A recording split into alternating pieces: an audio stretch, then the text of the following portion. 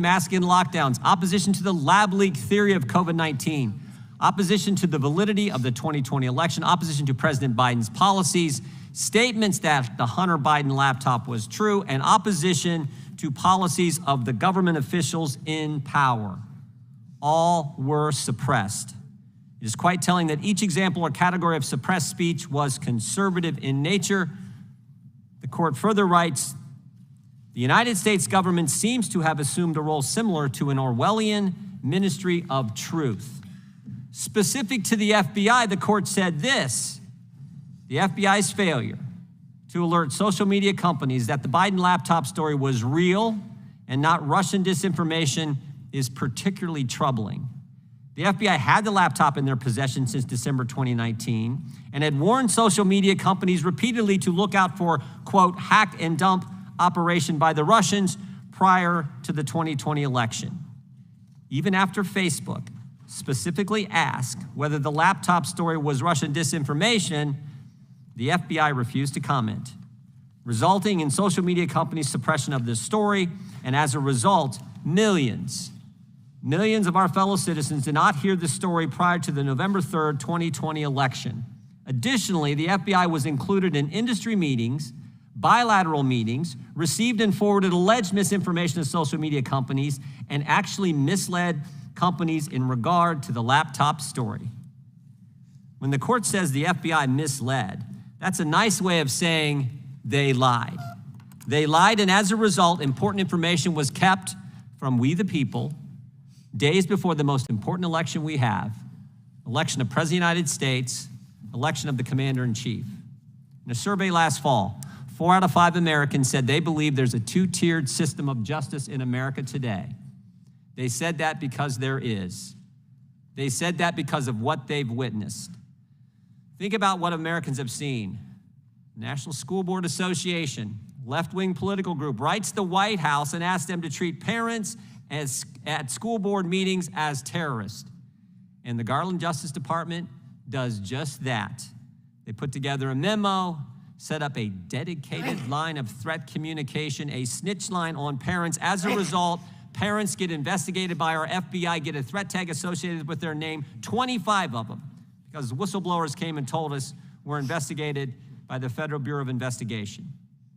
Americans have seen the FBI's Richmond field office put together a memorandum saying pro-life Catholics are extremists. They've seen 20 FBI agents, SWAT team members, show up at the home of Mark Houck and arrest him in front of his wife and 7 children, even though he had indicated he'd be happy to turn himself in. And what was he arrested for? Him and his 12-year-old son were praying outside an abortion facility. Some guy starts screaming in his son's face, and he did what frankly any dad would do, defended his child. What's interesting is the National School Board Association apologized for the letter, but the Attorney General refuses to rescind his directive. The FBI did rescind, thank goodness, the Richmond Catholic Memorandum, but they refuse to tell Congress who wrote it and who approved it. And Mr. Houck, when he got his day in court, he was acquitted by a jury of his peers. American speech is censored, parents are called terrorists, Catholics are called radicals, and I haven't even talked about the spying that took place of a presidential campaign or the raiding of a former president's home. But maybe what's more frightening is what happens if you come forward and tell Congress. If you're a whistleblower, come tell the legislature, come tell the Congress what's going on. Look out. You will be retaliated against. Ask Garrett O'Boyle, who told Congress about these issues. Took his clearance, they took his pay, they took his kids' clothes. Ask Gary Shapley, 14-year veteran at the IRS, handled some of the biggest international tax fraud cases at the agency. He comes forward, and the Justice Department kicks him off the case.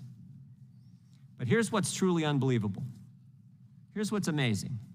With all that history, with all that, the Justice Department and the FBI want the taxpayers they censored, the parents they labeled, the pro-life Catholics they called radical, they want them to pay for a new FBI headquarters. And they want FISA reauthorization of the 702 program in its current form. It's in the director's opening statement. I mean, you can't make this stuff up. There are 204,000 reasons why Republicans will oppose FISA reauthorization in its current form. 204,000 times the FBI improperly searched the 702 database. And unlike the FBI censorship in the court's opinion that was focused on conservatives, the FBI's illegal scrutiny wasn't just limited to conservatives. BLM supporters were illegally scrutinized by the FBI as well. And I hope our Democrat friends will join us in opposing reauthorization of Section 702 the way it's currently done. And I think they will. And I hope they will work with us in the appropriations process to stop the weaponization of the government against the American people and end this double standard that exists now in our justice system. With that, I yield to the gentleman from New York for an opening statement. Mr. Chairman, not that long ago, an oversight hearing of the FBI in this committee would have been a relatively bipartisan exercise. My colleagues on both sides of the aisle would have asked legitimate questions about the functioning and mission of the Bureau. Some of the questions may have been tough. Debate may have gotten a little heated when we discussed important topics like privacy and discrimination. But our questioning would have been grounded in advancing and overseeing the FBI's dual missions of enforcing federal laws and countering national security threats on American soil. In short, despite our disagreements, we would have done our duty as members of the Judiciary Committee. Today, unfortunately, House Republicans will fall well short of that mark. For them, this hearing is little more than performance art. It is an elaborate show designed with only two purposes in mind: to protect Donald Trump from the consequences of his actions and to return him to the White House in the next election. Don't take my word for it. Chairman Jordan announced his plan last August, just days after the FBI searched Mar-a-Lago. He told an audience at CPAC, the Conservative Political Action Conference, that the investigation into Trump's wrongdoing was designed to, quote, help frame up the 2024 race when I hope and I think President Trump is going to run again, and we need to make sure that he wins. Let me repeat that. We need to make sure that he wins. In pursuit of this goal, Chairman Jordan and committee Republicans have claimed for months that the FBI is corrupt, rotten, politicized, and their favorite word, weaponized against the American people. Chairman Jordan has launched an array of baseless investigations into the FBI, most premised on absurd conspiracy theories, some so absurd that the chairman cannot possibly believe them to be true. But this is where the extreme MAGA leadership of this Congress has brought us today. Today, House Republicans will attack the FBI for having had the audacity to treat Donald Trump like any other citizen. The strategy is simple, really.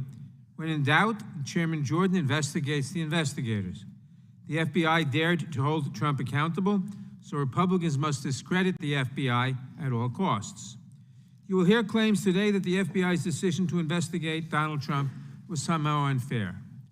You will hear the Republicans attack the indictment of former President Trump on 37 counts related to his gross mishandling of national security information, including information regarding defense and weapons capabilities of both the United States and foreign countries, United States nuclear programs, potential vulnerabilities of the United States and its allies to military attack, and plans for possible retaliation in response to a foreign attack. The facts are made clear in the indictment. Quote, the unauthorized disclosure of these classified documents could put at risk the national security of the United States, foreign relations, the safety of the United States military, and human sources, and the continued viability of sensitive intelligence collection methods, close quote. Indeed, the indictment goes on to describe how the former president made such unauthorized disclosures, with him boasting about and showing his classified documents to numerous individuals without proper security clearance. You will hear claims today that this indictment against Trump was unfair, maybe even that it was unlawful. You'll hear that the FBI should have just asked Trump a little more nicely, one more time, to hand over the documents. You'll hear that the case was a political investigation from the start, orchestrated by a liberal-loving FBI that ensured Trump would be wrongfully vilified at every turn. These claims, of course, are completely untethered from the evidence. Even if you believe, as Chairman Jordan claims, that President Trump has committed no crime, Surely we can agree that it is dangerous and profoundly irresponsible to have taken these documents from the White House and left them unsecured in Mar-a-Lago. Again, don't take just my word for it. Trump's Secretary of Defense, Mark Esper, said that the former president's handling of this information put U.S. service members' lives and their national security at risk. And Trump's handpicked Attorney General, Bill Barr, with whom I agree on very little, hit the nail on the head when he described the former president's legal troubles as, quote, entirely of his own making. He had no right to those documents. The government tried for over a year, quietly and with respect, to get them back, and he jerked them around. When he faced a subpoena, he didn't raise any legal arguments. He engaged in a course of deceitful conduct. That was a clear crime if those allegations are true, close quote. The former president could have, at any time for months, simply returned the documents and avoided prosecution. But House Republicans do not want to talk about any of that. They seem incapable of assigning any agency or responsibility to Donald Trump for problems that are Trump's and Trump's alone. You might hear today about a man named Stephen D'Antuono, the former special agent in charge of the Washington field office during the investigation into the documents. Last month, committee Republicans brought him in for an interview, and shortly after that, Chairman Jordan released a letter purporting to describe Mr. D'Antuono's testimony. In fact, Chairman Jordan's summary of Mr. D'Antuono's words are a vast mischaracterization of what he actually said. Here's just one example. Chairman Jordan has claimed that Mr. D'Antuono said he had, quote, no idea, unquote, why the Mar-a-Lago investigation was run out of the FBI's Washington field office instead of the Miami field office.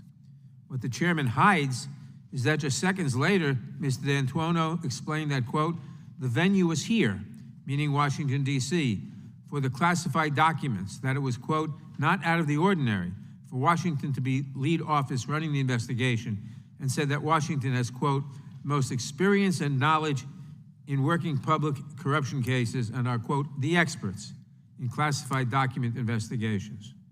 Mr. Jordan did not share the full record with the American public because it does not fit his chosen narrative. My staff has worked to have a minimally redacted version of Mr. D'Antuono's full testimony released, and I urge you to read the words for yourself in their entirety. When you compare his actual words to Mr. Jordan's characterization, you'll understand why I feel like this hearing room has become a theater. And frankly, that goes for many things that we will hear from the Republicans today. You can expect to hear that the FBI is retaliating against its conservative employees and has a deep-seated conspiracy to support liberal candidates and ideology. These claims are based on the words of several individuals, people Republicans are somewhat laughably calling whistleblowers. In fact, evidence shows that these individuals were suspended for violating serious FBI policies. One provided an unauthorized interview to Russian state-owned media. Another leaked information about an ongoing investigation, placing FBI agents and witnesses at risk.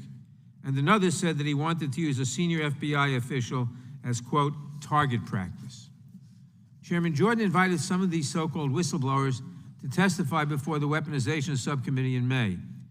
As it turns out, two of the witnesses were ultimately paid $250,000 each for their testimony, money raised in part by former Trump aide Kash Patel and paid via a check whose memo line reads, quote, for holding the line. And yet Republicans today will try to claim that it is the FBI and not these witnesses who are somehow corrupt. Republicans today will also attack President Biden, starting with the IRS investigation into Hunter Biden. They will ignore the fact that U.S. Attorney David Weiss had the authority to bring charges in any district he saw fit and was able to operate fully free of interference. They do not want to acknowledge that despite years of investigations, President Biden has not been found to have engaged in any wrongdoing. Instead, they'll try to convince you that Hunter Biden would have been charged with far more serious crimes had it not been for U.S. Attorney Weiss being blocked by the Biden political machine. Once again, when they do not like the outcome, they investigate the investigators and work to discredit the outcome.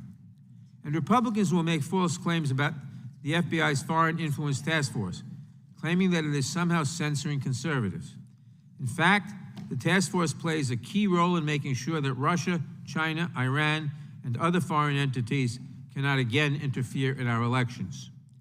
According to committee Republicans, the task force's efforts to track and prevent foreign influence operations amount to attacks on conservative speech, a nonsensical claim considering that the Foreign Influence Task Force has nothing to do with censoring American free speech, and in fact helps to ensure that American voices are heard by stopping Russian troll farms. Make no mistake, in making these claims, Republicans have all but rolled out the red carpet and begged Russia to once again interfere in our elections because they believe that doing so will get Trump reelected in 2024. And that is the goal of Republicans today.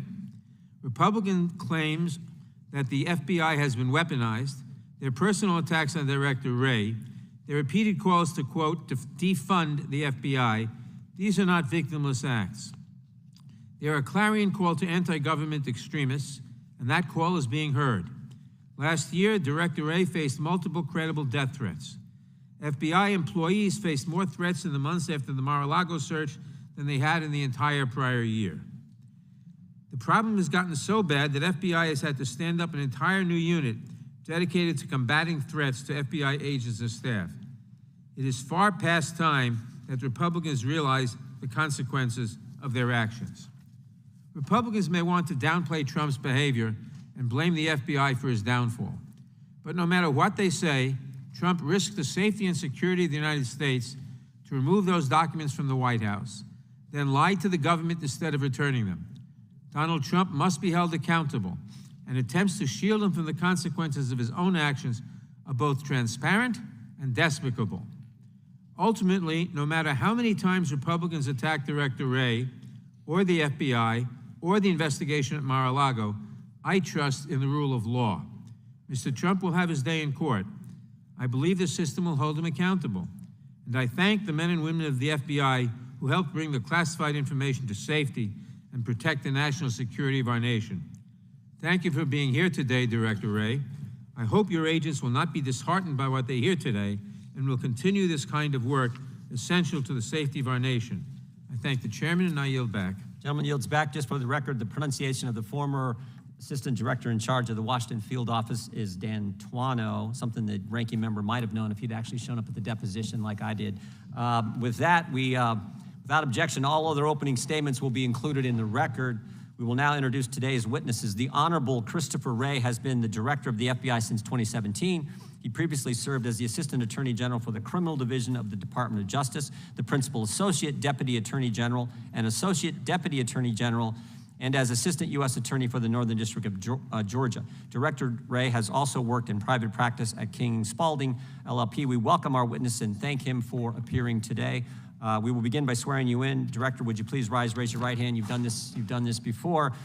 Do you swear or affirm under penalty of perjury that the testimony you're about to give is true and correct to the best of your knowledge, information, and belief, so help you God? Let the record show the witness answered in the affirmative. Please know that your written testimony will be entered into the record in its entirety. Accordingly, we ask that you summarize your testimony in 5 minutes. We'll give you a few extra minutes if you like, Director. And then you know how this works. Will be 5 minutes of questioning, and my guess is every single member is going to have questions for you. So again, thank you for being here. Director Wray, you are recognized for your opening statement. Thank you. Good morning, Chairman Jordan, Ranking Member Nadler, members of the committee.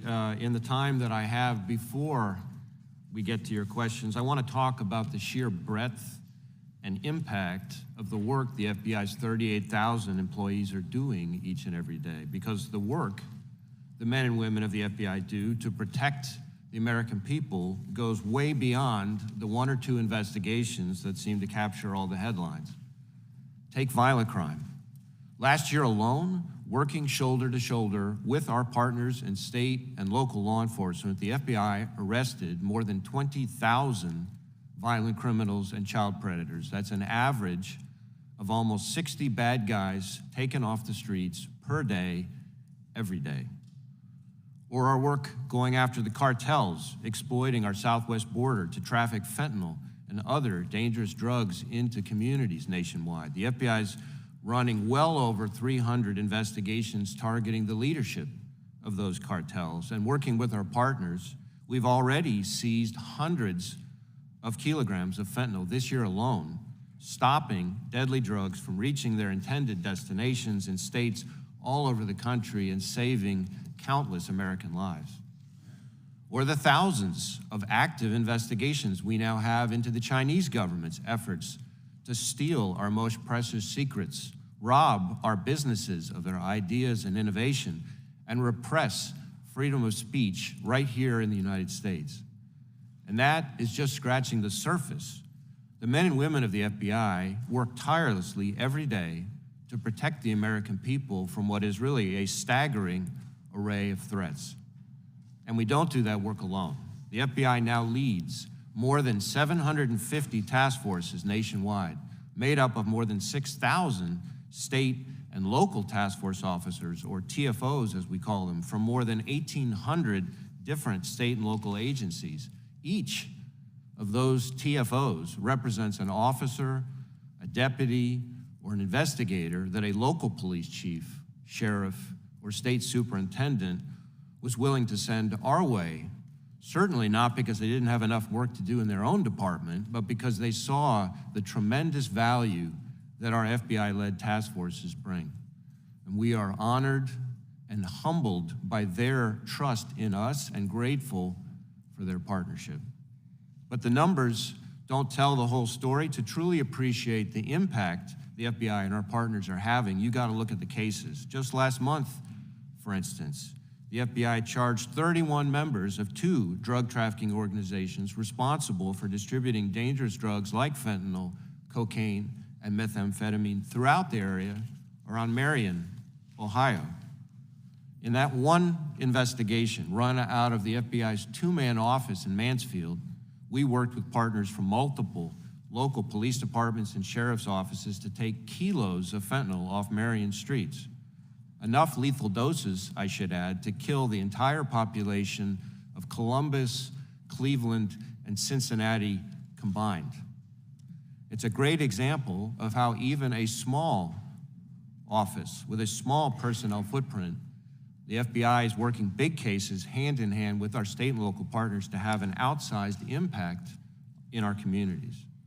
The FBI's got thousands of employees working scores of investigations like that all over the country to protect the American people.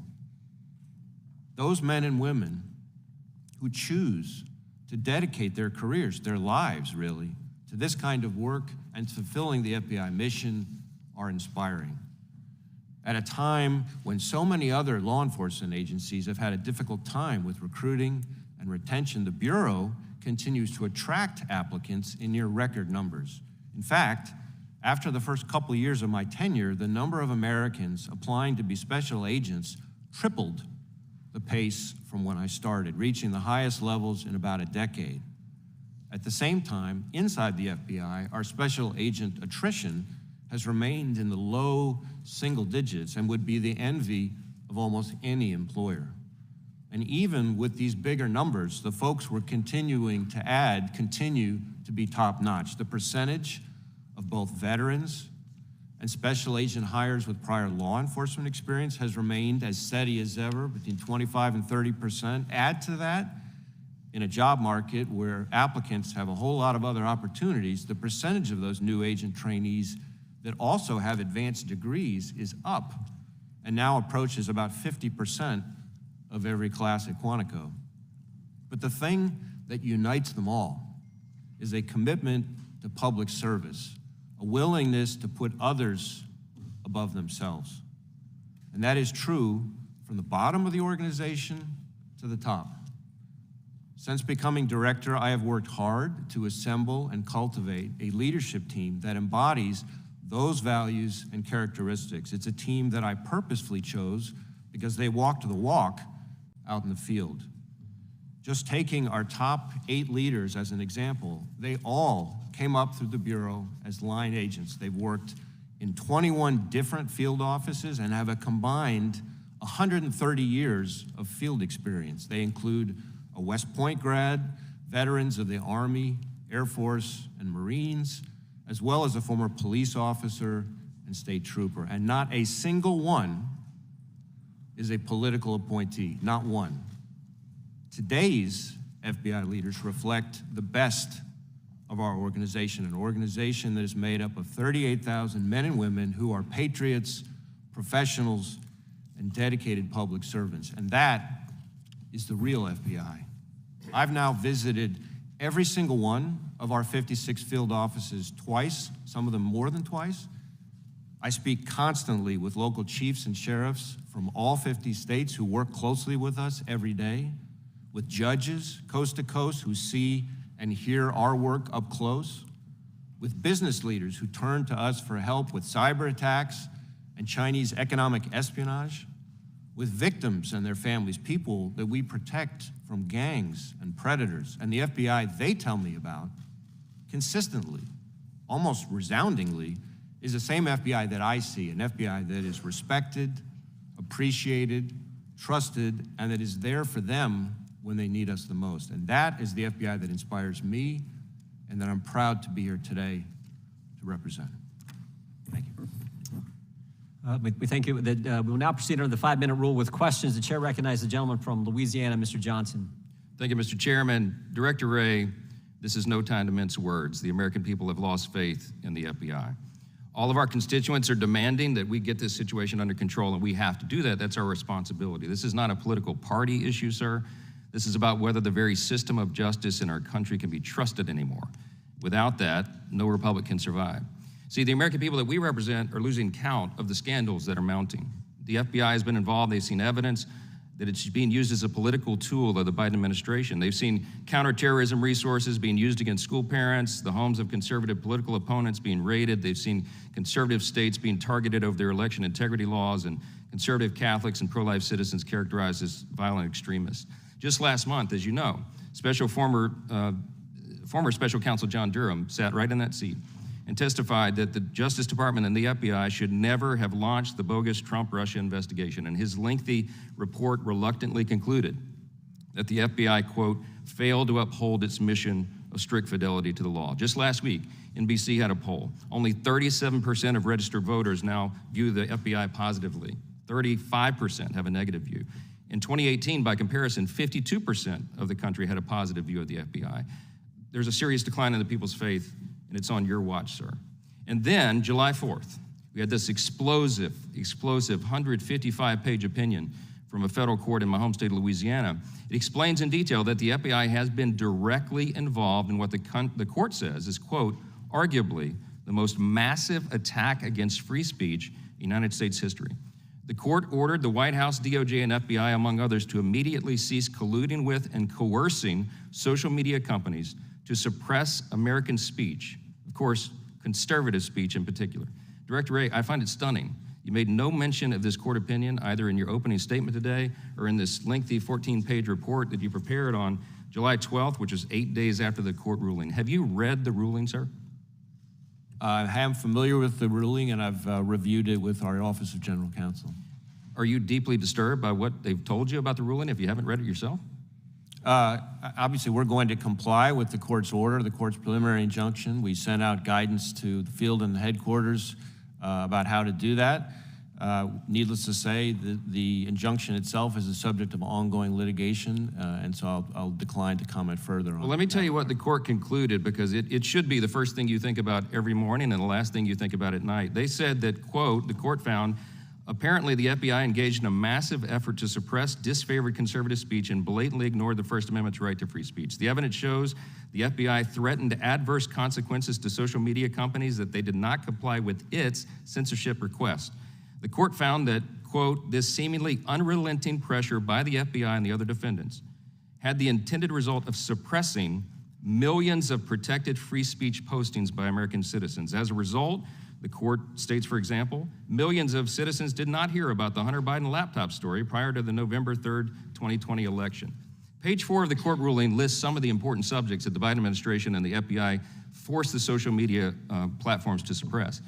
The evidence shows your agency, the people that directly report to you, suppressed conservative-leaning free speech about topics like the laptop, the lab leak theory of COVID-19's origin, the effectiveness of masks and COVID-19 lockdowns and vaccines, speech about election integrity in the 2020 presidential election, security of voting by mail, even parody about the president himself, negative posts about the economy. The FBI made the social media platforms pull that information off the internet if it came from conservative sources.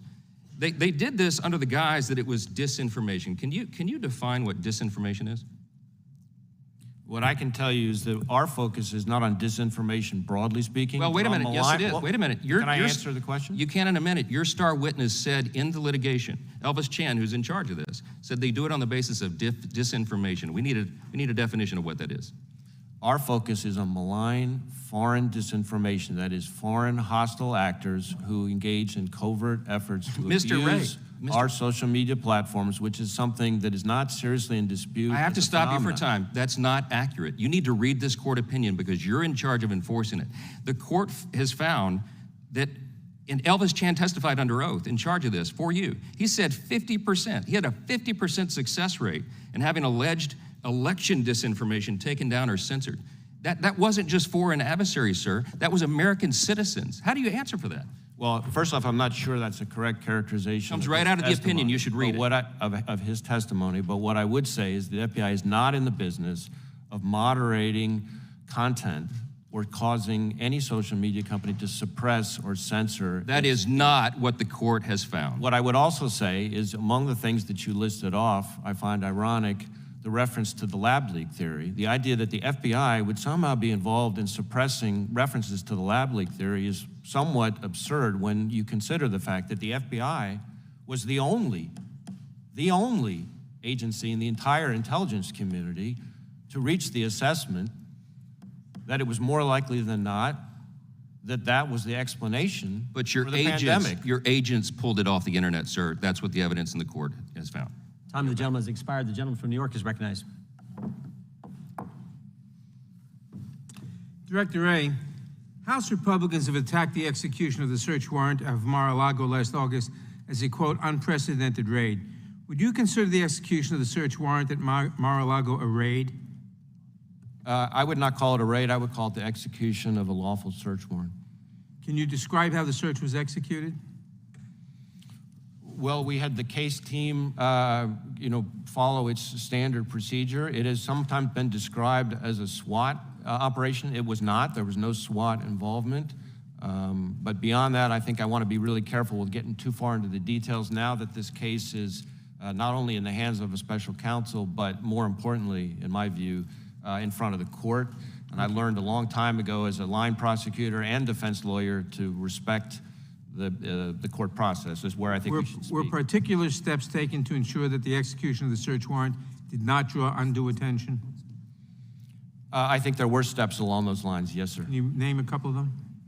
Well, among other things, we did not have people coming in so-called raid jackets, which is often something you would see. So in other words, the FBI agents executing the search wore plain clothes so as not to attract undue attention.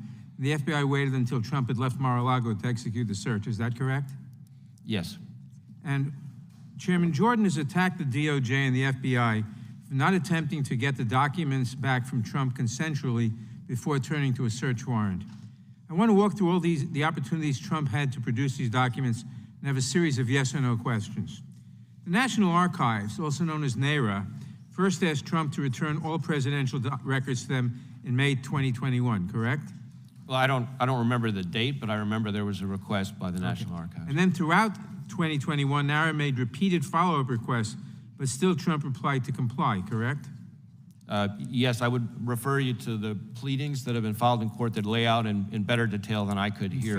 In fact, it was not until January 2022, after NARA warned Trump that failing to return documents could violate the Presidential Records Act, that Trump finally produced 15 boxes of documents to it, correct? Again, I would just refer to our court filings, which go into great detail about all this. And even these 15 boxes did not contain all the documents Trump was required to return, correct? That's my recollection, but again, I'll refer So to in the May filings. 2022, a grand jury had to actually subpoena Trump for the missing documents, correct? The same answer. And Trump was then present on June 3rd when his attorneys handed over another folder of documents and a certification that all classified material had been returned, correct? Again, I just want to stick with what's in the court filings. That sounds right to me, but I really want to be careful to stay within the four corners. But the certification was false, right? Even then, Trump had not returned all classified material, correct? I think that is part of the indictment. He had additional documents hiding in his bathroom, in his storage room, in his storage units, etc., yes? Again, I think that's part of the indictment. And so finally, DOJ and FBI were required to obtain a search warrant to obtain the classified documents that had not been retained, correct? Same answer. The documents retrieved during that search included 69 marked confidential, 98 secret, and 30 top secret. Is that correct? Same answer. So to sum up, President Trump had many, many chances to voluntarily comply with FBI and DOJ's request. Instead, he made the choice to keep these highly classified defense and national security documents, apparently because he wanted a souvenir. I find myself in the strange position of agreeing with former Attorney General Bill Barr's statement that Trump brought this on himself, and I would add that it's absurd that House Republicans are attacking the FBI and DOJ for doing their job and ensuring that no person is above the law. I yield back. The gentleman yields back. The gentleman from Kentucky is recognized for 5 minutes. I thank the chairman. Director Wray, in light of information provided to us about the FBI's investigation of the January 6th pipe bombs, in an interview with Assistant Director Stephen D'Antuono, Chairman Jordan and I sent you a letter a month ago. Some of the information that we found in that interview was that phone data that could have helped to identify the pipe bomber was corrupted, was unusable. He also wasn't sure who found or how the second bomb was found at the DNC. Do you know how the second bomb was found at the DNC? And when do you plan on answering our letter? Well, as to the letter, I will work with the department to make sure we can figure out what information we can provide. As you know, this is a very active, ongoing investigation, and there are some restrictions on that, but we will do we our can best handle to respond. classified information, and we fund your department, and so you need to provide that. It's not, respectfully, it's not an issue of classification. It's an issue of commenting on ongoing criminal investigations, which is something that by longstanding department policy we are restricted in doing. And in fact, the last administration actually strengthened those policies partly because— That's not our policy, though, and we fund you, so let's move on. Do you know how the second pipe bomb— can you tell us how the second pipe bomb was found at the DNC? Again, I'm not going to get into that here. 900 days ago is when this happened, and you said you had total confidence we'd apprehend the subject. We've found video that looks like somebody, a passerby, miraculously found this pipe bomb at the DNC and then notified the police. Miraculously, I say, because it was specifically the precise time to cause the maximum distraction from the events going on at the Capitol. Can you show this video that we have, please? I'd like to know if the director has seen this. This is somebody with a mask on, wearing a hat. They're walking in front of the DNC, which is out of the view on the right-hand side. You'll see him come into view. He goes to one police car. He goes to another police car. He's holding a backpack. He's got a mask on. He's talking to the police. And within a minute, they start scrambling. You'll see the camera turn to the pipe bomb, the location of the pipe bomb. By the way, that's, I believe, the Metro police are now getting out of their car, and that's Vice President-elect's detail in the black SUV, I believe, parked about 30 feet from the pipe bomb, eating lunch. Okay, now we go over to the location of the pipe bomb. The cameras are scrambling. It appears to me that that's not a coincidence, that the person with the backpack who walked by that bench and then went up to the police and the detail didn't do that accidentally. They had a purpose in mind, and that what transpired after that was the result of information that person gave to them. If that person found the pipe bomb, would they be a suspect?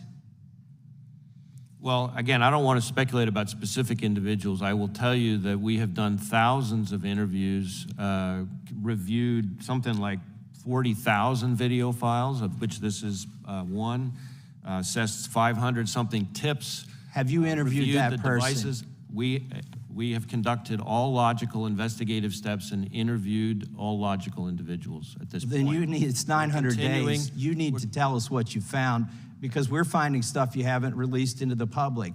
In my remaining minute, I want to turn to another issue. George Hill, former FBI supervisory intelligence analyst in the Boston field office, told us that the Bank of America, with no legal process, gave to the FBI gun purchase records with no geographical boundaries for anybody that was a Bank of America customer. Is that true? Well, what I do know is that a number of business community partners all the time, including financial institutions, share information with us about possible criminal activity, and my understanding is that that's fully lawful. Did you ask for that information? In the specific instance that you're asking about, my understanding is that that information was shared with field offices for information only, but then recalled to avoid even the appearance of any kind of overreach. But my understanding is that that's a fully lawful process. Was there a warrant involved?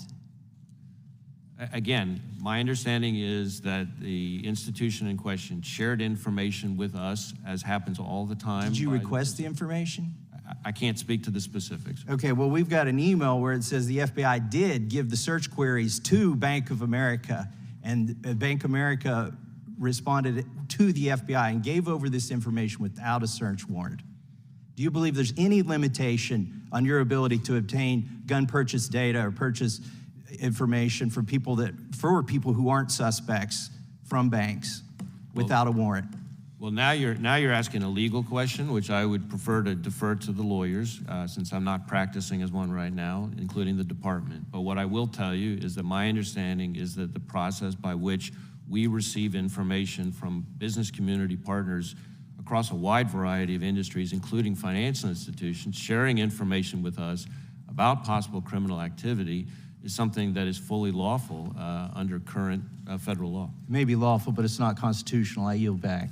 The gentleman yields back. The gentlelady from California is recognized for 5 minutes.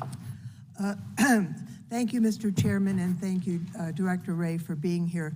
I think it's actually sad that the majority is engaging in conspiracy theories and efforts to try and discredit one of the premier law enforcement agencies in the United States in the effort to try and, without really any evidence, make the case that the FBI is somehow opposed to conservative views. In my view, actually, I'm concerned that the FBI has been reluctant to do its job when it comes to the former president. I'd like to ask unanimous consent to put in the record an article from the Washington Post. FBI resisted opening probe into Trump's role in January 6th for more than a year. Without objection. Director Wray, would you disagree with the premise of this article that the FBI delayed in looking at Mr. Trump himself? The January 6th committee, and I was a member, did find that the ex-president was the center of a wide-ranging conspiracy to overturn the election. Did the FBI start looking right after January 6th at the ex-president? I'm sorry, I just lost the last part of your question there. Did the FBI start looking at the ex-president's role in January 6th, starting January 7th or closely to that time? Well, let me start with, I'm not in the business of kind of commenting or engaging on the truth or falsity of newspaper articles. And in this particular instance, as I'm sure you can appreciate, there is an ongoing, very important ongoing special counsel investigation that's now in court.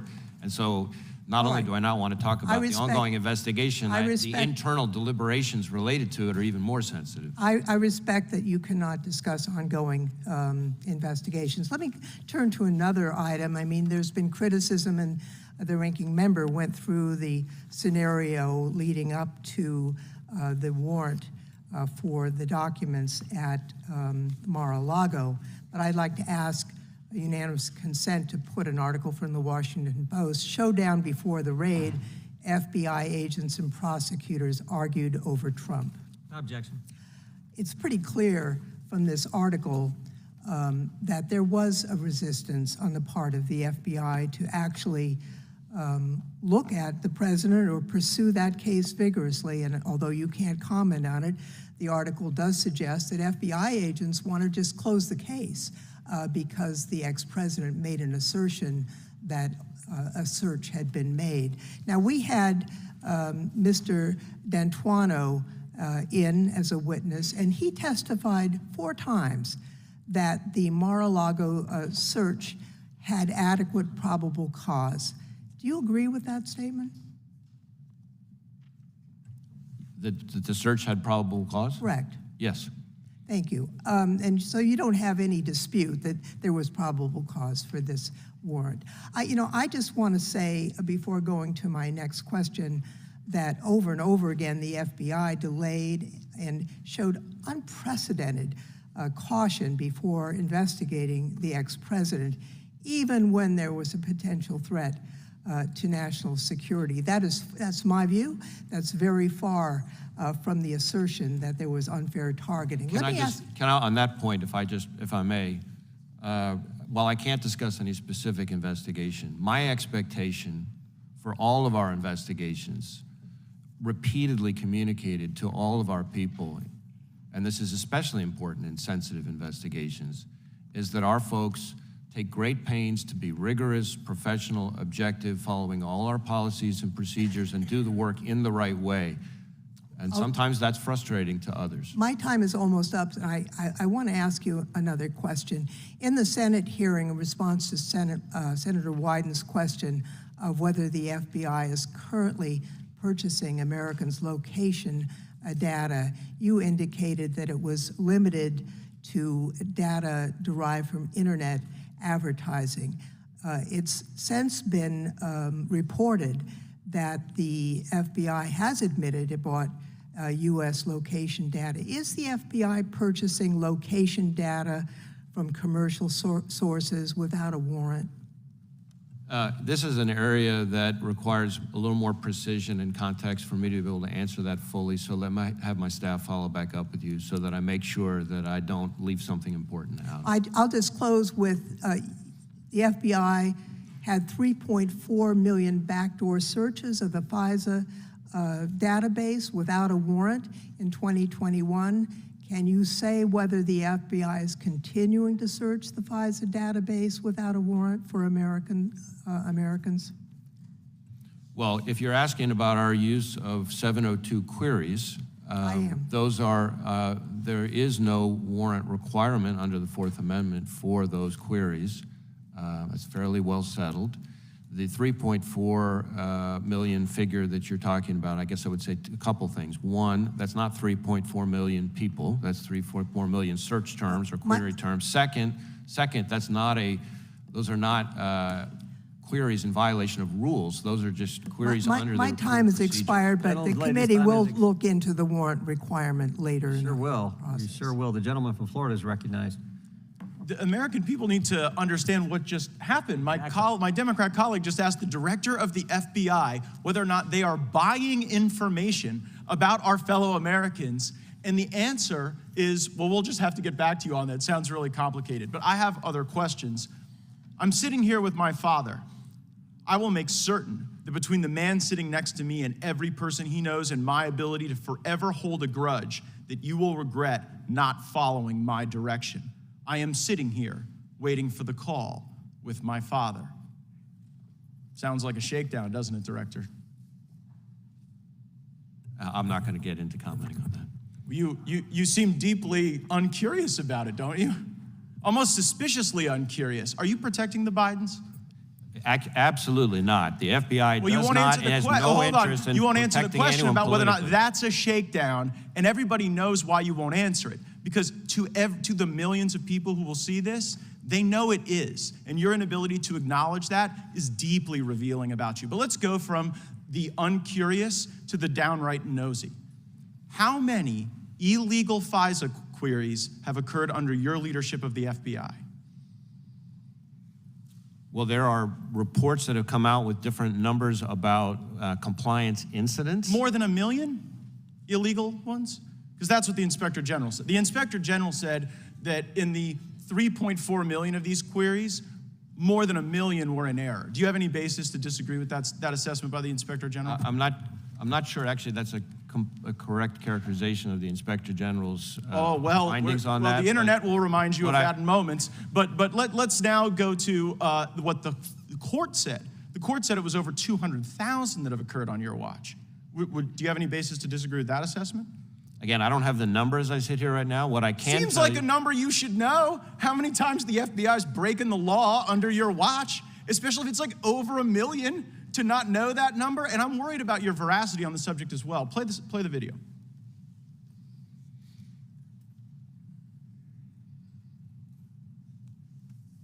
letters for you going to the investigation FISA of court? the Capitol. Are you I don't going- believe FISA is remotely implicated in our investigation. So there, Senator Lee's asking you whether or not FISA was in any way involved in your January 6th investigation, and you say no. Was that truthful? I said that I did not believe it was. Okay, so now let's pull up what the court said, which was something a little different than what you said.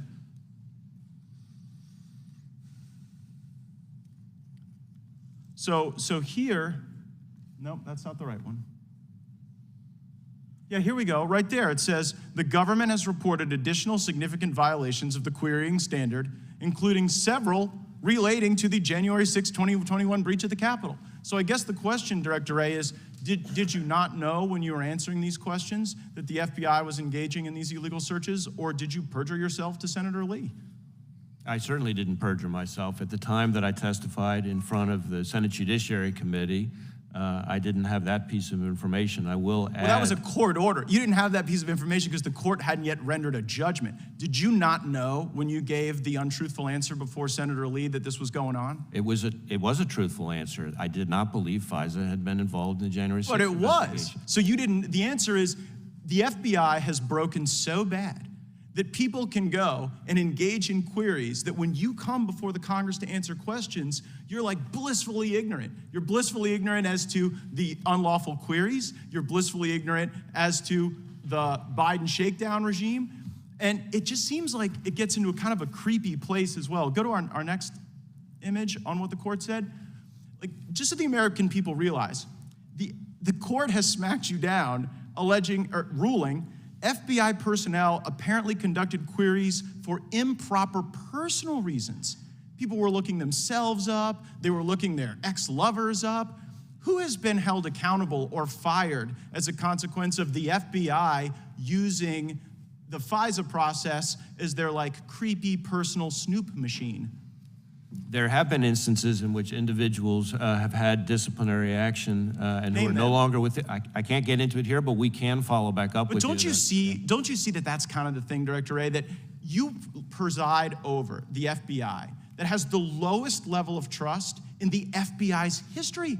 People trusted the FBI more when J. Edgar Hoover was running the place than when you are. And the reason is because you don't give straight answers. You give answers that later a court deems aren't true. And then at the end of the day, you won't criticize an obvious shakedown when it's directly in front of us. And it appears as though you're whitewashing the conduct of corrupt people. Respectfully, Congressman, in your home state of Florida, the number of people applying to come work for us and devote their lives working for us is up over 100%. We're deeply proud of them, and they deserve better than you.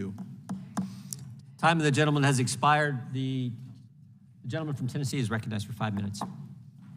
Thank you, Mr. Chair and Director Wray. I thank you for continuing to serve with all of these attempts to sully your name, suggest you've committed crimes when you've done an excellent job as FBI Director. I don't agree with everything you've done, but mostly I do, and I think the FBI is our premier law enforcement agency, and I support law enforcement. To attack the FBI is to attack law enforcement in general. A few days after Mar-a-Lago, there was some individual went after the Cincinnati headquarters of the FBI. You tell us a little bit about that and how you think that came about. So the incident that you're asking about was obviously deeply disturbing. We had an individual wearing a tactical vest, armed with an AR-style rifle and a nail gun, who attempted to forcibly enter and attack our Cincinnati field office. A subsequent review of the subject's devices and online postings identified a pretty striking anti-FBI, anti-federal law enforcement hostility. He was calling on others to kill federal law enforcement, claiming that he felt he was fighting in his words, civil war. And it's unfortunately part of a broader phenomenon that we have seen, not just against the FBI, and this is important to add, but against law enforcement all across the country.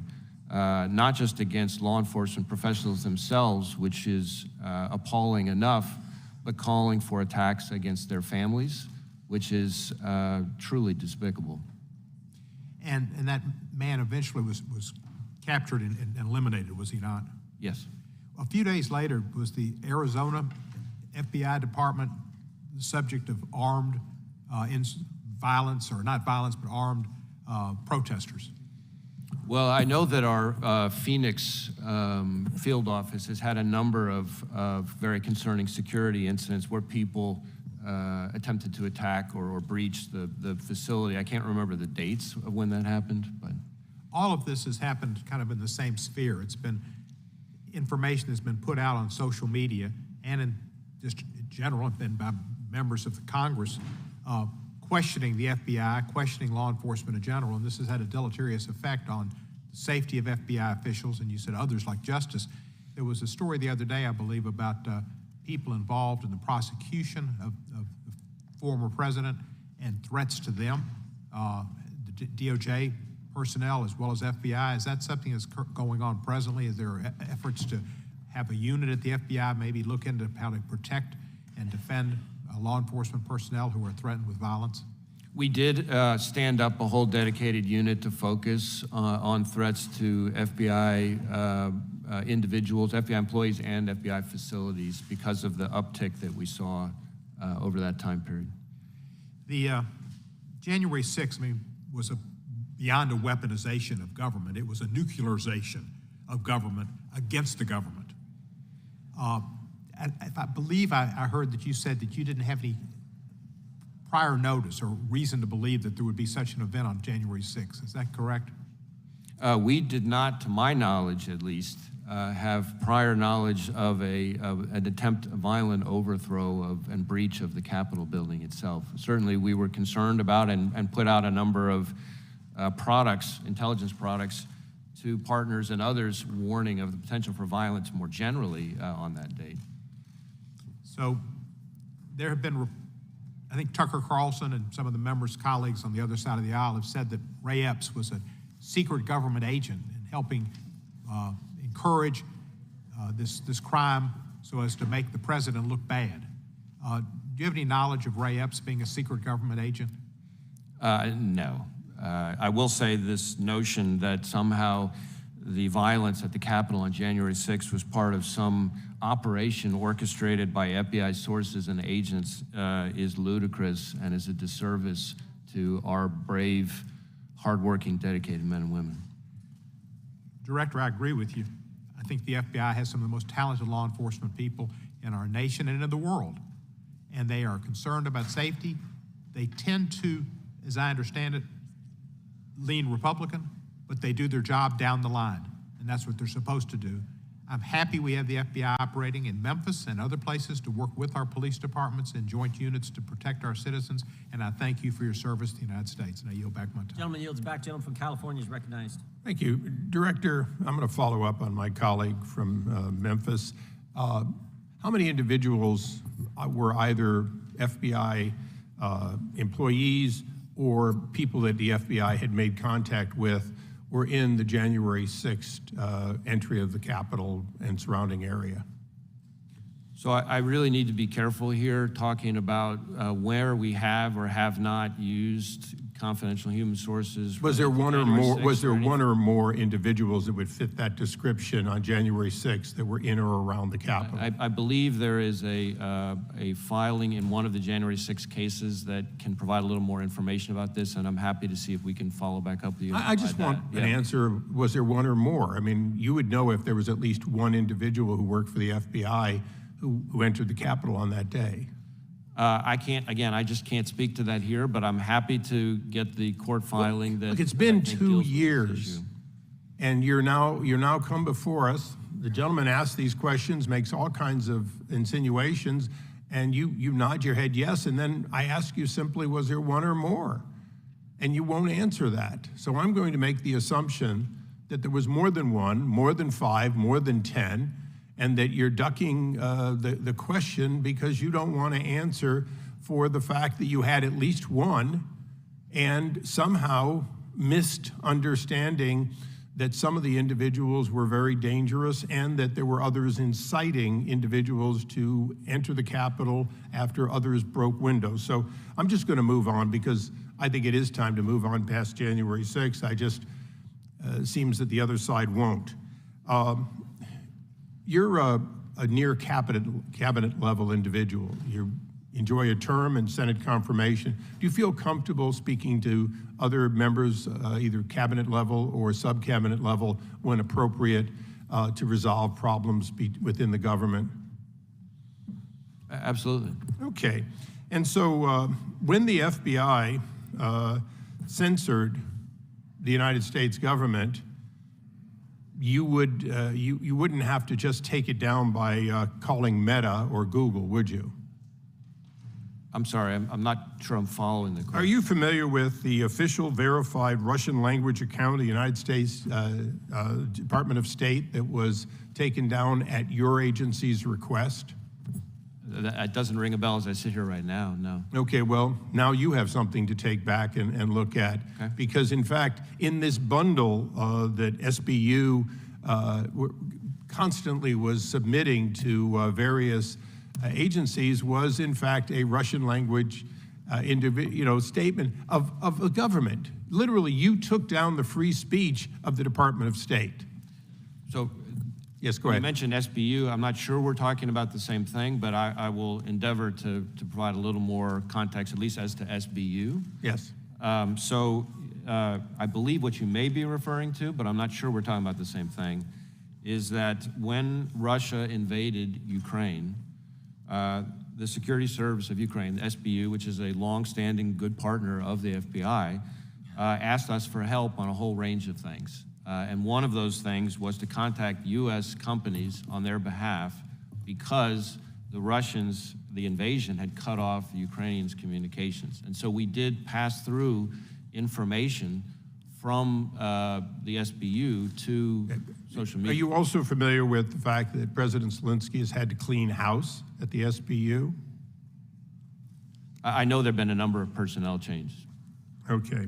Well, we'll follow up with this in more detail.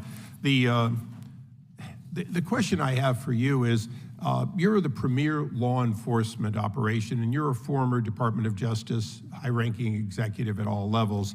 So would you agree that the job of the FBI is criminal investigation? Is criminal investigation and to protect the country from national security threats, those two things. Okay. So the idea that you take information and you have it taken down, use your authority and the leverage you have to have Meta, Google, Facebook, or Facebook being Meta, or Twitter, take down people's information on things like where COVID came from. Where do you find the national security interest in that? Where do you find the interest in free speech of American citizens being taken down? And I repeat, free speech of American citizens. Where do you have that authority? So we don't ask social media companies to censor information or suppress information when it comes to national security threats, certainly. So what we do is alert them when some other intelligence agency gives us information about a foreign intelligence service being behind some account. We will call social media companies' attention to that. But at the end of the day, we're very clear that it's up to the social media companies to decide whether to do something about it or not. The suggestion of the most powerful law enforcement operation is not a suggestion. It is, in fact, effectively an order. Mr. Chairman, I yield back. Gentleman yields back. Gentleman from Georgia is recognized. Thank you, Mr. Chairman. We are here today because MAGA Republicans will do anything to protect Donald Trump, their savior, no matter how unfounded or dangerous it may be to do so. Welcome to the legislative arm of the Trump re-election campaign. a grand jury found probable cause that, among other crimes, Trump illegally kept highly sensitive national security documents, which could put our country and others and our sources in danger if they got out, and which photographs show Trump kept those records in bathrooms, showers, closets, and in the Mar-a-Lago ballroom. MAGA Republicans are afraid that the justice system might hold Trump accountable for his actions. So to protect him, Republicans are trying to intimidate FBI officials.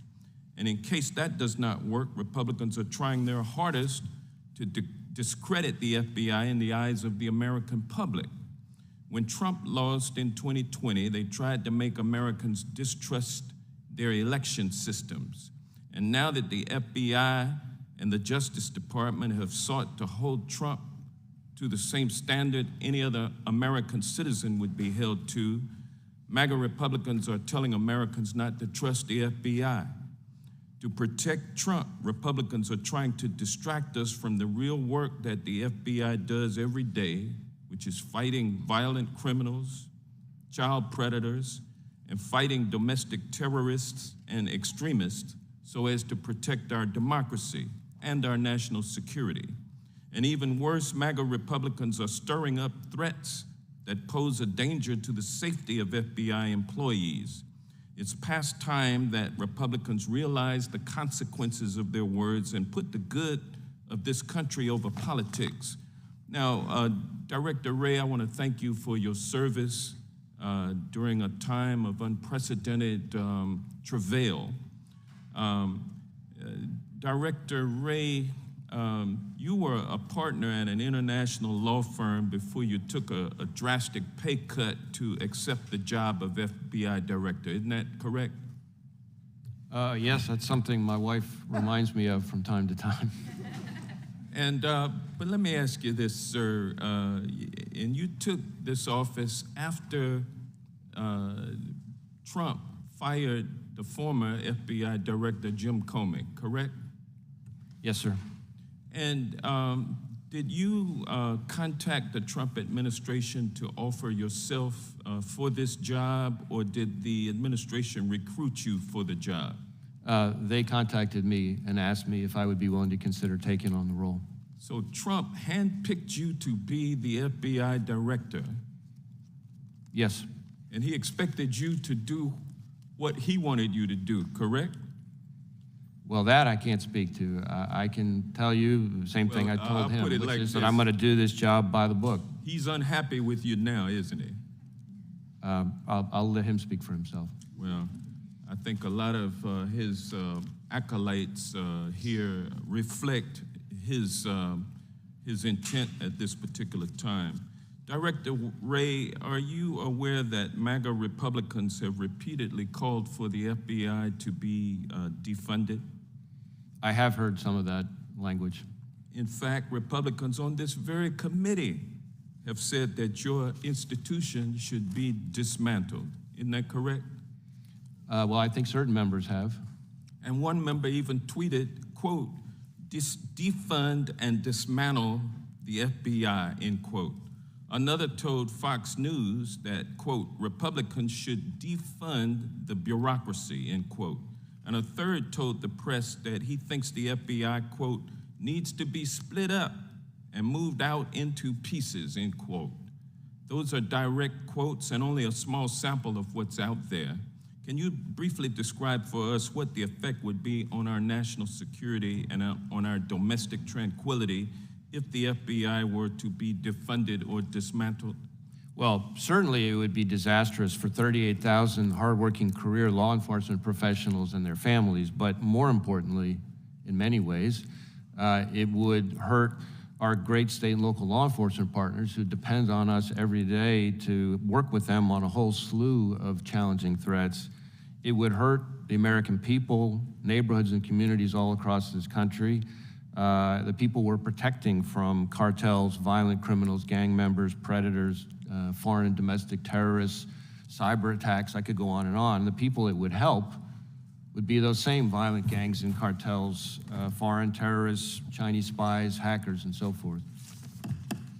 A member. Time of the gentleman has expired. Chair now recognizes the gentleman from Colorado for 5 minutes. I thank the chairman. Director Wray, thank you. Thank you for your work with the FBI, and thank you for your history of work in law enforcement. You started out as an AUSA, and I'm getting this information from Wikipedia, the great font of knowledge in the digital age, and so I'm assuming that it's true, but you started out as an AUSA. You were nominated by Republican President Bush for the position of Assistant Attorney General in the Criminal Division at the Department of Justice, and you were confirmed by a Republican Senate, if I am correct in that. Yes, by unanimous voice vote. And you were then nominated by Republican President Donald Trump to be the FBI director, and again confirmed by the Republican Senate for that position. Yes, I think there were only 5 votes against me, and they were all from Democrats. According to Wikipedia, you're still a registered Republican, and I hope you don't change your party affiliation after this hearing is over. But I want to thank you.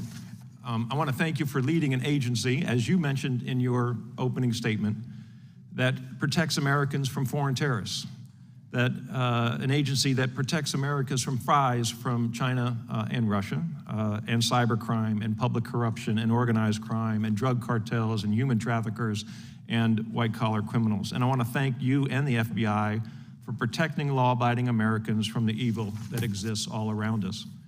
Director Wray, you know this, but it's worth mentioning again anyway. The FBI doesn't protect America because this is a beautiful country. It doesn't protect America just because of the citizens who live in this country. You and the FBI protect America because of the values that we hold, because of our constitutional republic, because this is a special place, and the rest of the world knows just how special this place is. Director Wray, I'm concerned about FISA. I'm not concerned about FISA in a partisan way, and frankly, I am not in favor of defunding the FBI, nor am I in favor of splitting up the FBI, nor am I in favor of using the Holman Rule for the FBI director. I'm concerned about FISA because I'm concerned about what makes this place special and the threats to us. And I would love to work with the FBI on how we can protect Americans at the same time protecting the civil liberties of Americans. And that area of FISA is what really concerns me. And I know you have gone to great lengths to try to work with FBI agents on how they access information under 702. And I know that at times it has been successful and at times it has not been successful. But the spirit of FISA and the spirit of our constitutional republic really demands that the FBI culture shift. And it shifts to a place where FBI agents understand that protecting American civil liberties, that protecting the privacy that we all enjoy in this country, even though we screw up, we still enjoy this privacy. And in court, we have the highest burden of proof the world has ever known to prove a case beyond a reasonable doubt. And that has to be, that information has to be gathered by the government in a legal way. And so I fear that we are going to overcorrect on FISA in Congress, that we are going to take away some tools that are necessary because there is a trust factor here that's missing. And I'd love to know how we can draw that line in a way that assures the civil liberties.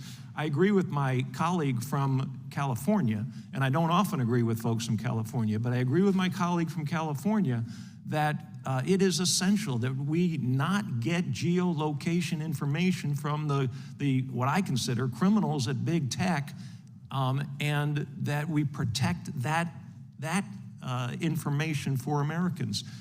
You as a law enforcement official should not know where I am necessarily unless you have probable cause to get that information. I'm also concerned about the ability of law enforcement, and particularly the FBI, to access information. When I go on the internet and I search for a gun vault or I search for a holster, I don't want the government to know that I own a gun. And I think I have that privacy right to make sure the government doesn't know that I own a gun, or any other information that I search for on the internet, unless you've got probable cause to make that search. And so I want to ask you a question in the last few seconds, and that is, how can you work on the culture in the FBI and help us reach that sweet spot on FISA? Well, thank you for that. Certainly, we, starting with first principles, try to drive home every day to our entire workforce that our mission is to both protect the American people and uphold the Constitution. And we have, on the issue of FISA, clearly had failures in the past. I've been very plain about that, and we've implemented a whole series of reforms. And if you look at the reports that have started to come out now from the FISA court, from ODNI, from the Justice Department, from others who have looked at the effect of our reforms, over and over again, they are showing significant improvement in compliance. We're talking about the most recent FISA court opinion finding 98% compliance and commending us for moving in the right direction. DOJ report found 99% compliance. Our internal audit found a 14% jump up to 96%. These are all separate reports looking at the impact of our reforms. A lot of the public commentary about our failures, and let's be clear, we have had problems, and those problems are unacceptable, and I'm determined with my leadership team to fix them. But those problems almost entirely predate those reforms, even though some of them have just come out recently.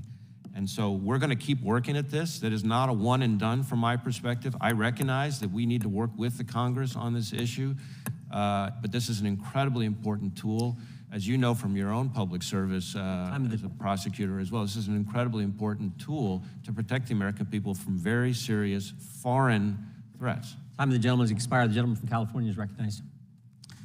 Thank you, Mr. Director. I want to pick up where Mr. Buck began as well by thanking you for your service, and I'm glad that we have an opportunity for one Democrat, one Republican in close succession to thank you for your service to the country. You are being attacked and vilified by some of the members of this committee and others outside this committee because the Justice Department and the FBI has had the audacity to investigate serious allegations of criminal conduct by a former president. And I just want a chance to recap how we got to where we are. During the last administration, and for 4 years, the Justice Department took the position, not unprecedented for the department, that a current president could not be indicted. Now, I think that's a flawed matter as a constitutional principle, but nonetheless, that was the view of the Office of Legal Counsel and the Justice Department during the Trump years, that the President of the United States could not be indicted. My Republican colleagues seem to believe that a former president similarly cannot be indicted. That would effectively make a president above the law, beyond the reach of the law. And in my view, there would probably only one thing the founders would find more politically precarious and dangerous to our Constitution than the indictment of a president or former president, and that is the failure to indict a president or former president when they have engaged in criminal conduct. The Justice Department, I believe, as Representative Lofgren, my fellow member of the January 6th committee, asserted, took a very long time to begin the investigation of Donald Trump and his involvement in January 6th. I believe it began with urgency when it came to the foot soldiers who broke into the Capitol and assaulted police officers that day. But at least what I can tell from the public record, the activities of the president himself, some of which were a matter of very much a public record, such as his tape-recorded conversation with the Secretary of State in Georgia, in which he badgered the secretary to, quote, find 11,780 votes that don't exist. While that was the subject of investigation by the local district attorney in Fulton County, did not appear to be the subject of investigation for more than a year by the Justice Department. To me, that is inexplicable. This was never the kind of case in which you could roll up the foot soldiers on the higher-ups because there were multiple lines of effort in this plot to overturn the election. I do think that the appointment of the special counsel has accelerated the investigation of the former president's misconduct, and I think that is a positive step for the department and for the country so we can get resolution to this. But likewise, with Mar-a-Lago, notwithstanding the protests of my colleagues, there were repeated requests by the archives to get those documents back from the former president.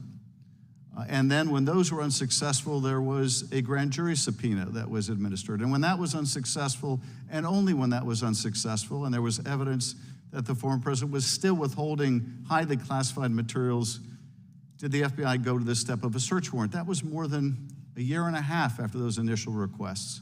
This was anything but a rush to judgment in the Mar-a-Lago case. So I believe the department, if anything, has exercised enormous caution, I would say too much caution, in the January 6th committee's work and oversight to proceed against a former president when there are serious and credible allegations of criminal conduct. But I want to thank you for your stewardship during this incredibly difficult time. I don't think there's been a more difficult time for an FBI director. And notwithstanding concerns I have expressed, none of them go to your integrity or your commitment to the country, and I want to thank you for that. Let me ask you about a different topic, although related to January 6th as well. But let me ask you broadly about domestic violent extremism. I offered an amendment in this committee, voted down by the Republicans, that we should oversee the increasingly dire threat of domestic violent extremism. One of your recent reports underscored the rise of this prevalent threat, and I'd ask you if you would address it today. So the rise of domestic violent extremism is something that I and we have been identifying for quite some time. It goes back well before January 6th. In fact, a lot of people don't know this, but the Joint Terrorism Task Forces that we hear about so often at the FBI were largely created in response to domestic terrorism, not foreign terrorism. But in my first few years as director, we were identifying this issue more and more, and that's why we elevated in the summer of 2019 racially motivated violent extremism to a national threat priority level. And we saw, I think, about a 40% increase in the number of domestic violent extremism investigations, all before anything to do with January 6th. Obviously, since then, it has continued. But domestic violent extremism cuts across the spectrum from the racially motivated violent extremism, militia violent extremism, anarchist violent extremism, environmental violent extremism, and of course, recently, we've had a lot of violent extremism attacks against pro-life facilities, and we're investigating those. So it really covers a wide spectrum, and what they all have in common is three things: violence or threats of violence, motivated by some ideology, and it varies, in violation of federal criminal law. And that's the domestic violent extremism that I'm talking about when I've identified this phenomenon. Mr. Chairman, could I request unanimous consent to enter into the record two letters, both from David Weiss, the Trump-appointed U.S. Attorney in Delaware, rebutting allegations concerning partiality in the investigation of the Hunter Biden case? Thank you. Thank you, Director. Without objection. Director, what's the difference between a traditional Catholic and a radical traditional Catholic? I'm not an expert on the Catholic orders. Well, your FBI wrote a memo talking about radical traditional Catholics. I'm just wondering if you could define it for us. Well, what I can tell you is you're referring to the Richmond product, which was a single product by a single field office, which as soon as I found out about it, I was aghast and ordered it withdrawn and removed from FBI systems. You were aghast, then why won't you let us talk to the people who put it together? We are working on finishing an internal review into what happened there. We have to wait. We, the Congress, and the American people have to wait until you do an internal review. It's not a criminal investigation going on here. An internal review before we can talk to the people who wrote this? When we finish our internal review, which will be very soon, we will come back before the committee in America? and provide a briefing on what we found. Well, we appreciate the briefing, but we want to talk to the people who wrote it. Any idea how many Catholics there are in America, Director? No, sir. There's a lot, over 60 million. What percentage of those are radical traditional Catholics, according to the Richmond Field Office of the FBI? Again, that product is not something that I will defend or excuse. It's something that I thought was appalling and removed it. Let's read from that product, page 4 of that product. By the way, the copy you gave us, when can we get a copy that didn't have all these redactions on it so we can actually see what the American taxpayers were paying for to see their rights, their First Amendment religious liberty rights attacked? Let me just read from page 4. Provide new opportunities to mitigate extremist threat through outreach to traditional Catholic parishes and the development of sources with the placement and access to report on places of worship. That's pretty fancy language for they're trying to put informants in the parish, in the church. That's what this memorandum said, Director, from one of your field offices. And you won't let us talk to the people who did it. Any response to that? I didn't know. I was waiting for the question. No, do you think priests should be informants inside the church, Director? We do not recruit, open, or operate confidential human sources to infiltrate, target, report. But that's not what this said. It sounds like you were trying to do it in Richmond, Virginia. No, sir. No, sir. You weren't? This didn't happen? You can assure us that this didn't happen? That product did not, to as best as we can tell, result in any investigative action as a result of it. None. You know what the motivation for this was? Why would they even think about doing this? You know what the motivation was? Well, again, I think that's what our internal review will find, and I'd rather wait until I hear what the results of that internal review are. Well, I don't need an internal review. I can read the document. I assume you can do the same, because it says right there on the same page. Richmond assesses extremist interest in radical traditional Catholics is likely to increase over the next 12 to 24 months in the run-up to the next general election.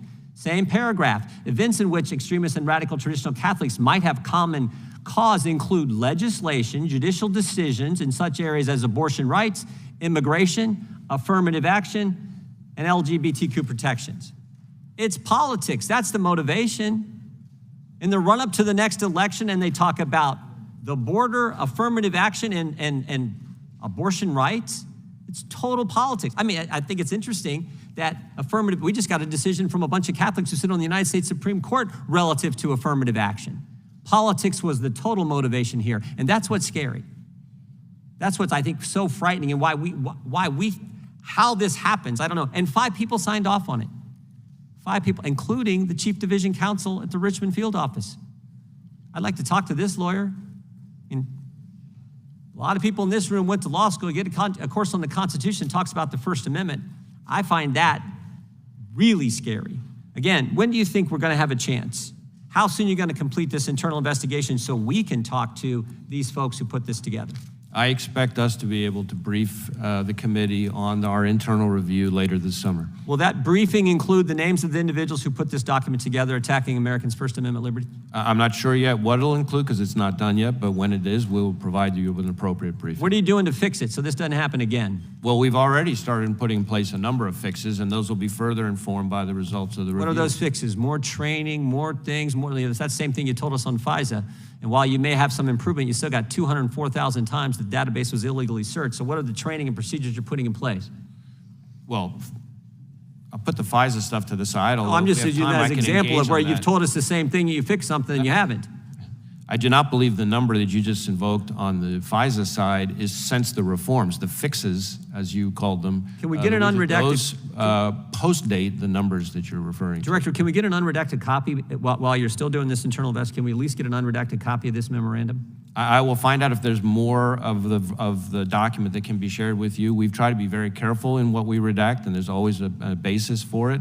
So let me go back and see if there's more that we can provide. But I know my instructions are to be as sparing as possible in the redactions that we provide. Gentleman from California is recognized. Director, I think it's quite rich that the guy that has accused you of lawlessness and weaponization is 400 days into violation of his own congressional subpoena over January 6th. Quite rich to me that you're hearing all of these allegations from somebody who won't even respond to a lawful subpoena. But I want to talk more about your workforce because that's where you started. A couple weeks ago at the Bureau, you had Family Day. Can you tell us what Family Day is? Family Day is an opportunity for employees from really all over the FBI. It tends to be primarily from the nearby geographies because of the trip that they have to make to employees to bring their families into FBI headquarters so that they can see a little bit about the place their loved ones work and why mom or dad is spending so much time away from home. You see any little kids at Family Day? Many, many, many. It's an opportunity for us to say thank you to the families. We talk a lot in law enforcement about sacrifice, but the reality is that law enforcement officers and professionals are sacrificing to do what they love. Our families are sacrificing because of who they love. And what would you say, in your experience, is the number one worry of a little kid about a mom or dad who is a special agent out in the field? Obviously, they're worried that their mom or dad won't come home at night because they've been killed. And that, in fact, has happened, unfortunately, all Happened too in Fort often. Lauderdale a couple years ago, is that right? Laura Schwarzenberger and Dan Alphen, two of our agents killed in a connection with a child exploitation case down there. It was the single darkest day I've had in this job. I want to turn your attention to an organization called Marco Polo. It's run by a former Trump aide named Garrett Ziegler. Over the past couple weeks, he has doxed the addresses of a former special agent connected to the Hunter Biden case. He has put up the dates of births and pictures of two current special agents who work for you. He has said the name, which I will not say, of an assistant U.S. attorney who worked in the Hunter Biden case, that she will answer for her crimes. He will focus everything on her. Justice will be done. It's out of my hands, but she will answer. Do these types of threats and doxing concern you about threats to your workforce and what it could mean? Well, obviously, what we're most concerned about are the actual acts of violence, which themselves have happened, and as we just discussed. But this kind of phenomenon, doxing, is itself hugely problematic because the more information, personalized information about law enforcement professionals that are out in the internet, the more people who may be unstable or inclined to violence there are out there who can choose to act on it. And we're seeing that all too often. The number of officers across law enforcement killed in the line of duty has been up alarmingly over the last few years. And I know that because one of the things I committed to doing early in my tenure was every time an officer anywhere in the country is shot and killed in the line of duty, I was going to personally call that sheriff or that chief, and on behalf of the FBI, express our support and condolences and relay that to the family. And I have done that now close to 400 times since I've been in this job. Thank you for doing that. And you don't only do that, you send your SACs, your special agents in charge, to their funerals as well, and I've seen that. Chairman, I've counted in this hearing, and we're only about an hour and a half in, the use of the word laptop about 20 times. In fact, in the chairman's opening statement, he said that he's upset that he believes the FBI prevented more Americans from learning about a private citizen's laptop. That is bananas to me. You all are bringing up FISA every single question. You're essentially saying to the American people that you're guardians of personal security and privacy, but the 2020 election was determined because the FBI didn't let more Americans see a private citizen's non-consensual nudes? Is that what we're saying here? That you lost the election not because of your ideas, but because a private citizen's laptop Do you want an answer? Will you wasn't yield? out there? Will you yield? That's bananas. Like, you- you should be a party of ideas, not a party of non-consensual nudes to help you win an election. Will you And yield for an It seems answer? like that is what the objection is here today. We should be talking about the mass shootings that occurred over the last 10 days. Instead, this hearing has turned into absolute chaos. And I yield back. Time of the gentleman's expired. We bring up FISA because it's up for reauthorization, if the gentleman didn't know, at the end of this year. And it was in our witness's opening statement. I didn't bring up the laptop. Whose time are you speaking? Whose time are you speaking to, Chairman? The judge last Point of order. week on Whose July 4th. time are you speaking? brought Chairman, it up. point of order. Whose time are you speaking on? I'm speaking on, not a point of order, and I recognize the gentleman from Arizona. Thanks, Mr. Chairman. Director, thanks for being here. Who is Matthew Graves? Who is Matthew Graves? I believe Matthew Graves, at least the person I'm thinking of, is, I think, the U.S. Attorney in the District of Columbia. That's the person I'm thinking of too. Are you aware that he has promised more than 1,000 more individuals will be charged or indicted related to January 6th? I had not heard that he had said that. Well, it seems arbitrary, and there's reports that it's kind of a quasi-quota system that he's put together for January 6 prosecutions. Do you approve of targets, goals, quotas in prosecuting alleged criminal conduct? Well, certainly not quotas. That doesn't make any sense. I mean, goals is a little bit more of an ambiguous term, but certainly not quotas. Certainly not quotas. Do you know if any of your personnel at the FBI is involved in the investigations promised that will lead to indictments by the January 6th quota established by U.S. Attorney Graves? That doesn't sound familiar to me. Okay. In June 2021, you told this committee that a small group of people at the U.S. Capitol on January 6th had, quote, all sorts of weapons. Do you remember being here for that committee hearing and testifying that way? In general, yes. It has been reported that more than 40 FBI personnel, agents, or contractors were in the crowd on January 6th. Is that number accurate? I don't know if that number is accurate. Former Capitol Police Chief Stephen Sun reportedly has asserted that the protest crowd was filled with federal agents. Are you aware of his assertion? I am not.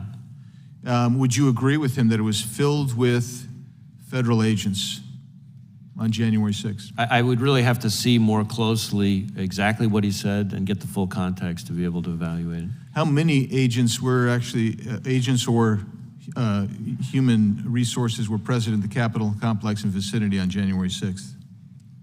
Well, again, it's going to get confusing because it depends on when we deployed and responded to the breach that occurred. Obviously, how many were under federal agents? Sure. Yeah, you're talking, and you and I both know what we're talking different things here. And please don't distract here because we're focusing on those who were there in an undercover capacity on January 6th. How many were there? Again, I'm not sure that I can give you that number as I sit here. I'm not sure there were undercover agents on scene. I find that kind of a remarkable statement, Director. At this point, you don't know whether there were undercover federal agents, FBI agents in the crowd or in the Capitol on January 6th.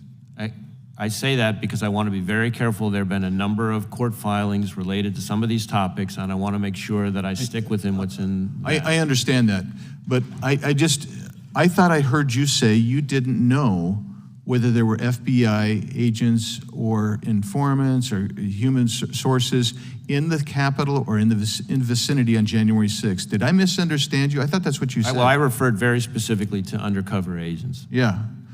And so are you acknowledging then there were undercover agents? As I sit here right now, I do not believe there were undercover agents on scene. Any FBI agents. Did you have any assets present that day in the crowd? When it comes to what you're calling assets or what we would call confidential human sources, that's a place where, again, I want to be careful, much as I said in response to an earlier question. There are court filings that I think speak to this that I'm happy to make sure we get to you, assuming they're not under seal. And that can better answer the question than I can as I sit here right now. In the same June 2021 committee hearing, you told us that the FISA court, quote, approved FBI procedures, minimization procedures, collection and procedures, querying procedures, did not find misconduct, close quote. That's what you said. Specifically, you said the FISC found no misconduct. Yet 3 months later, the Inspector General found widespread problems in FBI's FISA applications, raising serious questions about the FBI review process of applications, including hundreds of examples of noncompliance with Woods procedures, for example. And we know that from December 2020 to November 2021, the FBI conducted 3.4 million warrantless searches of U.S. data under FISA. 3.4 million. Up nearly triple the amount of the previous year, and it got worse as you were telling us there was nothing to worry about. But now your reforms have produced about reduced it down to 119,000, over 200,000 total, but 119,000 discrete Americans. That just doesn't seem like you've accomplished much there if you have 119,000 illegal searches and queries under FISA. I'll yield back. Gentleman yields back. Gentleman from California is recognized. Thank you, Mr. Chairman. The House Judiciary Committee is responsible for helping to ensure the rule of law. Unfortunately, this chairman ignored a bipartisan congressional subpoena served upon him. The actions of this chairman have undermined the credibility of all congressional committees in seeking information from witnesses and have undermined the rule of law. Now, Director Wray, thank you for your public service and for the service of the brave FBI agents. I'm going to ask you a series of basic questions to get facts out to the American people about our system of justice. Trump advisor Roger Stone was convicted in a federal court, correct? That's my recollection. Trump donor Elliot Brady was convicted in a federal court, correct? Also my recollection. The Attorney General at the time for those two convictions was Bill Barr. Which president nominated Bill Barr for Attorney General? President Trump. Trump's former lawyer, Michael Cohen, was convicted on two separate occasions in a federal court, correct? I believe that's correct. The Attorney General at the time for Cohen's second conviction was Matthew Whitaker. Which president appointed Matthew Whitaker as acting Attorney General? President Trump. Okay. Trump's former campaign chairman, Paul Manafort, was convicted in a federal court, correct? Yes. Trump's former deputy campaign manager, Mr. Gates, was convicted in a federal court, correct? That's my recollection. Trump's campaign foreign policy advisor, George Papadopoulos, was convicted in a federal court, correct? Yes, I think he pled guilty, yes. The Attorney General at the time of those three cases was Jeff Sessions. Which president nominated Jeff Sessions for Attorney General? President Trump. You were the FBI director for all of those cases at the time. Which president nominated you? President Trump. Okay. What these facts show is we don't have a two-tiered system of justice. We have one Department of Justice that goes after criminals regardless of party ideology. All of these folks were convicted under the administrations of three separate Republican attorneys general. It is not the fault of the FBI that Donald Trump surrounded himself with criminals. Donald Trump brought that upon himself. Thank you to the FBI for exposing the cesspool of corruption of these Trump associates. Now, I'd like to talk about efforts by MAGA Republicans to defund the FBI. I think it'd be useful for the FBI to explain to American people what your missions are and how critical they are. So, again, a series of basic questions. The FBI's mission includes counterterrorism, correct? Yes. And that means the FBI works to stop terrorist attacks on American soil, right? Yes. Okay. The FBI's mission also includes counterintelligence, correct? Yes. And that means the FBI works to stop espionage of American companies and organizations. Is that right? Yes. Okay. The FBI's mission includes stopping cybercrime, right? Correct. The FBI's mission includes stopping public corruption, right? Correct. The FBI's mission includes stopping weapons of mass destruction from being detonated on American soil, right? Yes, we work with others on it, but yes. The FBI's mission includes going after organized crime, right? Yes. You go after violent crime, correct? Yes. You also go after white-collar crime, right? Yes. The FBI's mission also includes going after child sex trafficking, correct? Yes. Okay. Republican members of their caucus, including members on this committee, have asked to defund the FBI. One member on this committee from Arizona wrote that the FBI, quote, should be defunded and dismantled. What would happen if the FBI was defunded and dismantled?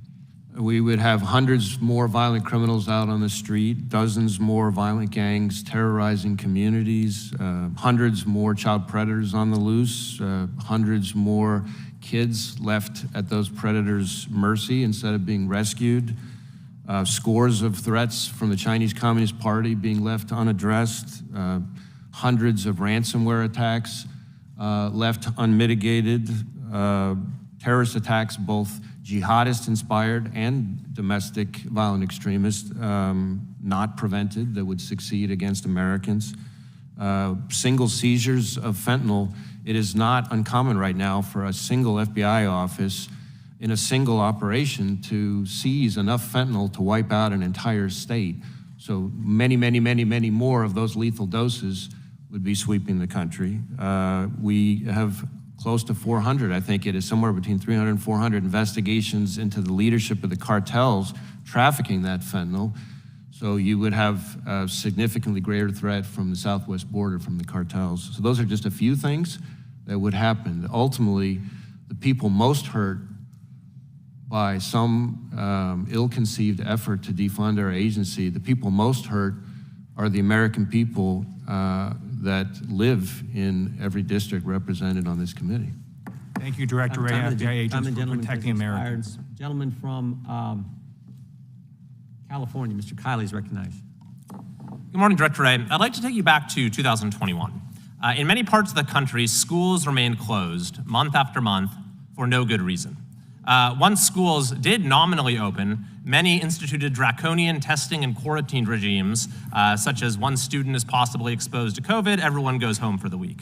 Children as young as toddlers were subjected to harmful mask mandates that defied international norms. The way some students were treated truly shocks the conscience. Just consider a few examples from my own state of California. A school district in Davis sent an email to parents announcing that their children will be required to eat outside in the rain to reduce exposure to COVID. A school in Sonoma County made young children chew with their masks on, explaining this was to minimize the time spent unmasked. Some schools in Los Angeles limited students to one bathroom break per day and barred them from drinking water outside of the lunch period. A school in the San Ramon Valley made students eat lunch on the ground. In October of that year, the American Academy of Pediatrics would declare a national state of emergency in children's mental health, citing dramatic increases in emergency department visits for all mental health emergencies, including suspected suicide attempts. In the face of this, Director, the Biden administration decided to take action. It mobilized the sweeping powers of federal law enforcement.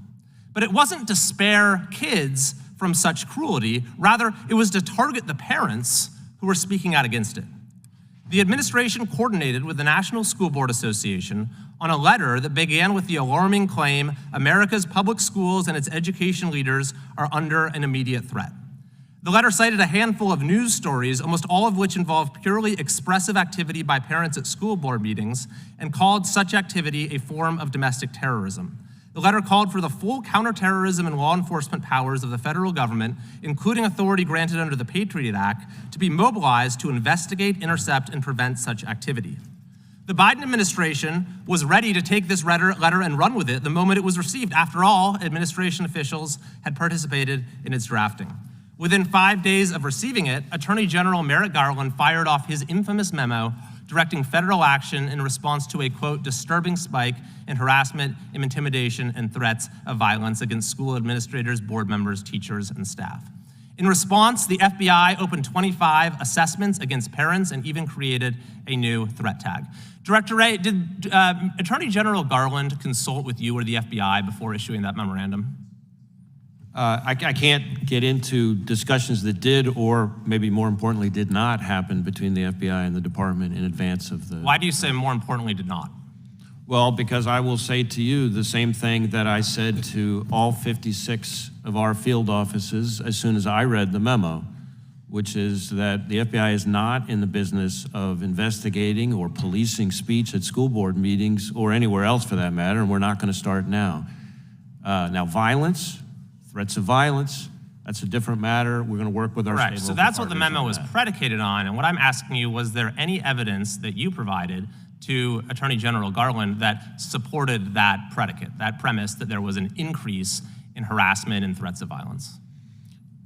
I'm not aware of any such evidence, but I know that we've had a number of our folks who have been up here for transcribed interviews. So unless some of them shared it, I'm not aware of any of that. Well, actually, what they've shared with us points to just the opposite. You had, for example, a letter from Christopher Dunham, acting assistant director, in March of this year, where the FBI acknowledged that it has not observed an uptick of threats directed at school officials since it began tracking the data. Does that sound accurate to you? Yes, sir.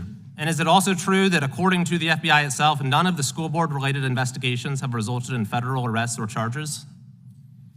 I think that's correct. I think of the 25, and for context, that's 25 tips. I'm sorry, or I have limited guardians. time, so Yeah. if that's correct, I'd like to move on. This committee's investigation concluded that the Justice Department's own documents demonstrate that there was no compelling nationwide law enforcement justification for the Attorney General's directive. Do you have any reason to dispute that conclusion? No. So we had an investigation of parents. We had a sweeping mobilization of federal power against the most protected core First Amendment activity, the right of citizens to speak and petition their government on the most important of issues, the education of their children. And you are telling me that the entire basis for that, there was no evidence to support it. Well, I want to be clear. We, the FBI, as I said, were not and did not investigate people for exercising. Should Attorney General Garland rescind the memo? I'm sorry? Should Attorney General Garland rescind that memo? Oh, that's a question for the Attorney General. Do you believe he should? Again, that's a question for the Attorney General. Do you believe that the Attorney General should apologize to parents who are the subject of that memo? I'm not going to speak to that. Will you apologize for the FBI's own role? I think the FBI conducted itself the way it should here, which is that we've continued to follow our longstanding rules and have not changed anything in response to that memo. Time of the gentleman has expired. The chair recognizes the gentlelady from Washington. Thank you, Mr. Chairman. Director Wray, thank you so much for being with us. Thank you for your service to the country. I do want to focus on some areas of concern around American civil liberties that I have had long-standing concerns about.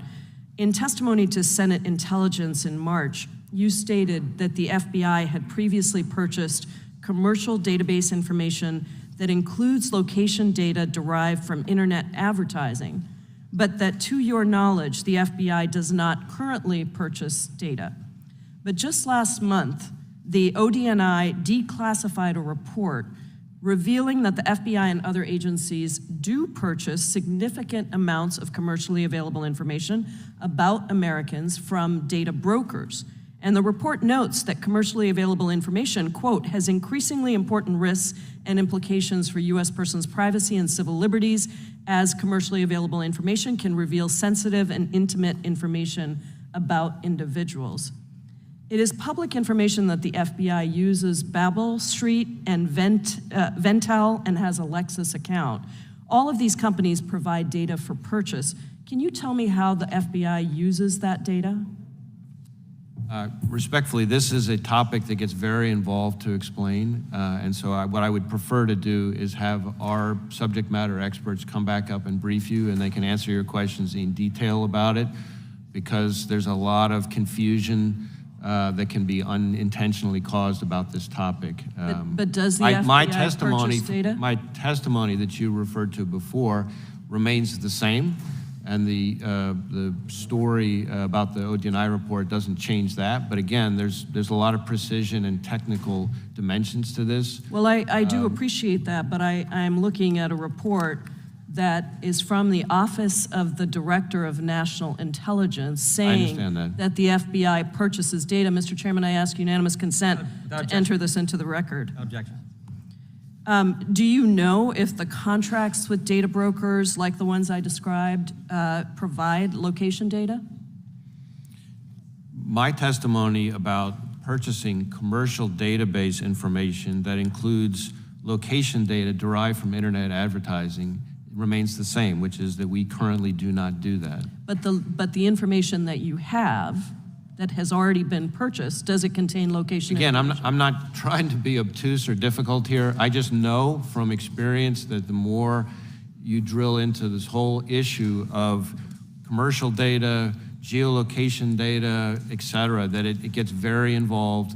In some cases, involves pilot projects that are in the past. In some cases, it involves national security information, et cetera. So I just want to make sure that we get you the information you need. Okay, that's great. I will take that, but I do want to say that this is just an extremely important issue for the American people to understand how their data is being used. That is location data, that is biometric information, it's medical and mental health information, it's information related to individuals' communications, it's information about people's internet activity. And while I understand that that's complicated, that is the reason that you come before us, so that the American people can hear this. Let me ask you this. Does the FBI have a written policy outlining how it can purchase and use commercially available information? There are a number of policies that bear on this topic. Again, that could be part of the same briefing that we're happy to provide. I don't dispute at all that this is an important topic. I'm simply saying that precisely because it's such an important topic, that a minute and 12 seconds counting down is not the best way for me to I understand that, explain it, that's all. but I'm asking whether there is a policy. It sounds like there is a policy. When was that policy last updated? That I can't, as I sit here right now, I don't have the answer for you on that. But again, there are a number of policies that are relevant to this, and so that may affect the... And you'll commit to providing those to us so that we can explore them too. I would commit to providing you a briefing that will provide hopefully very helpful information to help you understand better this whole topic. What about a written policy governing how commercially available information can be used in criminal investigations?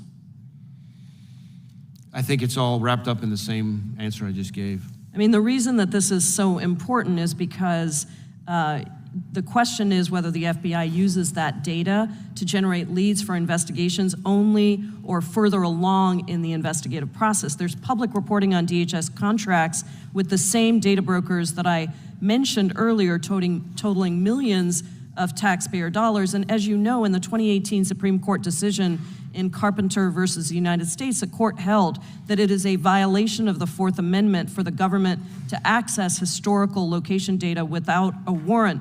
Does the FBI have a written policy interpreting the Supreme Court's decision in Carpenter?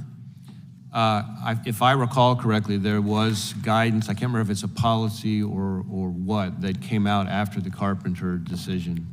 But again, I think that'll be encompassed in the briefing that we're talking Well, about. I'm going to follow up with you. I want to thank you again for your service. This is a critically important issue for the American people to understand. We have bipartisan support around FISA reauthorization and the concerns we have around FISA reauthorization. And unless we really understand what measures the FBI is taking to ensure that people's privacy is protected, I think it's going to be a very difficult reauthorization process. I'm sure you know that. Thank you, Director Wray. I yield back. Gentlelady yields back, and I would just say, well said. Appreciate your work with colleagues, bipartisan area and bipartisan approach in this area, and you have friends over here who want to help you on that. We now go to the gentleman from, I know Director Wray, if we can go just a couple more, then we'll take a little break, if that works for the director. A couple more on each side, then we can take a break. Okay, I think, okay. All right, we'll go. I think it's Mr. Morris is up. Thank you, Mr. Chairman. Director Wray, thank you for being here today. In 2022, you testified before the Senate Judiciary Committee and stated, quote, "I condemn in the strongest possible terms any prospect of retaliation against whistleblowers," end quote. Do you still agree with that statement? Yes. Do you feel that your actions as the FBI leadership during your tenure live up to that sentiment? Yes. Director Wray, a few months ago, we heard from, are you familiar with a Special Agent Garrett O'Boyle? I'm familiar with the name. After Mr. O'Boyle came to Congress and blew the whistle on the misconduct at the Bureau, his clearance was unsurprisingly suspended. Did that surprise you? Do you find that suspicious? I can't discuss a specific security clearance matter, partly because the security clearance determinations are made by ODNI, directed by the security clearance manager, which is not the FBI director. And I don't want to insert myself into the process while appeals are pending, for example. Well, as a leader, I think it's important. We need to have the opportunity, and you know by law they have the opportunity to be whistleblowers and talk to Congress and inform us on issues. And I think to restore trust in the FBI, it's imperative on you to allow whistleblowers to come forward. And for us to have the oversight we need to have to make sure, I mean, we're seeing the polling numbers. The FBI is tanking, and it's under your watch, sir. And it concerns me for the American people. When I'm in the district, the number one concern, and I come from a fairly rural district, is weaponization of the FBI and the DOJ coming after conservative American citizens who just simply want to have a voice in the process. And so I would encourage you, Mr. O'Boyle, I understand he has been suspended since September of 23, almost 10 months now, 2022. He was suspended in 2022. So almost a year now, the man's trying to go without a paycheck. I don't know, could you make it 10 months without a paycheck, Mr. Wray? I prefer not According to to have what, yeah, well, you're talking about your wife not being real happy, but yeah, taking a pay cut. Well, can you imagine 10 months later, and you're still going through a process for just a whistleblower coming to the Congress and trying to inform us on issues he sees within the FBI? I think we could help you in the process if you would allow us. But in some ways, we have to look at this whistleblower and other whistleblowers and encourage them to come forward and be truthful with the American people. Two real quick questions. Why would the FBI offer Christopher Steele $1 million to verify a dossier about Trump-Russian collusion. And then the same FBI offered $3 million to Twitter to squash a story on the Hunter Biden laptop. Do you have any idea why a law enforcement agency would be playing into elections?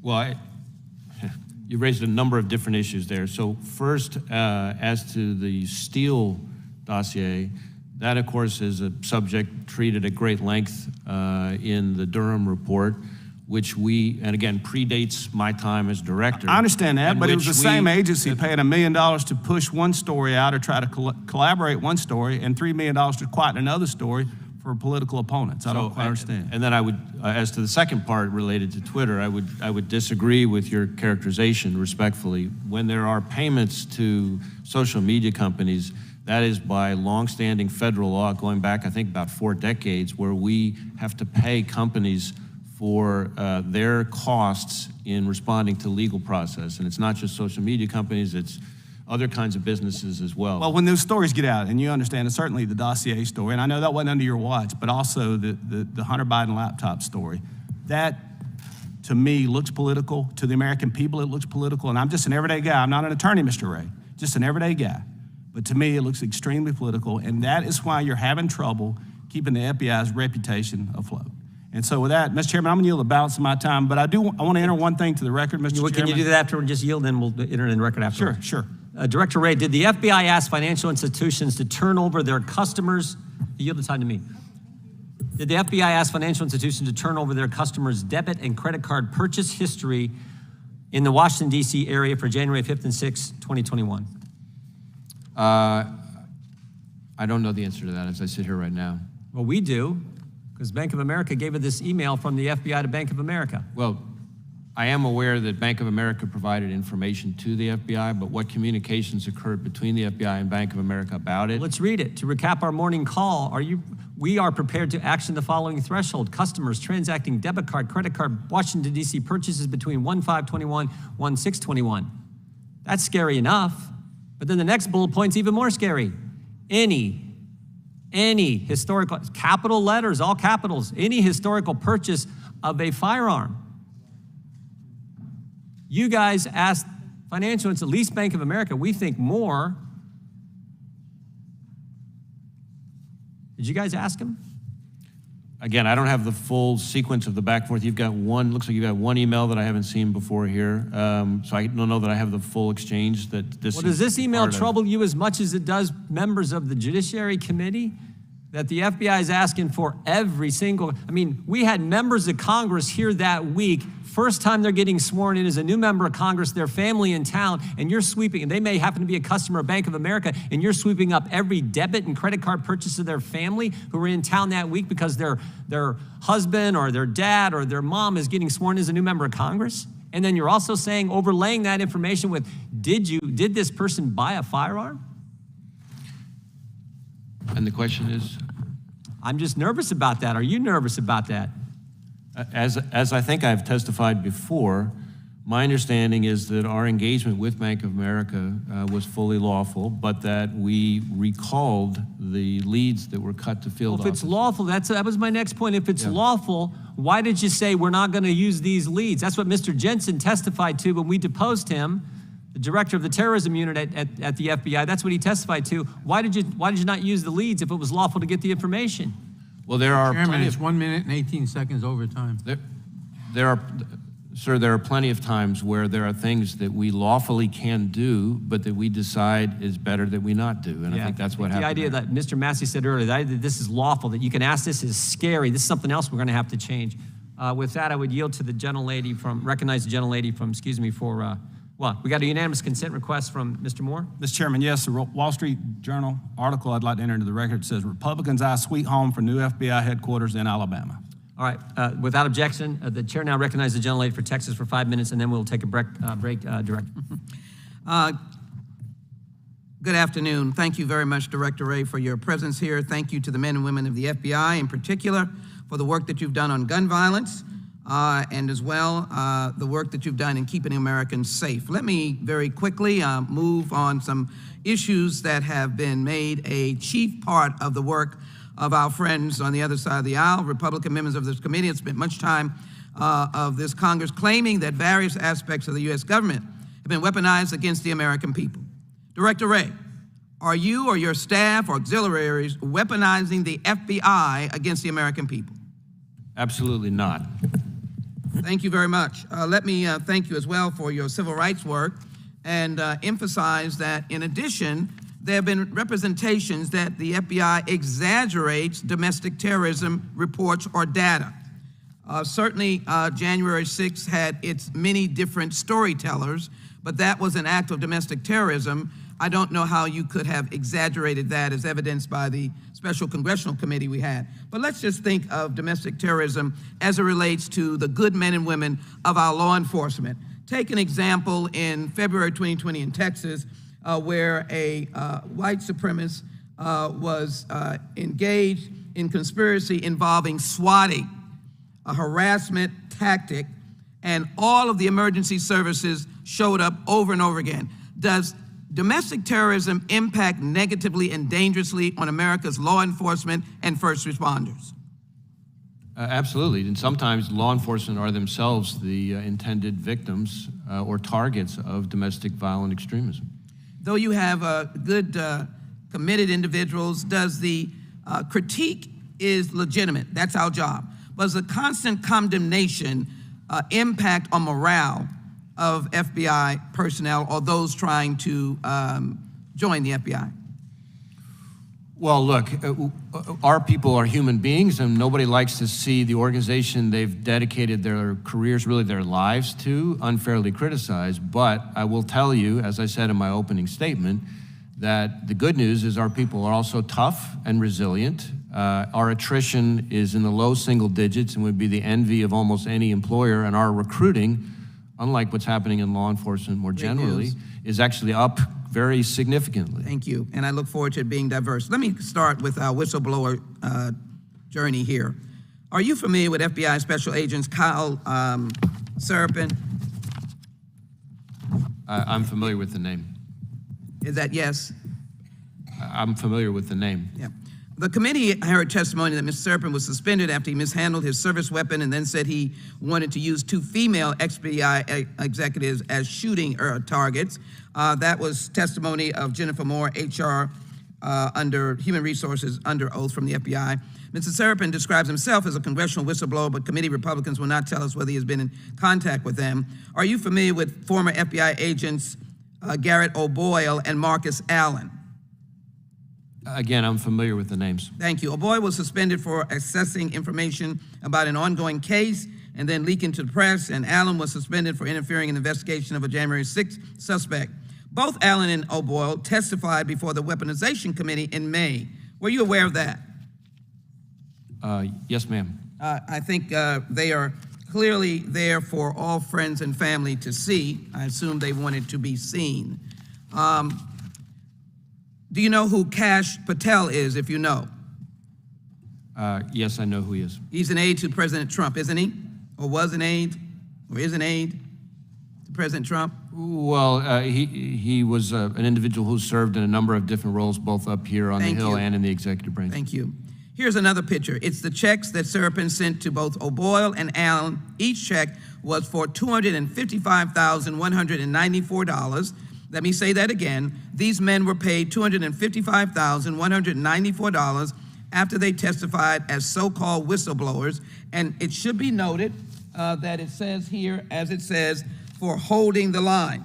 Director, at the time that Serapin and Patel gave Garrett O'Boyle and Marcus Allen these checks, do you happen to know if they were still employees of the FBI? I can't speak to that. I don't know the answer. If they were, 5 CFR 2635, and I'd appreciate if we could get an answer in writing after you go back, whether they were or not, prohibits FBI employees from accepting cash gifts, doesn't it? Well, there are a whole number of rules that would apply to this. Again, I don't want to weigh in on a specific person. But if they were, that rule applies about cash gifts. I'm not aware of a situation in which they could appropriately accept cash gifts. Just generally, if that applies to FBI agents about not taking cash gifts, is that correct? There are definitely rules that apply to special agents Thank you, accepting cash gifts. Let me just finish this. Can you explain why an FBI agent should not receive cash? But let me move to one that I think is extremely important. Mr. Chairman, just a moment. And here is what I think is most interesting piece of this whole puzzle. O'Boyle and Allen are represented by an outfit called Empower Oversight. Empower Oversight is run by former Republican staffers. Do you know who else Empower Oversight might represent in any way? Mr. Chairman, I have a unanimous consent request. Let me just Gentlelady's time has expired. Thank you so very much. Respond. Thank you. The so-called IRS whistleblower who Jim Jordan had relied upon. But does anyone need any further proof that these allegations are ginned up, corrupt political stunts advanced by those who don't want to see us follow the law? Finally, Mr. Chairman, here's another person who wants to join you on the 702, but the FBI has begun major reforms, and I think we should recognize that. You've been very kind. I yield back my time. Gentlelady yields back. I would just point out, my guess is they got the money because they wanted the money because they were trying to feed their family. They actually haven't received the money. I have unanimous consent request, Mr. Chairman, of a tweet Matthew Foldy put out here during this hearing. Right off the bat, Jerry Nadler lies about whistleblower getting $250,000. He says here, Marcus Allen has not received $250,000. He has not received or cashed the check that Kyle Seraphin posted online. Enter that in the record. Into the record, the committee will take a 5-minute recess, 5 minutes, then we'll come back.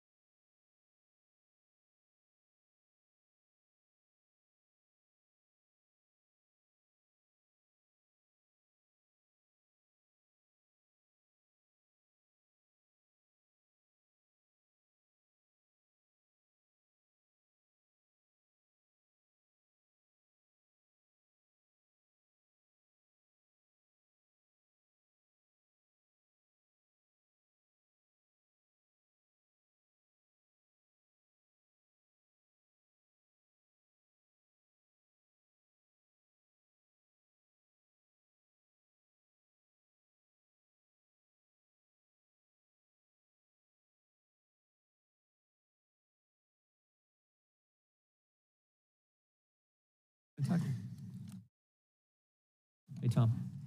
Oh, it's Mr. Klein. I'm Klein, that's right. Then Klein, then McClintock. Committee will come back to order. The chair now recognizes the gentleman from Virginia, Mr. Klein. Thank you, Mr. Chairman. Director Wray, thank you for being here. Since we last spoke in appropriations on April 27th, Special Counsel John Durham delivered his report detailing intelligence activities and investigations arising out of the 2016 presidential campaign. When Mr. Durham presented here at the committee, I asked him these questions. He was able to answer me in yes or no answers. I'd ask you to do the same. Did the FBI have an adequate basis on which to launch Crossfire Hurricane? My understanding is that Mr. Durham found that it did not have a proper basis to elevate it to a full investigation, but that he thought it was an assessment or a preliminary inquiry was appropriate. Did the FBI fail to examine all available exculpatory evidence? I think, well, do you say to examine it? Certainly, I think there were failures, significant failures, with respect to exculpatory information. Did the FBI interview all key witnesses in Crossfire Hurricane? I think Mr. Durham, found that they did not. Did the FBI abuse its authority under the Foreign Intelligence Surveillance Act? Well, certainly there were violations that were totally unacceptable and, in my view, cannot be allowed to happen again. As noted in the report, Crossfire Hurricane investigators had hoped the returns on the Carter Page FISA application would, quote, self-corroborate. Do FBI or DOJ guidelines permit investigators to submit uncorroborated allegations in a FISA application in the hopes that the returns will self-corroborate? I've never heard of that concept. Okay. Is Crossfire Hurricane the only time the FBI has violated the procedures for the FISA process?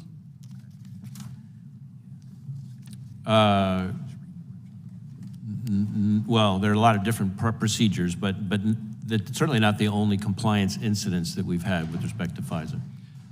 Director, as I expressed to you upstairs, the American people are outraged, and just this week I had at a town hall constituents expressing outrage about the actions of those within your agency who have damaged the FBI's reputation and undermined the good work of the vast majority of hardworking men and women within your agency.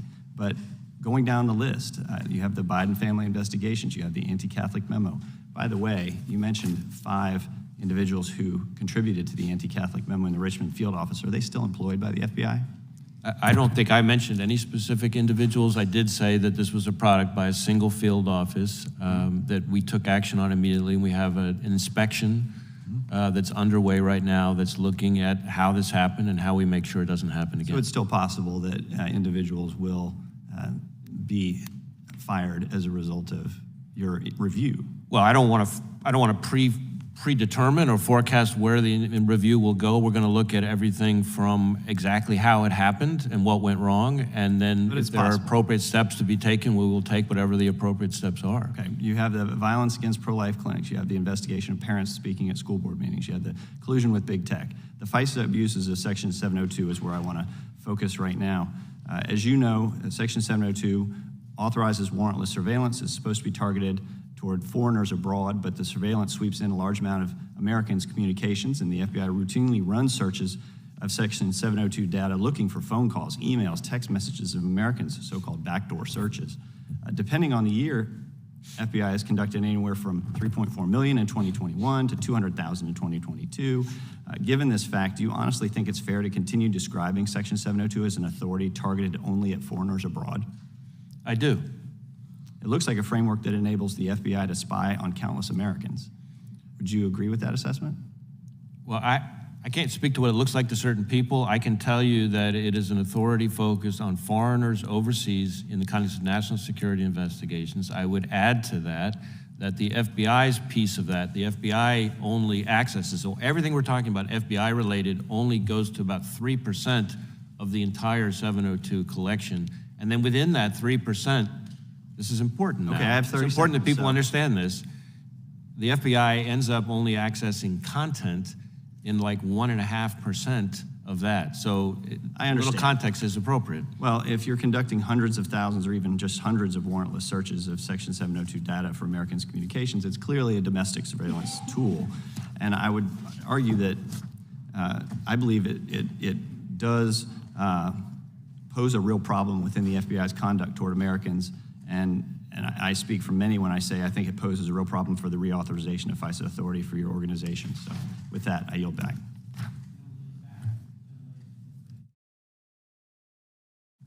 Thank you, Mr. Chairman, and thank you, Director Wray, for being here. I am troubled by many of the statements and questions we've heard today that embrace conspiracy theories and disinformation. And with these comments, it appears that some of my colleagues are trying to sow division and score political points rather than conduct legitimate oversight of the actual actions and policies of the FBI. I, like many Americans, would rather Congress focus on doing the people's business and ensuring that the FBI is able to do its job and do it well within the bounds of our Constitution and laws. Now, one of the most serious issues facing American communities now is drug abuse, particularly opioids and fentanyl. And in your opening remarks, you mentioned the arrest of 31 U.S. citizens in Northeast Ohio just a couple weeks ago, most hailing from Marion, for drug trafficking. Can you just take a minute, because I have some other questions, to describe what the FBI is doing to end the scourge of fentanyl and what additional tools you might need from Congress? So the FBI is attacking the scourge of fentanyl coming from the southwest border in particular in a variety of ways. One, we are using our organized crime task forces to target the supply, the cartels in particular.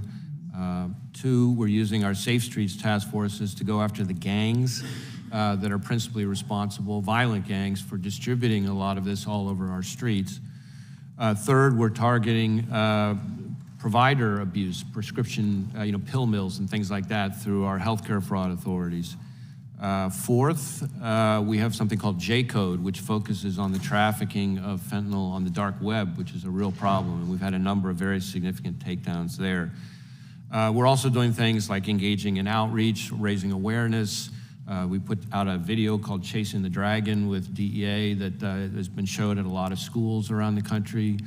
We're trying to work with the health community. So there's a lot of things that we're doing, but this is it's an epidemic. Mm-hmm. I don't think that's an overstatement, and it's something that requires all hands on deck. Okay, and if there are things you think Congress can help you with, please submit that to us afterwards. Another major threat to our nation is domestic terrorism, and that's something you've spoken about repeatedly. Like many Americans, I find it unpatriotic and dangerous when members of Congress embrace dangerous conspiracy theories that undermine our federal law enforcement and ultimately our democracy. And I find it disingenuous for members of Congress to harangue the head of the FBI about people losing faith in the FBI when those same members have been trumpeting lies and conspiracy theories about the agency for months. Words matter, they have consequences. And when leaders lie or embrace disinformation, that's dangerous. In recent years, we've seen increasing threats and violence levied against public servants at all levels, including journalists, elected officials, election workers, doctors, nurses, school officials, teachers, librarians, and more. And what these public servants have in common is they became targets for threats and violence when they had the guts to stand up to lies and conspiracy theories promulgated by the former president and his allies. We've seen MAGA extremists, Fox News pundits, Russian internet trolls, and elected officials parrot conspiracy theories and use heated language to convince the American public without facts that dedicated public servants are dangerous enemies who should be feared. Most Americans understand that this is not legitimate political discourse and that this kind of overheated and fact-free rhetoric can in fact encourage political violence. It's not normal and it should not be part of American public life. So, Director Wray, you've repeatedly testified about the serious threat that domestic violence extremists present to Americans. And these are people who commit violent and criminal acts in furtherance of social or political goals, whether racial and ethnic motivation or anti-government motivation. Can you talk about the role that mistrust in government and disinformation and conspiracy theories play in the radicalization and recruitment of extremists? Well, certainly there's a whole host of misconceptions that are out there about any number of institutions, whether it's law enforcement, whether it's the Supreme Court, or whether it's any number of other institutions, that in the environment that we're in, where there are people who increasingly channel their rage into violence, that causes a problem. You know, there is a right way under the First Amendment to express what you're angry about and who you're angry with, and we take that very seriously and view as part of our mission, not just to protect the American people, but to uphold the Constitution. But when those views are then turned into violence and threats of violence, then we got a problem, and then I think the FBI has to act. Thank you. I see my time has expired, but I would seek unanimous consent to introduce into the record a press release from the U.S. Attorney's Office of the Northern District of Ohio entitled 31 Individuals Involved in a Drug Trafficking Organization in Marion County and Lorain County Indicted. Without objection. Chair recognizes the gentleman from California.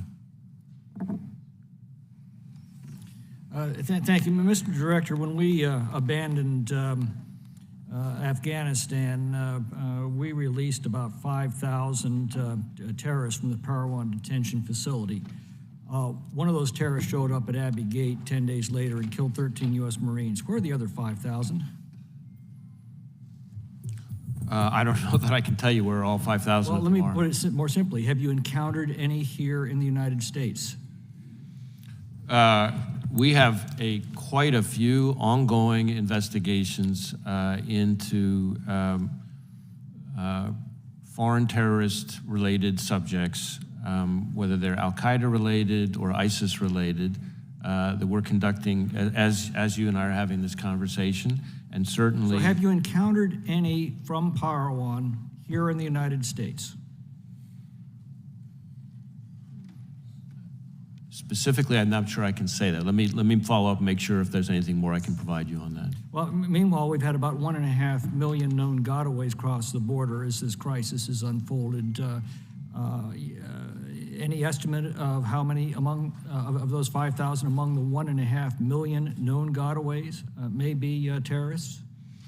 I know that we have seen an uptick, which is obviously concerning to me, and I can tell from your question, concerning to you, in KSTs, as we call them, known or suspected terrorists coming across the southwest border. And our folks are working very hard to try to do our part to try to keep tabs on those individuals. Speaking of upticks, have we seen an uptick in criminal cartel or cartel-related gang activity in the United States over the last several years?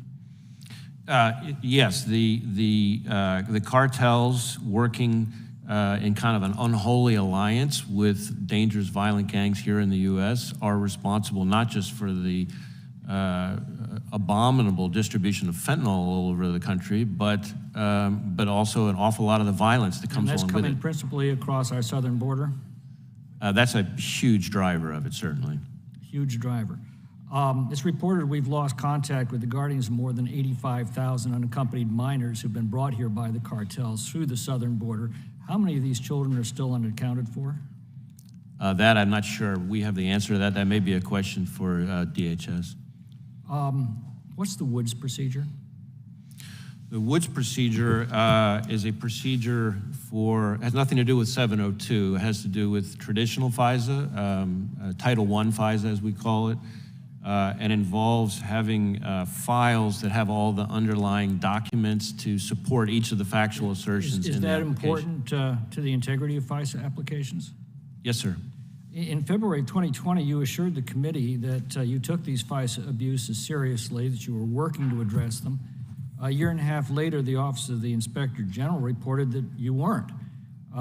They reported systemic noncompliance and essentially that some FBI field personnel took the Woods procedure as a joke. If we can't trust your past reforms, how seriously should we take your promises of future reform? I appreciate the opportunity to address this one. So that OIG finding actually applies to, number one, that applies to compliance problems that occurred before all the fixes that I was testifying to you all about.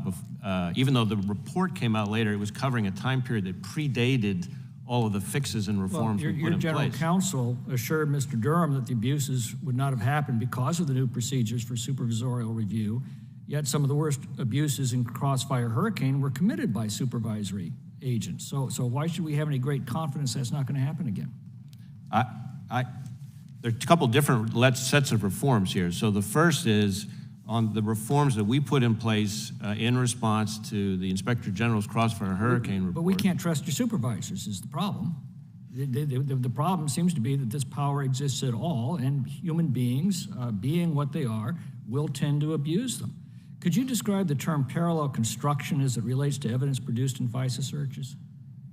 Parallel construction? I'm not sure I've used that Doesn't term that refer to before. the FBI using forbidden information from a 702 search to alert local law enforcement to search for and then produce the same material without revealing that it came from an improper search? I'm just not sure about the use of the term. Well, has the FBI ever employed that particular tactic in prosecuting American citizens? Not to my knowledge, but again, I can look into that and get back to you. What percentage of FISA warrant applications are rejected by the FISA court? I don't know that we have that number. There's usually a back and forth with the court. It's not unusual for the court to... It's a fraction of percentage, isn't it? A fraction of a percentage? Yeah. Yeah, I don't know if that's right, but it's definitely a small number. And I think that's partly because our folks learn over time what the court expects. Which makes that sound an awful lot like a rubber stamp. I see my time's expired. I yield back. The gentleman yields back. The gentlelady from Georgia is recognized. Thank you, Chairman. Good afternoon, Director Wray. Thank you for coming before the Judiciary Committee this afternoon, and I have read your testimony. I want to redirect this questioning for a moment, and I want to focus on the important work that the FBI is tasked with when it continues to do its work with gun violence prevention and keeping our communities safe. As of today, there have been over 300 mass shootings. That's more than the number of days that we have in this year. And statistics will continue to show us over and over again that during the summer, these numbers continue to rise. Extremist protection orders play an important role in law enforcement's response to preventing mass shootings from happening. And what are also known as red flag laws or orders, they empower law enforcement, along with family members and household members, to petition a court to actually have an individual that appears to be in crisis have those firearms just temporarily taken away or removed from them with a court order to be returned during expiration of that order. I have a few questions for you, so if you can answer as directly as you can, I appreciate it. Family members and members of law enforcement can often identify individuals who would pose a risk to themselves or to others within the community when they actually possess a gun. As the head of the United States Federal Law Enforcement Agency, do you believe that these red flag laws and these programs enhance public safety? I don't want to speak on behalf of any specific legislative proposal, but I will say that I know from experience that a number of states have had good experiences with those laws. Thank you. And in the past several years, several states have actually enacted those extremist protection orders. In total, we actually have 21 states, and the District of Columbia have enacted their own forms of red flag laws. If a person who is subject to such an order tries to buy a gun from a federally licensed firearm dealer, would the FBI approve or deny the sale? Well, I believe if the order is required by state law, making it a state prohibitor, and therefore is loaded into the NICS system, then when the background check is run, when the FFL, the Federal Firearms Licensee, contacts NICS to proceed with the sale, that would pick up the so-called the order that you're talking about. And if that's a prohibitor, then that would block the transaction, is my understanding. So in the absence of an application or applicable state law, is there a way for the FBI agent to seek an order under federal law? I'm not aware of any federal law to that effect. Exactly. If an FBI agent has information that someone has been violent many times in the past, but is not able to seek a criminal conviction, is there a way for the FBI to deny the sale of a gun to that person? We only deny sales for people who are prohibited by law from possessing firearms. My bill, the Federal Extreme Risk Protection Order Act, which was passed by the House last Congress, would provide Americans in all states access to these truly life-saving measures. I have reintroduced this bill again this term. Last summer, Congress also passed the Bipartisan Safer Communities Act. Among other critical gun violence provisions in that, the legislation begins to address the problem of gun trafficking. What steps has the FBI taken to implement or utilize this new law that actually helps to stop gun trafficking?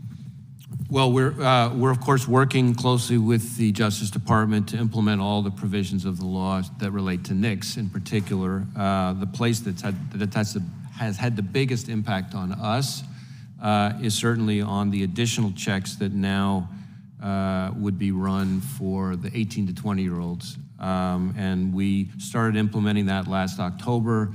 It was fully implemented starting in January. And it's a big change for us and for the state agencies that are on the receiving end of the request for information, as well as for the FFLs, both the big stores and the mom and pops. It's a big change in the system. I think we've done about 100,000 or so checks of this 18 to 20, in other words, U21 group that we're talking about since the implementation of the act. Those are not all denials, to be clear. In fact, the vast majority of them were sales that appropriately proceeded. But there were some that were, of course, denials based on the statute. Thank you so much. I'm out of time. Time of the gentlelady has expired. The gentleman from Texas is recognized. Thank the chairman. Thank you, Director Wray, for appearing. Brian Auten was one of the FBI intelligence analysts who interviewed Igor Danchenko, the principal source of the Steele dossier, in January 2017, correct? I believe that's in the Durham report. And Danchenko explained that the dossier allegations were BS, yet the FBI did not reveal that to the FISA court. Instead, the FBI continued to use those allegations in two more sworn FISA applications about President Trump and Putin, correct? Well, again, I want to let Mr. Durham's report speak for itself. Okay, but as director of the FBI, those are the facts of the FBI under your watch. The FBI conducted... No, sir, I'm sorry. It's important. Not under my watch. Those are the facts. I'm getting to the part under your watch. Okay. The FBI conducted an internal investigation of Auten and sought to suspend him, but Auten appealed, correct? I can't discuss a specific pending personnel matter. Okay, well, according to recent reports, those are the facts. Nevertheless, in 2020, after Senators Grassley and Johnson highlighted evidence of potential financial crimes and corruption against the Biden family, the FBI assigned Auten to compile an assessment which was used to characterize the Biden revelations as Russian disinformation. The evidence Grassley and Johnson had collected were mostly financial records and could easily have been corroborated as authentic. And by then, the FBI had the Hunter laptop in its possession for over a year, so it knew the lucrative payments of the Bidens from corrupt and anti-American regimes were authentic. How on earth did the FBI empower an agent under investigation for potentially corrupt performance and abuse of FISA in one politically fraught investigation, a Democrat operative-driven case against President Trump, to play a key role and to undermine a second politically fraught investigation, a case against the Bidens? How's that possible? How can you allow that to occur in the Federal Bureau of Investigation, as my colleagues on the other side of the aisle say, the elite law enforcement agency of the United States? How does that occur? I can't, at the moment, discuss a pending personnel matter. I can tell you that every employee who in any way touched the Crossfire Hurricane matter has been referred to our Office of Professional Responsibility, our disciplinary Are you arm. concerned about this activity by the FBI and what was communicated to the FISA court? Does that concern you as the director of the FBI? I consider the conduct that was described in the Durham report as totally unacceptable and unrepresentative of what I see from the FBI every day and must never be allowed to happen again. And have there been consequences as a result? Is Mr. Auten, has he had consequences? Well, again, I can't speak to pending personnel matters. As you would perhaps remember from your own time in law enforcement, because we were working closely with Mr. Durham and I assigned agents to help him, at his request, we slowed down the administrative process to allow his investigation to complete itself. Now that it is complete, our personnel processes are very much ongoing. Well, I think it is more than troubling that under your watch, we see that this continued to occur, and you have Auten continued to be empowered after there was an investigation and after there was an effort by the FBI to look into why he would go to the FISA court and give wrong information. I mean, the issue here has been wrapped up in a cloud of politics, but the fact is the American people deserve to know how the FISA court is being abused and how it's being abused against the former president and against them. In light of the reports that we saw Mr. Johnson from Louisiana put forward, that was in a court filing, in a court report. I want to move on to another topic. On September 23rd, 2022, 20 heavily armed agents stormed the home of Mark Houck. You're familiar with this? I'm familiar with the Houck case a little bit, yes. And this was after Mr. Houck's lawyer reached out and said he would appear voluntarily because the incident in question occurred almost a year earlier in October of 2021, so a year earlier. And the question here I have, local authorities investigated the incident but concluded there was no case. After the jury met for roughly an hour, Houck was acquitted. How on earth did Mark Houck end up having the FBI send several armed agents along with local authorities to arrest him at gunpoint? And do you approve it? Did you approve of that? Well, let me start where you ended. Decisions about the manner of an arrest are not something that the FBI director approves. I defer to and rely on the judgment of the experienced career agents on the ground who have both the most intimate understanding of the facts and of the training experience to decide how best to effectuate an arrest. Do you know who did order it? And my understanding is that arrest was conducted in our Philadelphia division by career agents with a combined 40 years of FBI experience. Do you approve of the raid now in retrospect? Do you think it was appropriate? Do you think it was appropriate for a father to have armed FBI agents along with local agents go to his home, arrest him at gunpoint for alleged violation of the FACE Act a year after the alleged incident, after the father had said through his lawyer that he would appear voluntarily? Do you believe that FBI agents should go to the home of a father in Philadelphia suburbs? I'm not going to second guess the judgment of the career agents on the ground who made the determination. But your job is to second guess and look at what they are doing. Your job is to review what they do. Your job is to protect the American people from a tyrannical FBI storming the home of an American family. I could not disagree more with your description of the FBI as tyrannical. And you don't believe it's tyrannical that FBI agents were a part of storming a father's home in suburban Philadelphia? Mr. Chairman. Time of the gentleman's expired. The witness may respond, and then we'll move to our next witness. Sir, respectfully, member. They did not storm his house. They came to his door. They knocked on his door and identified themselves. They asked him to exit. He did without incident. Whenever our agents, well, not at gunpoint, whenever our agents conduct an arrest, they are armed. Our agents are armed virtually all the time, as you may remember from your own experience as a prosecutor. The gentleman yields back. The ranking member has a unanimous consent request. I ask unanimous consent that this document be placed in the record. That's not too I ask specific. unanimous consent to enter the full January 15th, 2021 email thread between Bank of America and the FBI that is about threats to Inauguration Day instead of the edited version that was shown on the screen. I'm happy to have that into the record. Without objection, we champion that. We're going to bring that up again here if we get a chance. The gentlelady from Pennsylvania is recognized. Thank you, Mr. Chairman. Director Wray, good to see you. I thank you for being here today. And I just want to remind those who are watching at home or here in the room that we are here as an oversight function. We are not here as a political tool to hammer you or your 38,000 public servants, law enforcement men and women, and to try to use you politically. But it surely doesn't feel that way all the time during this. So I thank you for your service. I thank the men and women for their service. I have a first cousin, technically I guess a first cousin-in-law, who for a very long time in the Philadelphia suburbs served as an FBI agent with integrity and honor. So I think of him, I think of Jack today as I'm doing this.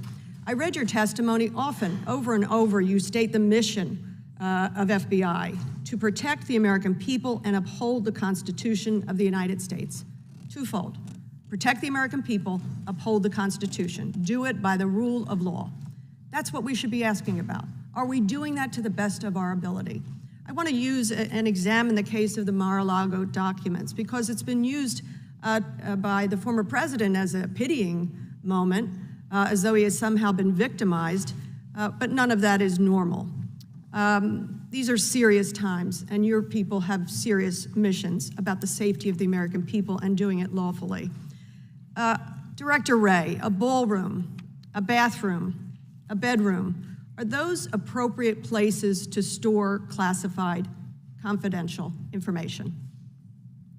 Well, again, I don't want to be commenting on the pending case, but I will say that there are specific rules about where to store classified information and that those need to be stored in a SCIF, a secure compartmentalized information facility. And in my experience, ballrooms, bathrooms, and bedrooms are not SCIFs. Mine too. And yet that is where the former president chose to put vital information about our national security.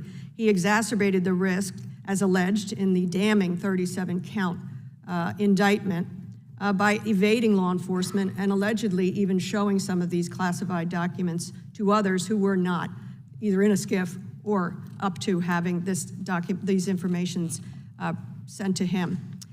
It was January 20th, having lost the election, 2021, when at noon, Mr. Trump had to leave the White House. And of course, it's shown in the affidavit and in the indictment that he left with quite a few boxes. May of 2021, the National Archives emailed requesting the missing documents from Mr. Trump. His lawyer said that he would provide them and then never did. January 18 of 2022, so we're talking a full year later, Mr. Trump finally turned over 15 boxes. 14 of them contained documents with classified markings, 30 documents top secret. June 2022, this is now a year and a half later, DOJ and FBI recover an additional 38 classified documents from Mar-a-Lago, your FBI, our FBI. A lawyer for Mr. Trump signed a statement at that point. To the best of her knowledge, she said all classified materials had been returned. But surveillance footage, of course, showed that wasn't the case. And in August of 2022, a federal judge approved a warrant to search Mar-a-Lago. This was not a raid, as some on the other side would like to have a pity party for Mr. Trump. This was not a raid. They then retrieved another 102 documents with classified markings. 300 and some documents taken by the president, improperly stored, and then tried to evade and obstruct justice, as is alleged. Do you think that the FBI went over the top or was out of line in your participation in retrieving these documents? Well, again, I don't want to discuss the specifics of a pending case, but from everything I've seen, our folks in this case have proceeded honorably and in strict compliance with our policies, our rules, and our best practices. And it seems from what overview we can do, I'm taking a look here at the affidavit to get the search warrant to go on in. It was one of your special agents assigned from the Washington field office. Obviously, we don't know who, but pointed out and made the case for probable cause to go in and to collect these documents. So let's take a look at the flip side. What's the harm? What's the danger to either human assets, your employees, national security for Mr. Trump holding on to, moving around, showing top secret documents? Where's the harm? 18 months of this going on. Well, again, respectfully, I'm not going to comment or weigh in on a case that's now pending in front of federal judges, but speaking more generally, the rules governing the handling of classified information are there for a reason, and people need to be very mindful of those rules. And unfortunately, the FBI has, as a steady part of its docket, a number of investigations involving mishandling. And the reason those rules are there is because classified information, if it gets into the wrong hands, can put human sources in jeopardy. It can put other kinds of intelligence collection at jeopardy. It can jeopardize our partnerships with foreign liaison services, which are really the lifeblood of the intelligence community in many ways.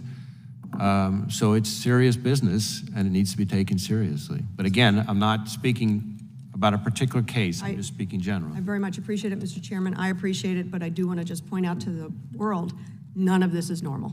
It was not normal what took place here. And I yield back. Generally, yields back. Bedroom, bathroom, ballroom. How about a box in a Mr. garage? Chairman, A beach house in Delaware and the Biden Center. I don't think those are skips. Mr. Chairman, either. point of order. The gentleman from Texas is recognized. Thank you, Mr. Chairman. I want to talk about China, but before I do, I want to just comment, in the last exchange with Mr. Roy, I heard you say certain practices were outrageous to you, and I appreciated that. And I think maybe we would have liked to have heard more of that this hearing, about things, acknowledging failures. I realize there are a lot of positives to talk about, but we do as a committee want to work with you. When Chairman Jordan asked why so much is redacted in a document, could we perhaps sit down with you, even if it's privately, and you tell us why that needs to be the case? If we ask for the names of these employees that were behind the Catholic issue in Virginia, can we get a commitment that we'll eventually get those names? I didn't hear that in that exchange with Mr. Jordan. Well, you certainly have my commitment that we will work collaboratively with the committee. We obviously have rules that govern what we can share, and we have to be mindful of those too. But in my experience, that's what the longstanding accommodation process between the executive branch, especially law enforcement agencies, and Congress is there for. And we absolutely will pursue that in good faith. I know we've been providing an enormous amount of information, and if there are places that we can do better on that, we want to try to do better on that, if again, consistent with our rules. I'm very mindful of the fact that the whole reason I'm in this job is because my predecessor was fired, and in a fairly scathing Inspector General report, one of the things he was criticized for was sharing more information both with the public and, frankly, with Congress, than was consistent with federal rules. Thank you. Thank you for that pledge. Now to China. Most Americans don't realize, I don't think, that U.S. companies doing business in China are required to have joint venture agreements. That's been around since 2017 or 18, I believe. And it requires the Chinese Communist Party to have political cells within these enterprises, American enterprises in China. In the last few weeks, it has come to my attention that they've taken that up a notch and actually gone further, the Chinese have, and said that not only must they be present and have access, but they now control these American businesses. So they're, in essence, nationalizing American enterprises in China. And the CEOs I've talked to are afraid to say something. They say they've come to the FBI. The FBI, I think, is aware of this. I'm about to turn it over to you. My question is this happening, and what can be done about it? What do we need to do about it? Well, I think you've put your finger on a very important issue, and frankly, one that does not get the attention that it really deserves. So I appreciate you bringing it up. I will say that, in my view, there is no country, none, that presents a broader, more comprehensive threat to our ideas, our innovation, our economic security than the Chinese government and the Chinese Communist Party. And in many ways, it represents, I think, the defining threat of our era. And when it comes specifically to the business community, while there's no law against joint ventures, the problem that we have is that the Chinese government all too often has exploited those joint ventures to then use them as ways to get improper access to companies' secrets and information. Do you find that they have stepped it up, though, to where they are, in essence, nationalizing U.S. companies quietly?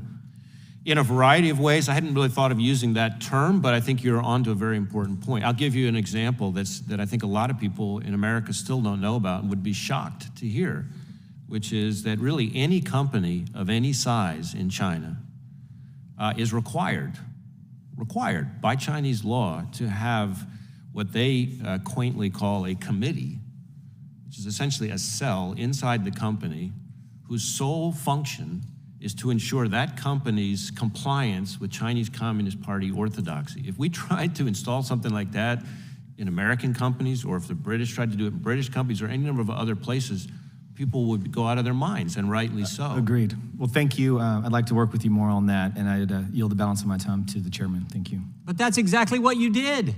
And the judge said it last week. Every week you were meeting with big tech companies saying, hey, look at this. This violates your policy. Take this speech of Americans down. You were doing the same darn thing you just described the Chinese about. And can we put up the email that Mr. Nadler entered in the unanimous consent request? Can we put this up from the FBI to Bank of America? Because I want to know something. This is the full email. Go to the bullet point where it says, any historical purchase going back 6 months generally for weapons-related vendor purchase. You see that, Director? You see that bullet point? The one that says any in all caps, that bullet point? This is the email.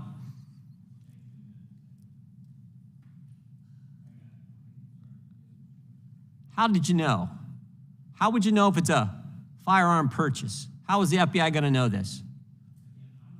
Put your mic on, please.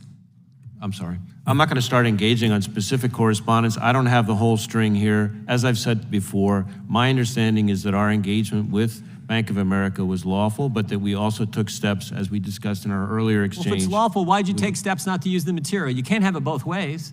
I disagree with that, actually. Really? There are plenty of things that we lawfully can do that we decide are better not to do, and that's my understanding is what happened here. Wow. Wow. Chair recognizes the gentlelady from Texas for 5 minutes. Thank you, Mr. Chairman. Director Wray, thank you for your testimony and thank you for your public service. Last week in my district and my hometown of El Paso, Texas, a domestic violent extremist was sentenced to 90 consecutive life terms for a horrific attack he carried out on my community on August 3rd, 2019. On that day, he confessed that he drove over 10 hours from his community in East Texas to mine in order to slaughter Mexicans and immigrants. And before he walked into that Walmart, he published his screed online, and he used some of the same ugly xenophobic rhetoric that I hear my colleagues on the other side of the aisle use. And then he walked into that Walmart with an automatic style weapon and began shooting indiscriminately.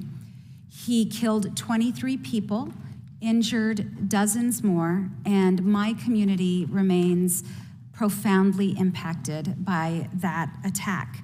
And the victims and the survivors and the loved ones still live with profound pain and trauma.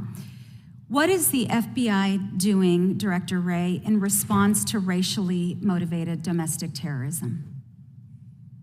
Well, first, let me say I feel your pain. I actually visited the Walmart crime scene shortly after the attack and spent time with our folks on the ground who were processing the crime scene in blistering heat in the parking lot there. And obviously got briefed by the investigative team and met with our local partners. And obviously it was a horrific, tragic event. And the individual stories about some of the individual victims stick with me to this day. As to the broader phenomenon of racially motivated violent extremism, we have done a number of things. We elevated it to a national threat priority back in the summer of 2019, I believe it was, which means that it is squarely in scope of all of our joint terrorism task forces and treated as a priority at the top level. That's our highest level of priority. We also have engaged, we created a domestic terrorism hate crimes fusion cell, and you might wonder what's the point of that? Well, what we found was that sometimes the same acts of violence could either be called a hate crime or could be called an act of domestic violent extremism. And in the way the FBI is structured, the first is treated by our criminal investigative division, and the second is focused on by our counterterrorism division. And by bringing the two subject matter experts together, we could make sure that we are not letting anything slip through the cracks, and more importantly, we can be proactive in thinking ahead. And that same fusion cell, for example, was then very important in us identifying and preventing a potentially devastating attack against a synagogue outside of Colorado. It was really one of the first times in recent memory that a hate crimes prosecution was able to be preventative. All too often, unfortunately, those cases are brought after there's a horrific attack. So we were very proud of disrupting that plot. Thank you so much, Director Wray. I'm also very curious about what steps you've taken to improve coordination between the FBI and the Department of Homeland Security in terms of reporting the domestic terrorism data. Well, there were a number of places. This gets a little bit technical, but the reports that that Congress called for. I've had a number of engagements with Senator Peters on the Senate side about this, where data about how many domestic terrorism attacks there had been and what cases there were. I think there were different ways in which the two agencies were what they were counting and so forth. So in order to kind of get better at providing that information as required by Congress, we've worked more and more closely with DHS on ensuring a common set of metrics and so forth to make sure that the reports are getting in on time and that they're complete. We still have some work to do to make them better, but I think we've made significant progress. I appreciate it. That data is critically important, as you know. I'm just about out of time. Thanks again for your service, Mr. Chairman. I yield back. Excuse me, gentlelady yields back. The gentlelady from Florida is recognized. Good afternoon, Director Wray. Director, how many sworn special agents are there currently in the United States? You mean outside the FBI? Oh, no, in the FBI. Just in the FBI? I think we have about 14,000 or so FBI special agents. And they are spread across field offices and resident agencies in the U.S. and in some cases around the world. Is that right? Yes. All right. Now, as a former federal prosecutor and judge, I've had the opportunity to work with a number of men and women of the FBI from my home state. And one thing that I know and that we've heard in your testimony today is that you all have very broad responsibilities. Is it correct to say that the FBI, among other things, investigates counterterrorism, counterintelligence, cybercrime, public corruption, civil rights offenses, transnational organized crime, violent crime, and domestic terrorism? And then other things as well, but yes. Yes. And in addition to that, would you agree with the statement that the Bureau provides important support to local law enforcement agencies around the country on those subjects and others? I would say indispensable support, and something I hear about. I'm talking with chiefs and sheriffs probably every week in this job since I've started, and if there's one refrain I hear from them consistently is keep it coming, we need it, can you give us even more help? That's what I hear from them. Now, I'd like to focus on the subject of domestic terrorism today. And when we talk about domestic terrorism, the Bureau's work includes investigating and bringing to justice those who would do profound harm to the homeland given the opportunity. And the Bureau has been involved in cases involving hate crimes, violent extremists, and even some of our country's most notorious criminals like Timothy McVeigh and Ted Kaczynski. Is that right? Yes. Okay, and of course there are many such individuals who have plans to do harm to our homeland that America never hears about because you successfully intercept and prevent before those incidents occur.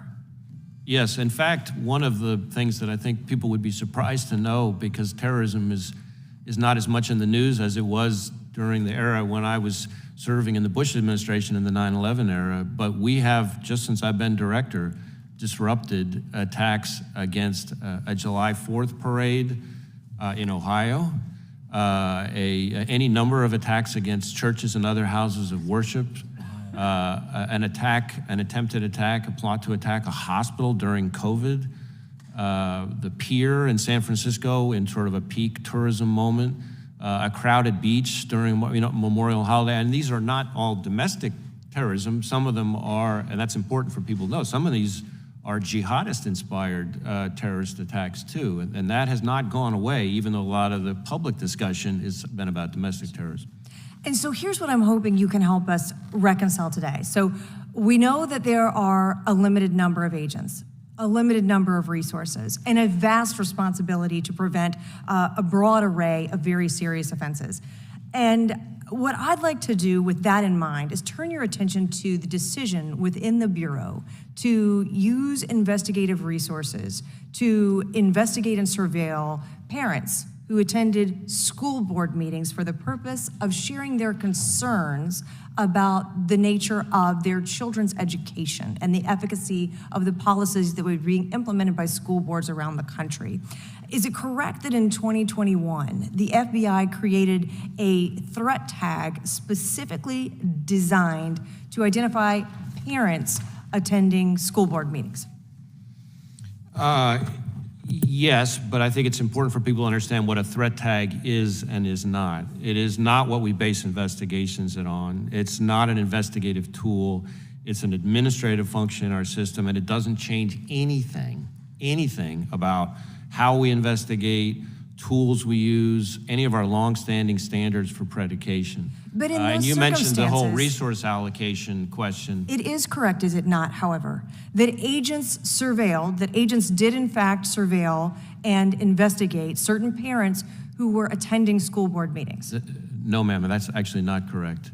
We opened 25 assessments into reports that were tagged, but none of those involved incidents at school board meetings. And to my knowledge, the FBI has not opened investigations on any parent for exercising speech at school board meetings. Would you be concerned that to do so would be an infringement or perhaps a chilling on the First Amendment rights of parents to participate freely and openly in those meetings? Do you believe that would be an appropriate function of the Bureau? I believe that our mission is to protect the American people and uphold the Constitution. And the uphold the Constitution part is very important to me and to our people. And I will say to you the same thing I said to all 56 of our field offices as soon as I read that memo, which is the FBI is not and has never been in the business of policing or investigating speech by parents at school board meetings. And we're not about to start now.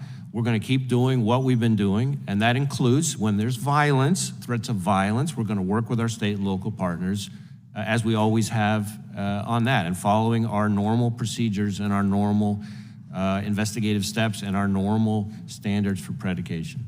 Thank you, Director Wray. Mr. Chairman, I yield back. The lady yields back. The gentleman from Colorado is recognized. Thank you, Mr. Chairman. Director Wray, thank you for being here. Thank you for your testimony, and thank you for your service to our country under some pretty difficult circumstances, and we're certainly grateful. I'm certainly grateful. The people of the state that I represent, Colorado, are grateful to the 38,000 members of the FBI team, as you have articulated, that are working every day to keep the American people safe and to keep the people of my state and my community safe. So we're grateful for you being here.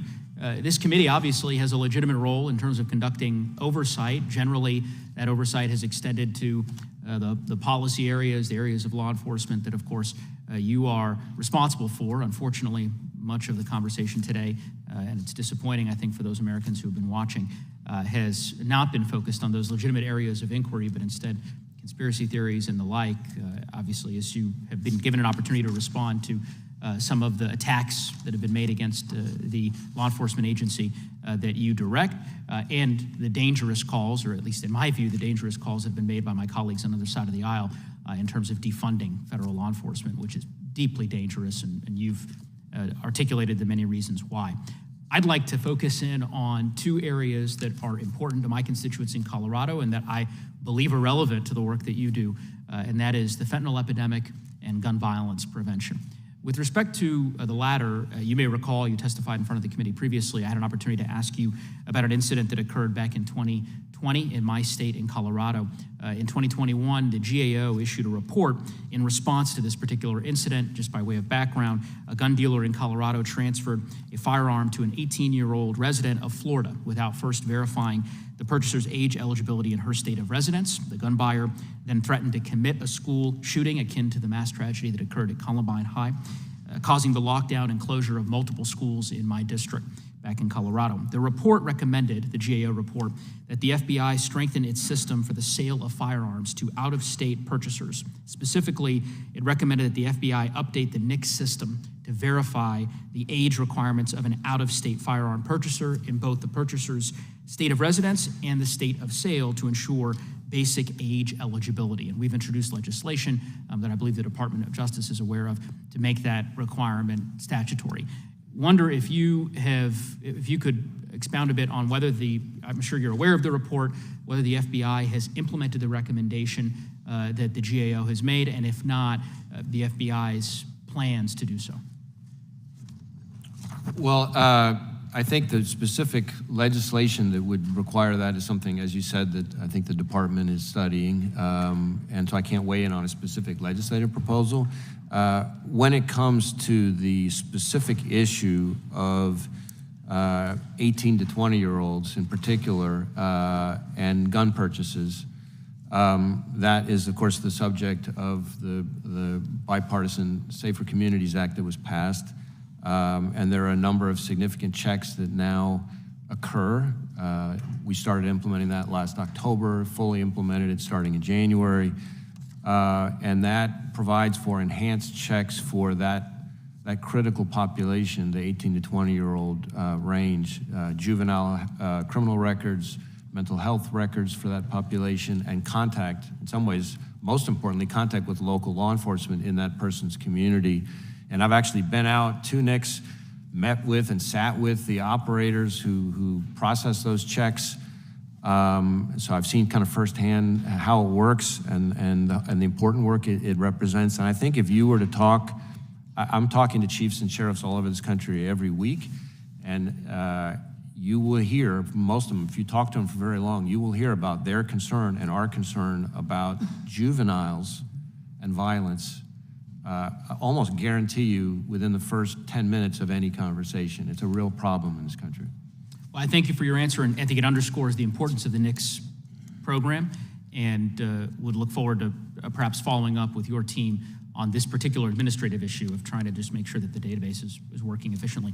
Limited time left, but I just want to give you an opportunity. I know we've talked a bit about the fentanyl epidemic devastating communities across the country, certainly in Colorado. It's one of the reasons why we created a fentanyl prevention caucus here in the Congress. It's bipartisan. Representative Issa is one of our co-chairs.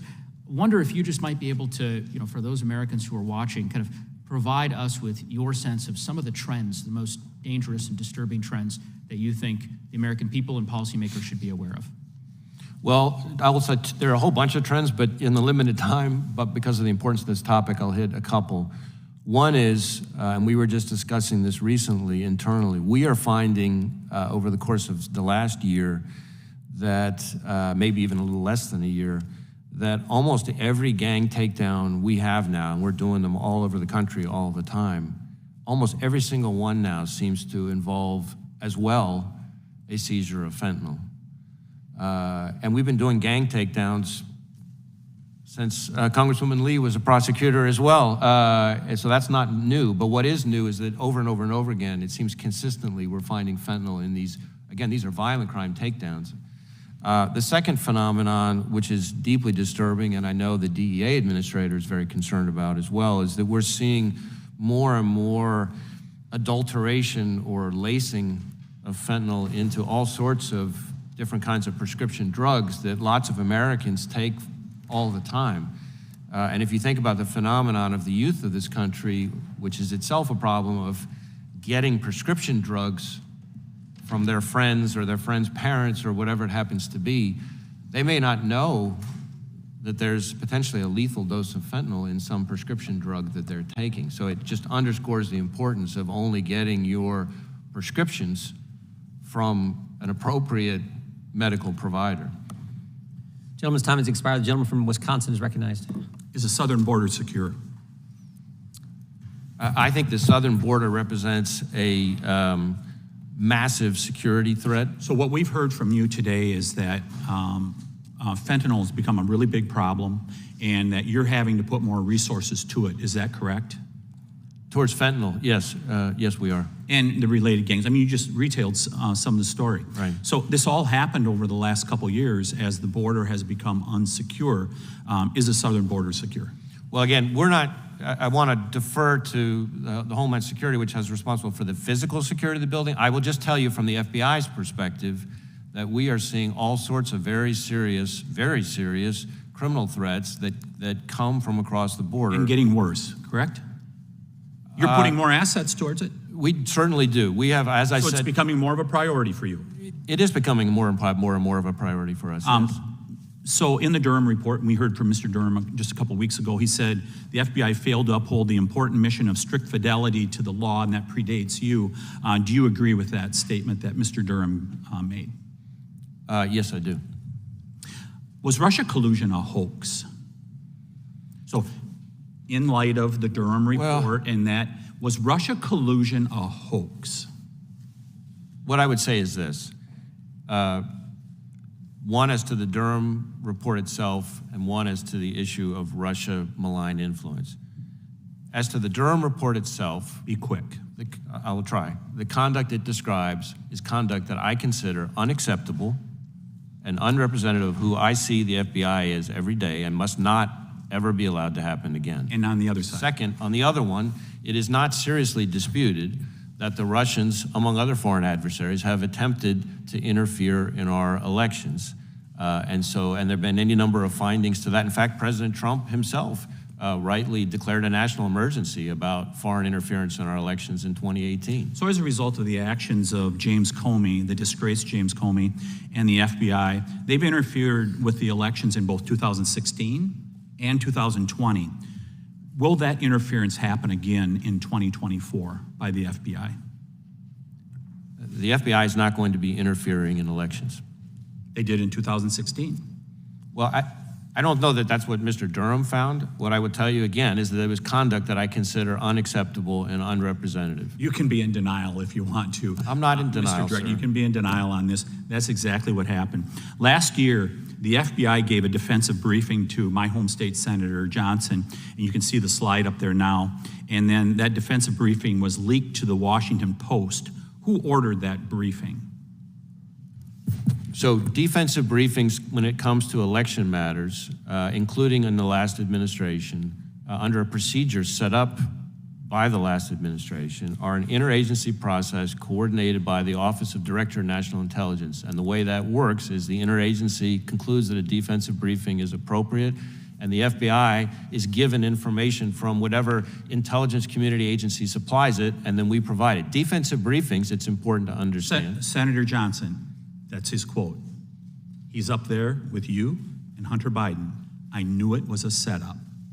And he asked you this question back in November of last year. And he said, I knew it was a setup. And that goes back to the point about interfering in elections. Senator Johnson was one of the most vulnerable Republican incumbents, if not the most vulnerable Republican incumbent, that was a target of the Democrats in the 2022 election.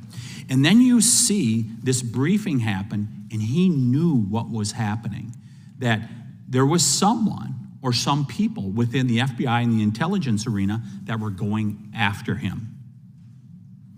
Did Joe Biden take payments from Burisma or any other foreign companies as vice president, president, or private citizen Biden?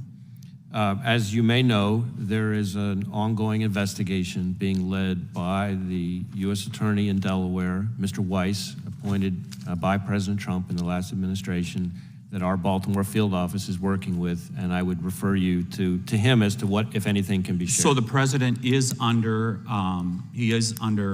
investigation. I'm not going to confirm or speak to who is or isn't under investigation for what. I'm simply going to tell you. So he's not under investigation? I didn't say that either. By longstanding department policy and practice, I'm not going to be confirming or denying who is or isn't under investigation or for what. Thank you. I'll close with this. Russia collusion started it, Mr. Chairman, and the targeting and the suppression and the censorship has continued until this point. We need to thoroughly review what the FBI is doing, and at a minimum, I will be allowing FISA to sunset if we're not going to see significant reforms in the agency. I yield back. Gentleman yields back. The gentlelady from North Carolina is recognized. Thank you, Mr. Chairman, and thank you, Director Wray, for your service and your patience. In 2018, 10 leaders of Temple Beth Or, a synagogue in my district, received threats mailed to their homes. These threats led to the cancellation of programming and continued a disturbing trend of rising anti-Semitism in North Carolina.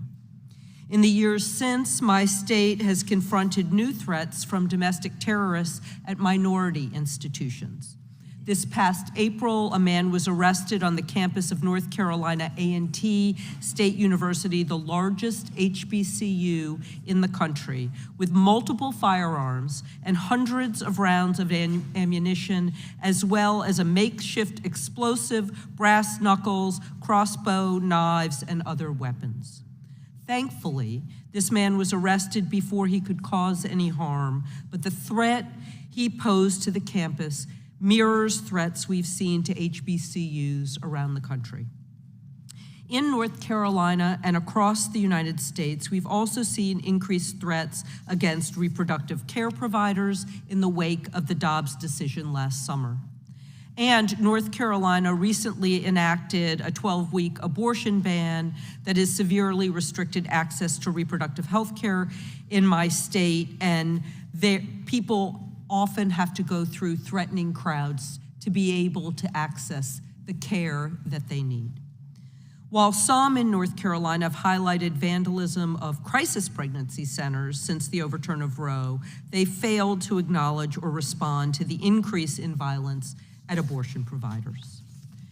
Does the FBI currently provide anti-terrorism training to civilians, to HBCUs, places of worship, religious centers, individuals providing abortion services, LGBTQ groups, and does that training include a domestic terrorism component so that they can help you and law enforcement? Well, we do a whole bunch of things to engage with the community, institutions that are targeted with violence, that include a number of the kinds of institutions you mentioned. I know in particular we work very, very closely with the Jewish community, which has the unfortunate distinction of, despite the percentage that they represent of the American population, of being way disproportionately targeted. So we spend a lot of time engaging with them around the country and nationally. We also spent a lot of time engaging with campus law enforcement, including at HBCUs. We spent a lot of time on that, especially last year with the bomb threats that were coming in. I was just recently with all of the campus law enforcement leaders from around the country just the last couple of weeks. And we certainly try to provide awareness to different kinds of institutions about how to deal with potential mass casualty events and things like that. We also provide information about things to be on the lookout for in people's communities. I should say, though, when you mention on the abortion side, reproductive facilities, of course, I would be remiss if I didn't also point out that there has been a pretty significant uptick in violence going the other way since the Dobbs decision. And in fact, most of the investigations that we've opened since the Dobbs decision, probably about 70% of them have been violence against pro-life facilities. We recently had a significant charge in the Madison, Wisconsin area of a guy who was trying to firebomb a pro-life facility there. So we're out there with communities across the spectrum. Okay. And how would an investigation differ if it's domestic terrorism as opposed to just an ordinary criminal case? Well, our investigation focuses on the violence first and foremost. I think there is no domestic terrorism statute.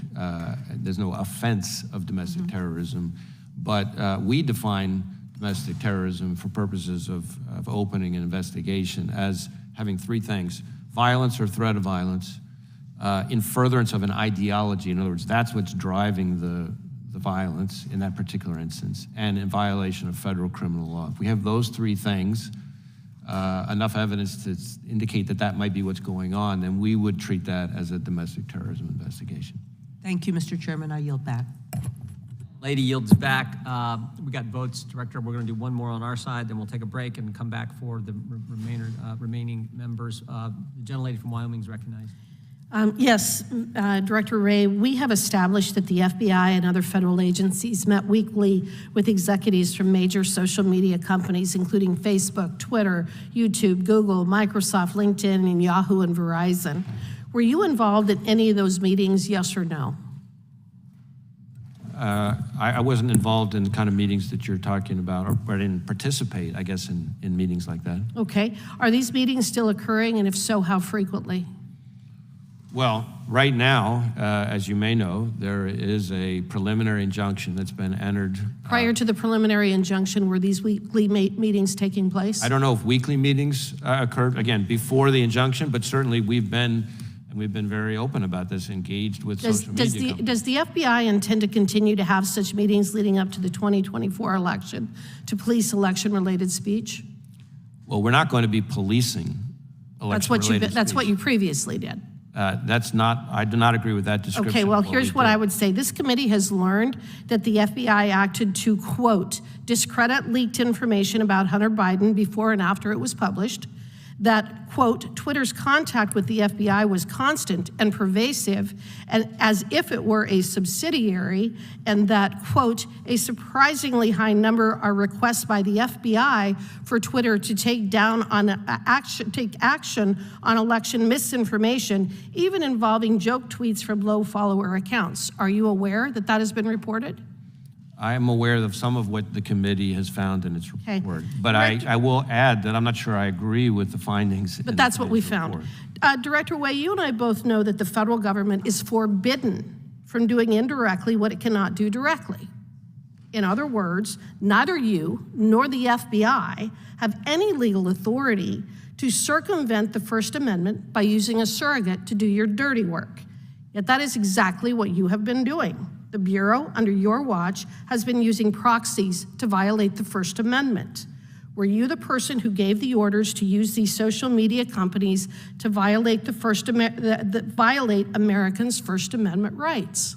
Again, I don't agree with your description of our engagement with social media companies. So who made the decision to use social media companies as a proxy to suppress the First Amendment rights of American citizens? Because I don't believe that's what we did, I'm not sure there's anyone that would have made such a decision. Do you really expect the American public to believe that you were not involved in the decisions related to using social media companies to suppress the First Amendment rights of American citizens? I can't help what people will believe or not. I can only speak to what the facts are. Was anyone ever fired or otherwise reprimanded for pursuing mass censorship? In other words, has anybody been held accountable for taking the actions that were described in the decision by the district court out of Louisiana?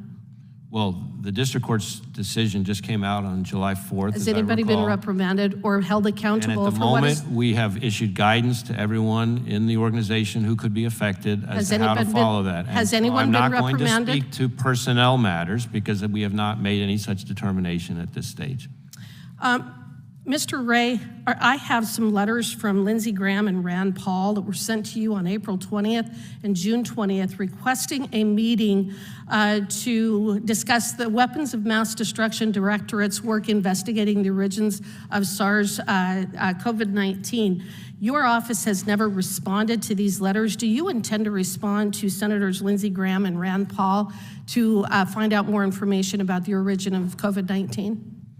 Well, we try hard to respond to all correspondence we get from the Hill. We get a lot. So I assume you'll be responding to my this. intention is that we would have an appropriate response. Sometimes our responses, by longstanding procedure, our responses have to go through the department before they go out, so it could be that it's held up there, but I don't know that that's...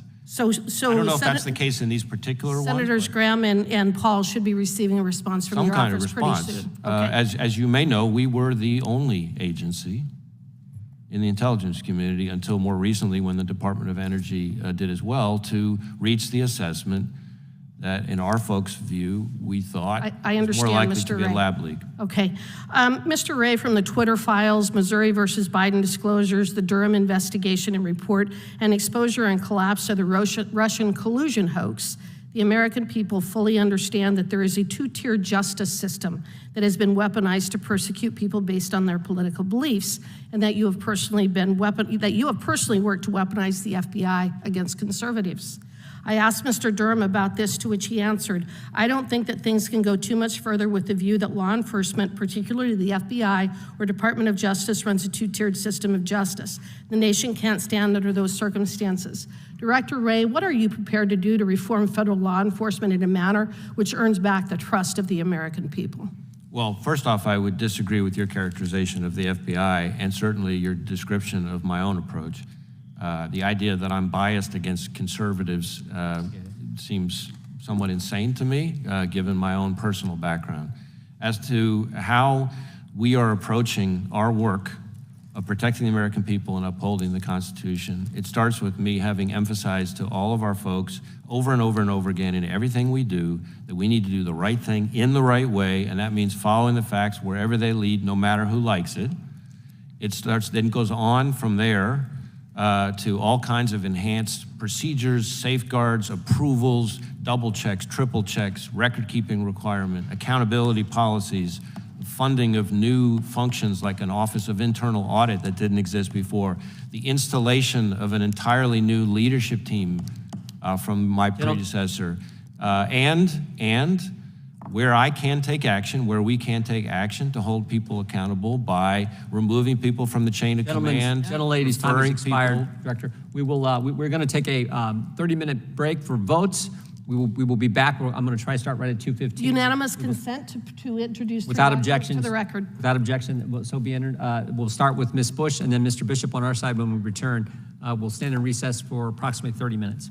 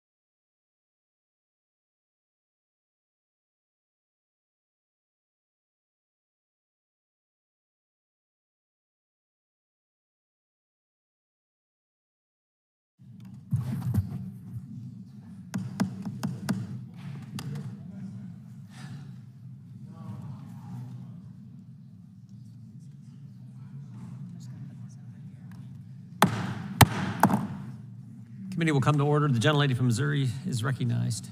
Thank you, Mr. Chairman, and thank you for being here, Director Wray. Before I get into the primary topic of my remarks, I want to ask you about a separate issue. On June 16th, my esteemed colleague, Ranking Member Raskin of the Oversight Committee, sent you a letter asking the FBI to publicly reiterate certain non-classified information that it provided in an oral briefing about Form FD 1023, subpoenaed by Oversight Chairman Comer. It has now been almost a month since Mr. Raskin sent his letter. When can he expect a response? I'll have to check with my staff because we've gotten so many letters from so many members, and that's each one of them is important to me. But as I sit here right now, I don't know when the timing is, but we'll get back to you on that. Okay. And more importantly, we'll get back to you. Okay. All right. Thank you, and we will follow up. Okay. Especially because I did ask directly of your staff, so we'll follow up. And now, St. Louis and I are here today in continuing solidarity with the protesters, the advocates, and movements that are actually targeted by surveillance and other law enforcement abuses in this country. Director Wray, I know that you are aware of the FBI's long and sordid history of targeting Black protesters and activists.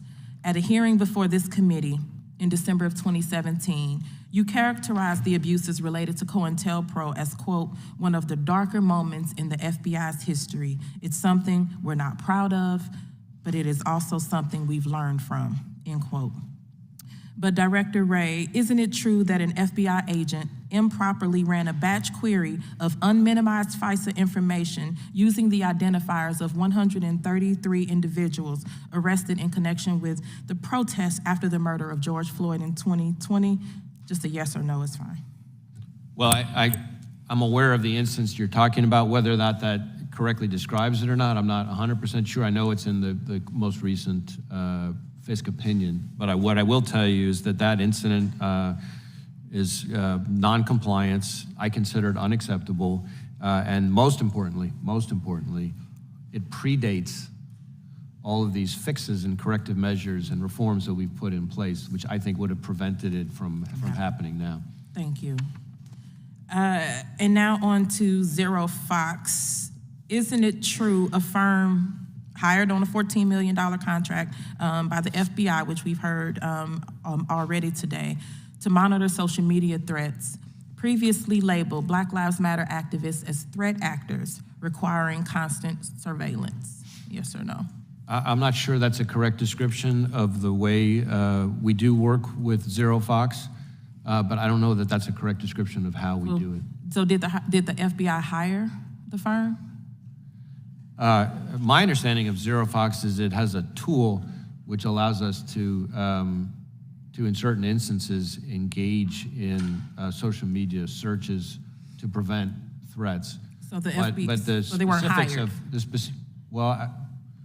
I don't know, again, the terms of our arrangement, like whether it's a retention or what, but I've heard the term Zero Fox before, and in my general experience is it's usually used in connection with preventing violence at a particular critical incident of some sort. So to the tune of $14 million, though, there is reporting that threat actors was actually what they label Black Lives Matter activists, two of whom I know very well. And I served more than 400 days on the ground during the Ferguson uprising myself, more than 400 days, many of those days with those two people that were named and who are not violent. Isn't it true that the FBI has been actively involved in the law enforcement response to people protesting the Atlanta Public Safety Training Center, a response that has included state charges of domestic terrorism against protesters? Yes or no? Well, our Atlanta division is working in support of our state and local partners when it comes to violence and threats of violence that occur amid the unrest that you're referring to. So the FBI is involved.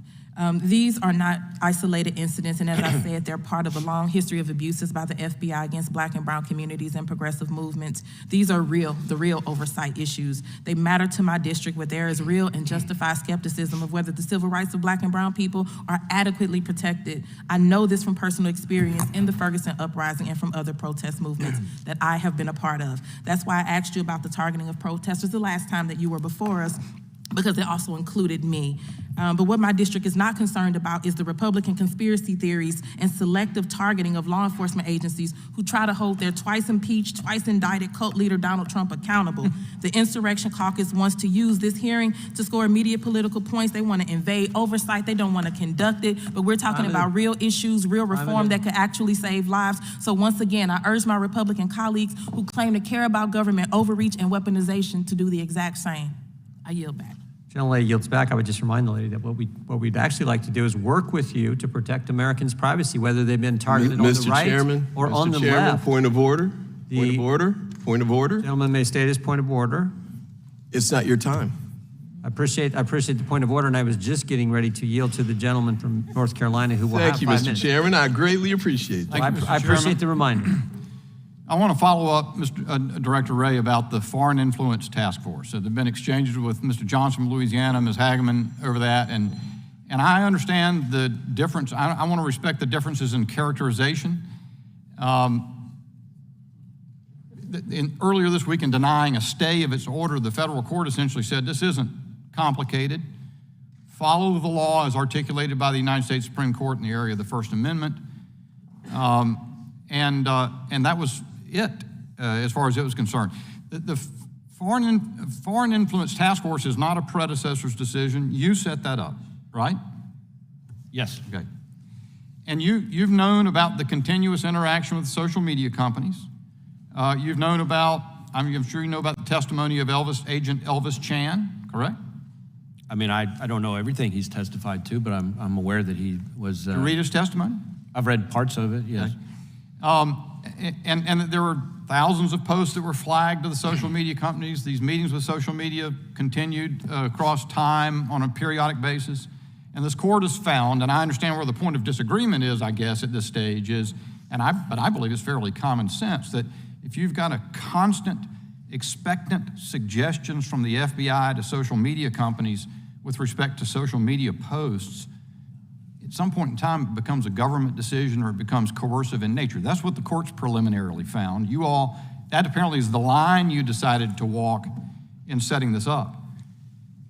Today, it's sort of striking that you come in and you sort of casually acknowledge that among other things that we did pass through, I think you said, information from the Ukrainian SBU to social media, as if it's normal for the FBI to serve effectively as the agent of a foreign power, to help pull information out of circulation to which Americans otherwise would have access because the Foreign Intel Service doesn't like it. Now, those are my characterizations. I have tried to be a little bit more neutral in my language, and you can differ with them, but here's what I'm wondering.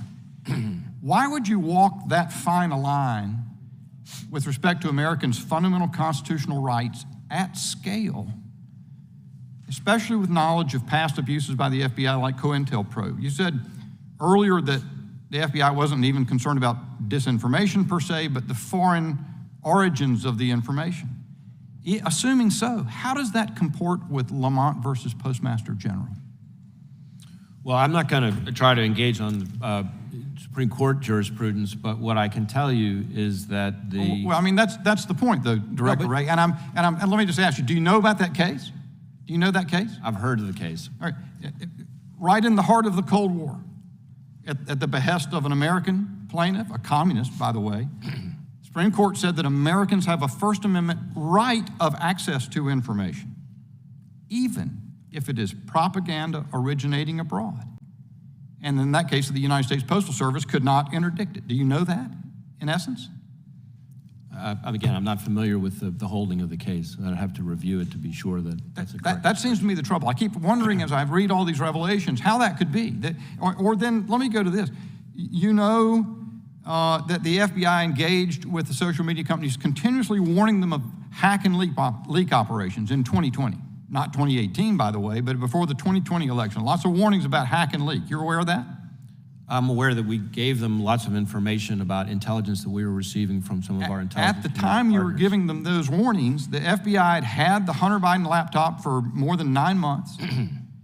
And, but of course, COINTELPRO itself was the mother of all hack and leak operations. Active leftist activists at the time broke into the FBI's office in Media, Pennsylvania, stole the files, gave them to the media, and newspapers published them. And you're bound to be aware of New York Times Company versus the United States, the Pentagon Papers case. Yes. That says that even if information has been stolen or inappropriately taken, that you can't get a prior restraint in almost any circumstance to prevent their being distributed. So how is it that your Foreign Influence Task Force is out warning of hack and leak operations to innocent, not involved in the hack, that would be criminal, but news or social media organizations where information may be circulated? Well, first off, we're not engaging in any prior restraint. Second, wow. Second, well, let me, if I could finish, please. Second, there's no serious dispute that foreign adversaries have and continue to attempt to interfere in our elections and that they use social media to do it. President Trump himself in 2018 declared a national emergency to that very effect. And the Senate Intelligence Committee, in a bipartisan, overwhelmingly bipartisan way, by the way, not only found the same thing, but called for more information sharing between us and the social media. I hear you, but it doesn't justify trampling the established First Amendment rights of Americans as the Supreme Court has declared them. Whether or not, frankly, I agree with them or you agree with them. And I just don't, that's what I don't get. You come here and the comments are sort of blasé answers. Accountability is always down the road. We never arrives. And I'm not trying, I guess I'm joining the gang up, but what I'm concerned about, and I think Americans are concerned about, is they just never see it. I don't know of an answer other than to take an appropriation from you that's very significant or to do something to take your intel powers away and put them in another agency. I honestly want to know. Mr. Chairman. And I think Americans want to know. I yield. We sure do. The gentleman from Maryland who keeps us on time is recognized. Until it's my turn, then I'm going to run over to. Wait till it gets into this 5 minutes. Yeah. Gentleman's time is about ready to start. Thank you, Mr. Chairman. Director, I appreciate you coming in today. I saw a characterization of this hearing as a GOP FBI grudge match, but I must say that the only grudge that's been seen here is from the Republican side. I think you've done an outstanding job with your testimony today, even when you've been, admitting that there are shortcomings by your office, that mistakes have been made. I appreciate the fact that you are willing to do that, because it's not easy for agency heads to do that, and also, more importantly, to point out the changes that you've made to try and address those concerns. I want to say this too. There's a couple points that have been made here about, you were just talking about the Foreign Influence Task Force, and I know there's a lot of talk about this as being some kind of prior restraint or First Amendment violation, but I want to say that I'm on the side that thinks this is a very important tool for the FBI and the United States government to have, especially with respect to potential intervention or interference, especially by Russian state actors with respect to American elections. There's some people who think, and I'm kind of starting to agree, that one of the reasons some of my colleagues are pushing so hard against this and other aspects of information protection within the United States is because they want to have Russian interference in the 2024 election. Oh, please. I certainly don't. So I certainly thank you for continuing your efforts on that front. There was an issue that was raised about whistleblowers earlier in the hearing, and I wanted to bring this up. I know you can't speak to this, Mr. Director, but these are two checks that were written to some of these witnesses, two of the witnesses that testified here, and they are for over $250,000. Now, they came after they gave their testimony, I think by a few days, but from my perspective, this is something that the American public should know when they evaluate the testimony of these individuals. And hopefully I don't know if the majority knew about this but didn't disclose it at the time or what was going on with it, but in my book, this really brings the credibility of these witnesses' testimony into question. And I think we should keep this in mind when we evaluate the allegations that they've made. I also want to say this too. My Republican colleagues have come a long ways from the law and order days of the Republican Party back when I was a kid. Now we're at defund the FBI. I think one of them selling T-shirts to try and raise money using that slogan. Another colleague is talking about abolish the ATF. Another one wants to say defund the Department of Justice. But as you mentioned in your testimony earlier, the FBI is doing a lot of great work protecting the country from terrorism, foreign intelligence threats, international cartels. There's weapons of mass destruction that you mentioned in your testimony. I appreciate that.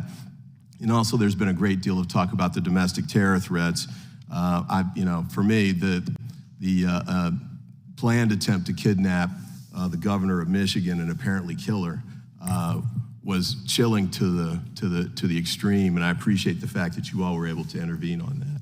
I want to say this quickly too. I'm running short on time, but the misinformation and weaponization claims that have been made by my Republican colleagues, I want to offer these two articles. One is called, it's by Aaron Blake of the Washington Post, All the Ways Trump, Not His Foes, Sought to Weaponize the Government.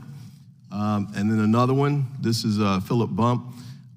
This is on the Missouri v. Biden case, which was quoted extensively at the beginning of the hearing, a deeply ironic reinforcement of right-wing information. The point of this article is that the Missouri v. Biden decision, which, and I know you can't comment on it because it's pending litigation, but I also think it's being challenged by the Department of Justice, and rightly so, because it's riddled with factual inaccuracies and legal inaccuracies as well. One other article for the record, this is by Lee Littman and Lawrence Tribe. Restricting the government for speaking to tech will spread disinformation and harm democracy. I'd like all of those admitted. And then lastly, with respect to the Hunter Biden issue, there's a letter from Abby Lowell, who represents Mr. Biden. This is to Representative Jason Smith, but I think also to Chairman Jordan as well, that raises the pushback on the allegations. That points out that the investigation began during the Republican Trump administration, was supervised by 2 Republican attorneys general, was carried over by a holdover Republican U.S. attorney. Last point I want to make, I promise I won't run over my time much. I happen to represent the district where we contain 2 of the sites where the FBI headquarters could be moved to. The chairman made a reference to maybe not wanting to fund the move, but I must say, I think I had an office near your building. They've got nets around it to keep parts of the building from falling down and hurting pedestrians. The move is important and also would give you a chance to consolidate. Hopefully you'll bring it to Prince George's County. We'll save $1 billion for the taxpayers. And with that, I yield back. Gentleman yields back. Gentlelady from Indiana is recognized. Thank you, Mr. Chairman. Director Wray, FBI's mission is to protect the American people and uphold the U.S. Constitution, correct? Yes. Okay. So we had a couple years ago, it was a hearing, and I actually, looking on all of the concerns that I've seen was really warrantless surveillance and abuses of Section 702 of FISA. I compare your agency to KGB, and spending 2 years in this committee, reading a lot of reports now, doing a lot of hearings, I am really shocked that your agency is involved not just unlawful surveillance of American citizens, intimidation of American citizens, censorship of American citizens, potential cover-ups of convenient political figures, and potential setups of inconvenient political figures. And a lot of my colleagues asked a lot of questions, but I think when we look at that, and unfortunately we haven't been doing our job authorizing spending, which was not authorized by our committee already for over a decade, we're going to have this serious conversation and including reauthorization of Section 702.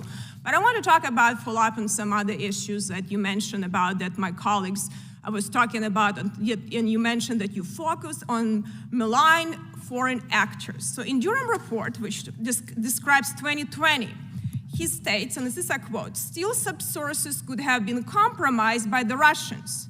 FBI never gave appropriate consideration to the possibility that the Steele reports was Russian disinformation. No, that didn't happen. You have some falsified FISA court application. You have some very shady, confidential human sources that you kept paying for them. Nothing was about it. Some of your head of counterintelligence division was accused of taking money from Russian oligarchs just recently this year. So you said it all was bad. Now we go to 2022. Your agency is involved with SBU, Security Service of Ukraine, to actually provide information to big tech to censor just views of American people. No, that seems as happening. This is information, actually a lot of this information was pro-Russian against Ukraine and pro-Putin. Your agents just pass it along. It seems like nothing happened.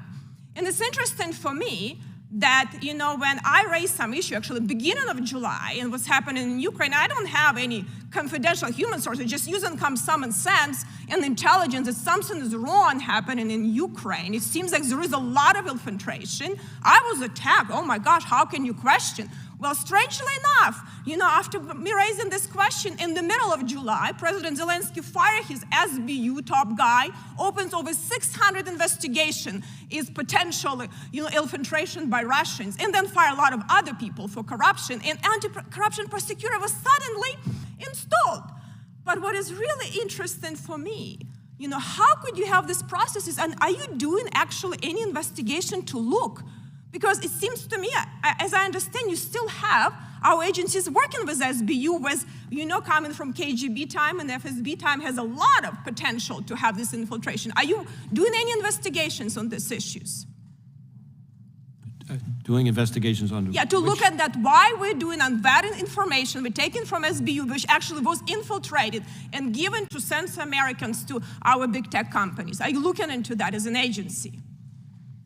I'm not sure there's an investigation that is directly on point to what you're saying. I mean, certainly the SBU is an agency that we have worked with for a long time. So did we change the processes now, since we know your guys work with SBU? SBU was infiltrated by Russian, and big tech was censoring American citizens with this unvetted information that actually was provided by Russians. Do you change any processes? Or is it still happening? You have still the same processes that happen. Is it still happening now? Well, the engagement that we had with SBU was during the. But I'm talking right now, yeah. Because recently some of your agents had actually a joint meeting, and they were bragging how they're top cooperations with SBU. Did you change processes? I'm not sure what processes you're talking about. To vet information. Yeah. What's happening? Again, during the period at the beginning of the invasion. No, I'm talking right now. Yeah. Do you vet information that you get from agencies like SBU?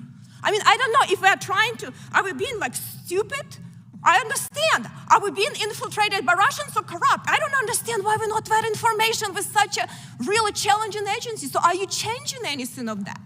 I would like to have a briefing or something on this, because if you're not looking at that, I have a huge problem with that. I'm happy to try to see if we can arrange to get you a better briefing on the subject. Because this is a serious national security issue. I yield back. Gentlelady yields back. The gentleman from South Carolina. Oh, unanimous. I'm sorry. Gentlelady from Texas is recognized. Thank you so very much, Mr. Chairman. The lone ranger on this side. Thanks for sticking with us. We appreciate you for a moment, and all of my members. Let me just quickly indicate that I have a document that is a tweet that is wanting to submit into the record. Two of the Republican witnesses were gifted 255,000 checks. 255,000 in checks immediately after they testified before this committee. It seems to be quid pro quo, but the fact of the tweet that I'm submitting from Mr. Kyle Serapin says the fact that Mr. Allen has not yet cashed a check is not that he did not receive the check. So I submit in the record the tweet from Mr. Serapin, who indicated that two gentlemen, Garrett and Marcus, were receiving a check of continue your attack on whistleblowers without objection. Those are just a clarification, Mr. Chairman, and then finally, the Federal Bureau of Investigation, Department of Homeland Security, Strategic Intelligence Assessment and Data on Domestic Terrorism, dated October 2022, Appendix A. The document itself, Appendix A, Appendix B, and the categories of domestic violent extremism. Without objection. Your kindness is appreciated. Thank you very much. The gentleman from South Carolina is recognized.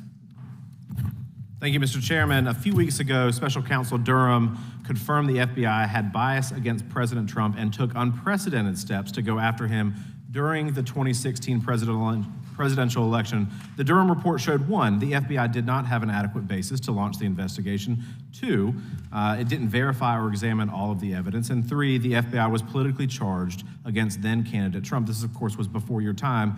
But here we go again. In August of 22, the FBI raided the personal residence of President Trump. This unprecedented raid was a shocking escalation in what we talk about with the weaponization of the federal government against political opponents. You know, our country is almost 250 years old. We've had 46 presidents. This is unprecedented. When we say it's unprecedented, we mean it. This has never been seen before in our country's history. Just like we saw in the Durham report, the FBI did not follow traditional protocols, and this investigation was chock full of abnormalities. So I kind of want to go into those a little bit. Director Wray, as you know, the committee recently conducted a transcribed interview with Stephen D'Antuono, the former assistant director in charge of the FBI's Washington field office. He has over 20 years of FBI experience, and he expressed some strong concerns with your department's handling of the case, the DOJ's handling of the case. The first abnormality deals with the FBI office that they conducted the raid themselves. Director Wray, generally speaking, which FBI office oversees Palm Beach, Florida? The Miami office has an office in Palm Beach, but to the question you're asking, it's not unusual for a field office that is investigating the case to send the case team down to be involved in conducting a search. And President Trump's residence is in Palm Beach, Florida, is that correct? Yes. Director Wray, did the Miami field office conduct the investigation and search at Mar-a-Lago? The Washington field office conducted the search, although I think there was some assistance by people from the Miami office. But it was primarily run out of Washington and not the Miami field office. Which was the case team that had opened the investigation. Did the FBI based on a referral from the National Archives, which is in D.C. Did the FBI headquarters in Washington instruct the Washington field office to start that investigation and that raid at Mar-a-Lago? Well, the investigation was opened in the field by the Washington field office. Right. So it was not Miami, it was Washington. And the Washington field office opened the investigation based on a referral from the National Archives, which is also in D.C. So that made sense. Who made the decision to have the Washington field office execute that search warrant rather than the Miami field office? I can't speak to the specific individual. As you know, this is an ongoing case, and internal deliberations about I'm not asking about the facts of the case. I'm asking about who made the call to go to Washington and use the Washington field office as opposed to Miami? Would that have been you? Well, no, the Washington field office opened the investigation because they're the office where the National Archives is, which is what referred the investigation and kicked off the whole investigation. Director, on May 15, 2023, the FBI, your special counsel, not your special counsel, your general counsel sent a letter to Special Counsel Durham in response to his report. In that letter, the FBI wrote, quote, FBI executive management has instructed investigations to be run out of the field and not from headquarters. So despite the location of the search occurring in the territory of the FBI's field office, the Washington field office instructed the raid. This is inconsistent with the FBI statement from 2 months ago.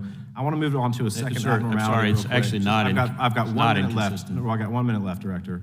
Now, is it normal for a U.S. attorney to be assigned to an investigation, a high-profile investigation? Well, that's a decision that's made over at the Justice Department as to how they allocate responsibility. That's normal protocol, is that correct? I mean, there are investigations, prosecutions in cases that are handled by Main Justice. There are trial attorneys there, but again, I only speak to the FBI's decision-making, not to the Justice Department. And a U.S. attorney was not initially assigned to this investigation, were they? I think that's correct, but again, I would refer you to the Justice Department for any questions about U.S. attorneys versus Main Justice. And the third abnormality that I find really troubling, probably the most troubling, quite frankly, is the FBI did not first seek consent to search the residence, did they? Well, there is a very detailed filing in court that goes through in fairly excruciating detail the process that was followed that led up to the execution of the search. And it goes through in great detail the efforts that were made to secure documents. Because this case is now pending and moving forward in federal court, I want to respect that and not engage in more discussion beyond. But Here's- other to refer you here's the to the frustration, filing, which Director, lays that I- out in great detail, I Here's think, the the answers to frustration your that I see, questions. Director.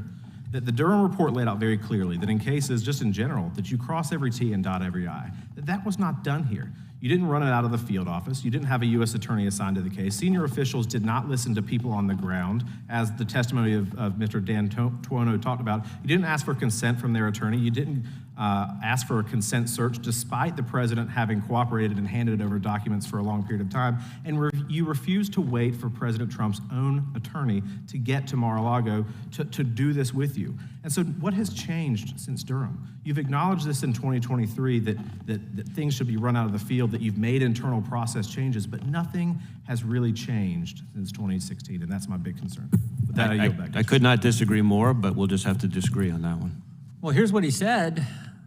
This is questions from the Democrat lawyer in the deposition of Mr. D'Antuono. Can you explain to the attendees here why the case was not assigned to, for example, the Miami field office? And Mr. D'Antuono's answer was, I have absolutely no idea. And then they said the investigation was handled differently. And he said, his answer was, it was handled differently than I would have expected to be than any other case is handled. So I think that was the member's point, and that's the concern that we have, in spite of the letter we got from your general counsel. Chair now recognizes the gentleman from Texas for 5 minutes, and then we'll go to Wisconsin. A recent poll found that 37% of Americans have a positive view of the FBI. And that's from an NBC poll. I wouldn't exactly call that right media propaganda, and I think I know why. Here's what the American people know and believe about the FBI today, sir. If you are a Trump, you'll be prosecuted. If you are a Biden, you'll be protected. And the American people that I represent are sick and tired of this double standard. It seems like every single hearing that we have in this room, we talk about the two-tiered justice system of Biden's DOJ and the FBI, and as we were talking earlier, here we are again. President Trump endured an unprecedented raid at his home in Mar-a-Lago. President Biden's home, however, was respectfully browsed. President Trump is facing up to 400 years in federal prison for allegedly being in possession of classified documents he obtained as the commander-in-chief of these United States of America. And meanwhile, President Biden is facing no charges for the classified documents he had held at his time as a senator and a vice president, not the president of these United States of America. And last I checked, he had no legal authority to declassify those documents. Assuming President Trump was in possession of said classified documents, would those documents be more secure, surrounded by Secret Service at Mar-a-Lago, or in a box, in a garage, behind your Corvette? No, the answer to that question. Question for you, sir. What can you tell us about the status of the FBI's investigation of President Biden's classified documents found next to his Corvette in Delaware and those found at the Penn Biden Center? Do we have an update on that, sir? What I can tell you is that there is an ongoing special counsel investigation led by Mr. Robert Hur, and we have FBI agents affiliated with it, working on it, working very actively and aggressively with him on that case. I obviously disagree with your description of the two standards. In my view, at least under my watch, we have one standard. Okay. And that is we're going to pursue the facts wherever they lead, no matter who likes it. And I add that last part because especially in sensitive investigations, almost by definition, somebody's not going to like it. So I understand, and that's actually why I led with the sentiment of the American people. I understand that's your sentiment. I do want to finish this. So I want everybody to talk about this dichotomy that we have seen. I get your point, sir, but that's just not what we see as the public, as we the people. We see one case being fast-tracked and one case being slow-walked. We see one president's home being raided, the other president's home being kindly searched. You have one government agency, the Secret Service, protecting the former president and his home, and another government agency, the FBI, raiding the same home. Now, to me, sir, that's tragically ironic.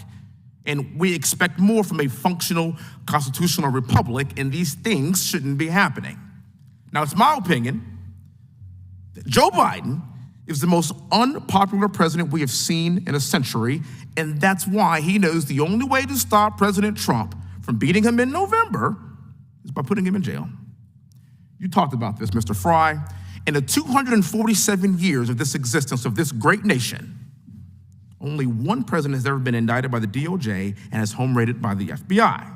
Now, some have said that President Trump's indictment means that no one is above the law. Okay, all right, I would love to see that. But what about Hillary Clinton?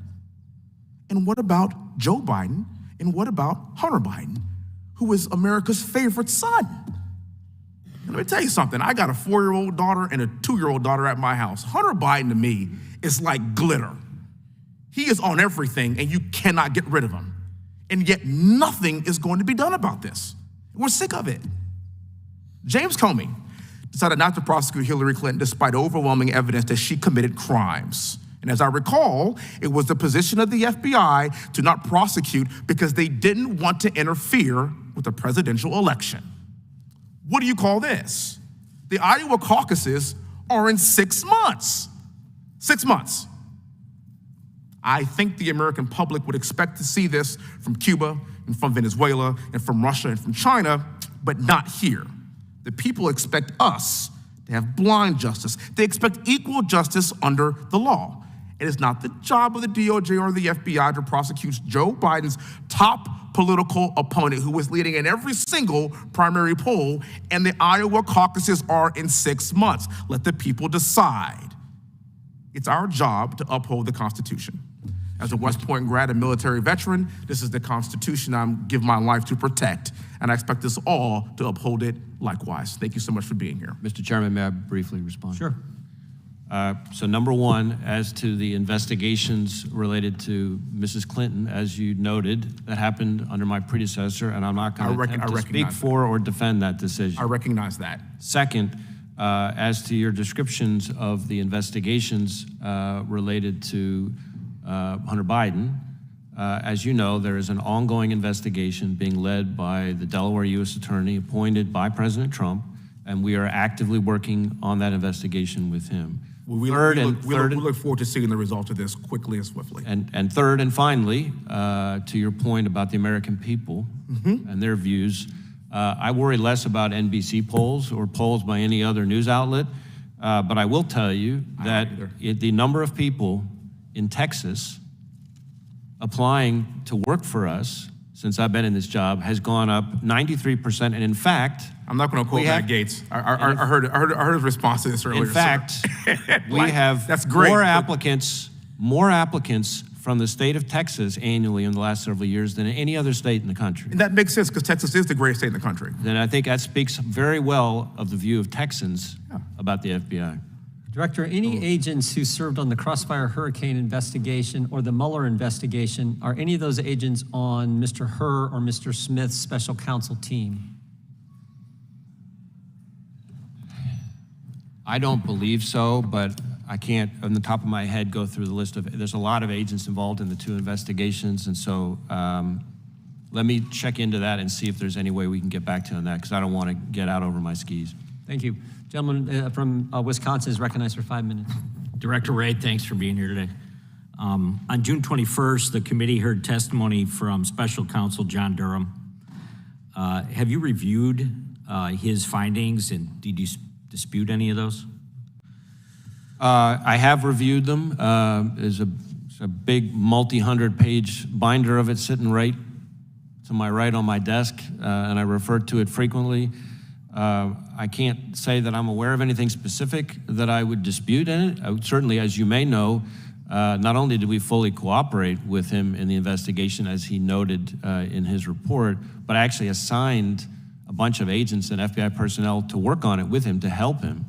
And I'm very proud of the fact that the reforms that we've put in place in response to the Inspector General's investigation, and also in the Crossfire Hurricane, as well as some other changes that we made working closely with Attorney General Barr, if those reforms had been in place back at the time that all of this stuff that Special Counsel Durham found, I don't think any of this would have happened. So the confirmation bias, which was brought up time and time again when Durham was here before the committee, you feel those have been addressed? I think Jason Jones says you put together a letter and that includes a lot of that information. Do you feel it's adequate, or?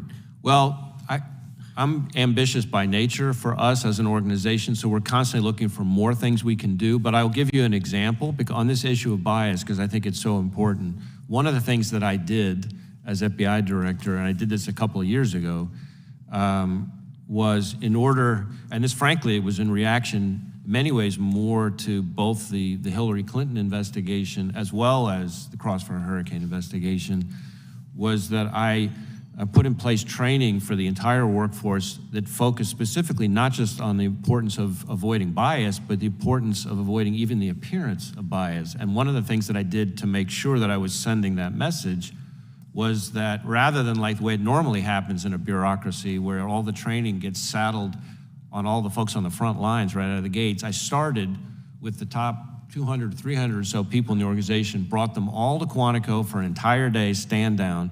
We heard from the federal judiciary, the inspector general, the Hatch Act Office of Special Counsel, and the whole point of it was the importance of not just objectivity, but making sure that we are faithful to the appearance of objectivity as well. And then we had a smaller version of that went out to the whole workforce. But the idea was to send the message that everybody at the top has to take the medicine first. So there's two other things that were in there. Serious lack of analytical rigor was one of the other things that Durham brought up numerous times. And then there was a noticeable departure from how the FBI approached matters involving possible attempted foreign election interference plans amid, as you just brought up, at the Clinton campaign. So the question would be, has the FBI protocols surrounding investigations, I want to know specifically in the presidential campaigns, what's the policy now? We're on the verge of another nationwide election, and I'm wondering, is there anything specific in writing that you could inform the committee of this afternoon? Well, we put in place a whole slew of reforms that help to try to mitigate against the kind of concerns you're raising. Whether there's a specific one that I would think is I don't think there's any one that's a single silver bullet. I know that Attorney General Barr and I put in place certain reforms that dealt with particularly sensitive investigations and approvals that would have to be required before anything like that could happen. I know that was very important to him, and we worked together on that. But we have a whole slew of additional approvals, sign-offs, triple checks, safeguards, et cetera, that go into a lot of these kinds of issues. When you raise the issue of analytical rigor, obviously I talk about rigor. I bet my folks would tell you they hear the word rigor coming out of my mouth probably every single day. And that is something that we're always aspiring to get better at. So if you had somebody within the FBI that you found out was involved in trying to manipulate or rig an election, especially at the national level, I mean, how would that be handled by the FBI? How would you handle it as a director?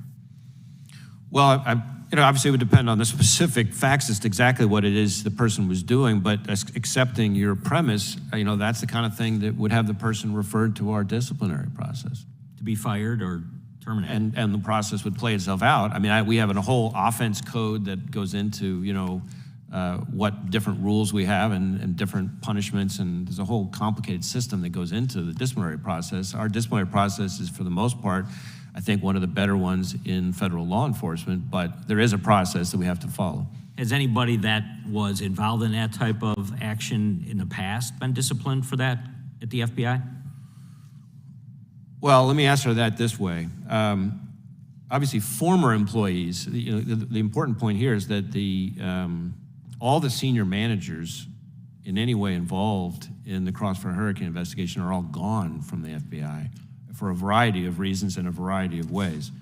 To the extent that there's anybody left, you're talking about a small handful of currently line-level employees, all of whom have been referred to this disciplinary process. That process, as you may have heard me say in response to an earlier exchange, as is typical, working with Special Counsel Durham, we had to put that kind of on hold until he could finish his case, because the criminal case had to come first. And that process is now fully underway. But again, you're talking about a few relatively line-level people where we erred on the side of inclusion. So anybody who touched it, we sent them to the process, and we'll see where that plays itself out. But the key point is that all the main players, if you will, the senior people, are all gone. I put in place an entirely new leadership team. Very good. I yield back. Gentleman yields back. Gentleman from Oregon is recognized. Thank you, Mr. Chair, and thank you, Director, for your patience. So you're very, very good at your job, and as illustrated by the last 4 hours. And I just want to say that you're way better at defending than you are at explaining what you're going to do about the problems that have led to your dismal public profile. And I wish it was better, but I have the most recent poll here from, I think it's from Harris. Yes, it is, the Harvard CAPS Harris poll. 70% of respondents said that they were either very or somewhat concerned about interference by the FBI and other intelligence agencies in elections. 71% agreed that changes post-2016 had not done enough to prevent further interference and that wide-ranging reform still required. Now, I also, pretty interesting article in the Inquirer, the damning Durham report, and I'll just read from you this quote from Mr. Durham. The promulgation of additional rules and regulations to be learned in yet more training sessions would likely prove to be a fruitless exercise. So you must have done something more than promulgating additional rules and regulations, because to me, that doesn't do much at all when we're going to an issue that probably is cultural. And to that end, I just want to share with you some of the things I hear from my sheriffs across my 20 counties. So I have 20 county sheriffs. In fact, one of my brothers used to be one for 15 years. And so I called him, my brother, and I said, hey, what was your experience with the FBI? And he said, they're very qualified. But when they appear, you know you have to be aware that part of their job is to enforce Section 1983. And he pointed that out just because there's a constant tension between FBI and local law enforcement. Would you agree? And by the way, when you go out and you talk to sheriffs, nobody's going to say to the director of the FBI, we don't like you. Why would they do such a crazy thing? They want your help. And by the way, I asked for your help down in Southern Oregon against all the drug cartels. And to your credit, and your office out of Portland's credit, you did your best to help. You don't have very many people there, but you did your best to help. But for you to come in here and say, I've never heard from a sheriff that we're doing a bad job. Well, no, you haven't. But now tell me, am I wrong? Am I saying that sheriffs would walk right up to you and say, you know, you're doing a bad job? I mean, how many have said that to you? Well, my experience with sheriffs actually has been that they are often very colorful and very blunt in their communications. You didn't mention. So I feel that they. But let me forgive me for interrupting. But earlier today, you didn't say anything about them being negative. And what I'm trying to get at here is, you've done your job today to defend your agency, and good for you. But it's not what we're here today. I want to go to Durham's page 288 of his report. And this is going to the heart, I think, of what part of your problem may be. And he's making his observations. He's very careful to protect you. He says, in making observations, we're mindful of the benefit of hindsight. And then he says this: some FBI employees who were interviewed by our investigators advised they had significant reservations about aspects of Crossfire Hurricane and tried to convey their misgivings. Others had doubts about the investigation, did not voice their concerns. In some cases, nothing was said because of a sense there had to be more compelling information in possession of those closest to and still other and current former employees who maintained they did their best to take reasonable investigative steps and acted within your procedure and guideline. Here's what I'm getting at here is, I don't think people within your organization are comfortable calling out negative things. I don't think they are. And I wouldn't be either. I'd be worried, because I look at what happens to whistleblowers and others. I'd go, oh man, this is not a safe place to be. I'm going to keep my mouth shut. And I think that is not a good thing for your agency. But you know where it starts? It starts with actually admitting that you got a problem. And I don't think you're very good at that either. I'm going to your testimony, page 13. You might want to look at it. I'm sure you wrote it, so you probably don't have to. But on page 13, last paragraph, you write, to be sure, nobody more deeply shares members' concerns regarding past FBI, and here's the words, compliance violations. Compliance, is that all they did? Aren't there a whole bunch of better terms? I went to ChatGPT to find out, and I found these words that might have been better. But I'm really asking you: is that all they did? Didn't they break a law? Didn't they do something more than fail to comply? I'm asking you: if the culture is the issue, doesn't the leader have to at least call out bad acts a little more aggressively? That's my question. Number one, depending on what the violation is, that may or may not be the right description. Some of the things that have happened in the past are things that I have deplored in the strongest possible terms. Some of the things that have happened in the past, I think, are described as compliance violations. So there's no one description that fits everything that has gone wrong at the FBI over the last 5 or 10 years. My language, in general, tends to be fairly measured. I think that's a fair statement about me.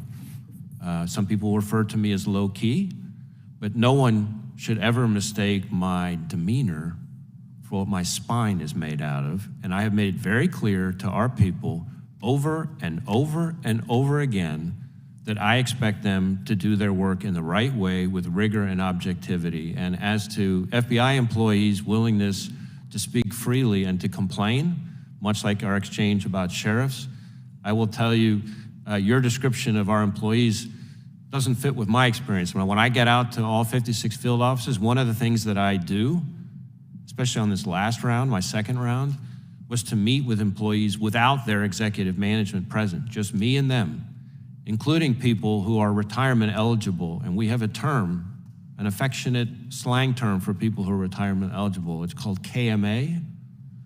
You can guess what KMA stands for, and it reflects their ability, because they're retirement eligible, to be able to speak freely. And they complain to me about all kinds of things, and we have a very lively conversation. So I'm quite confident that my employees feel comfortable talking to me about problems and things that we need to fix. But my demeanor is part of what you're reacting to. Yeah, forgive me for interrupting, but my time is over. I want to thank you for your candor, and I yield back. Gentleman yields back. The gentleman from New Jersey, Mr. Van Drew, is recognized. Thank you, Mr. Chairman. And Director Wray, thank you for being here. You know, believe it or not, I'm basically just a simple country dentist, but I do know my dentistry. And one thing I know about are abscesses. If you have an abscess, you can have a mild or moderate one, and you treat it with antibiotics and warm salt rinses, and in a week to 10 days, it'll be better.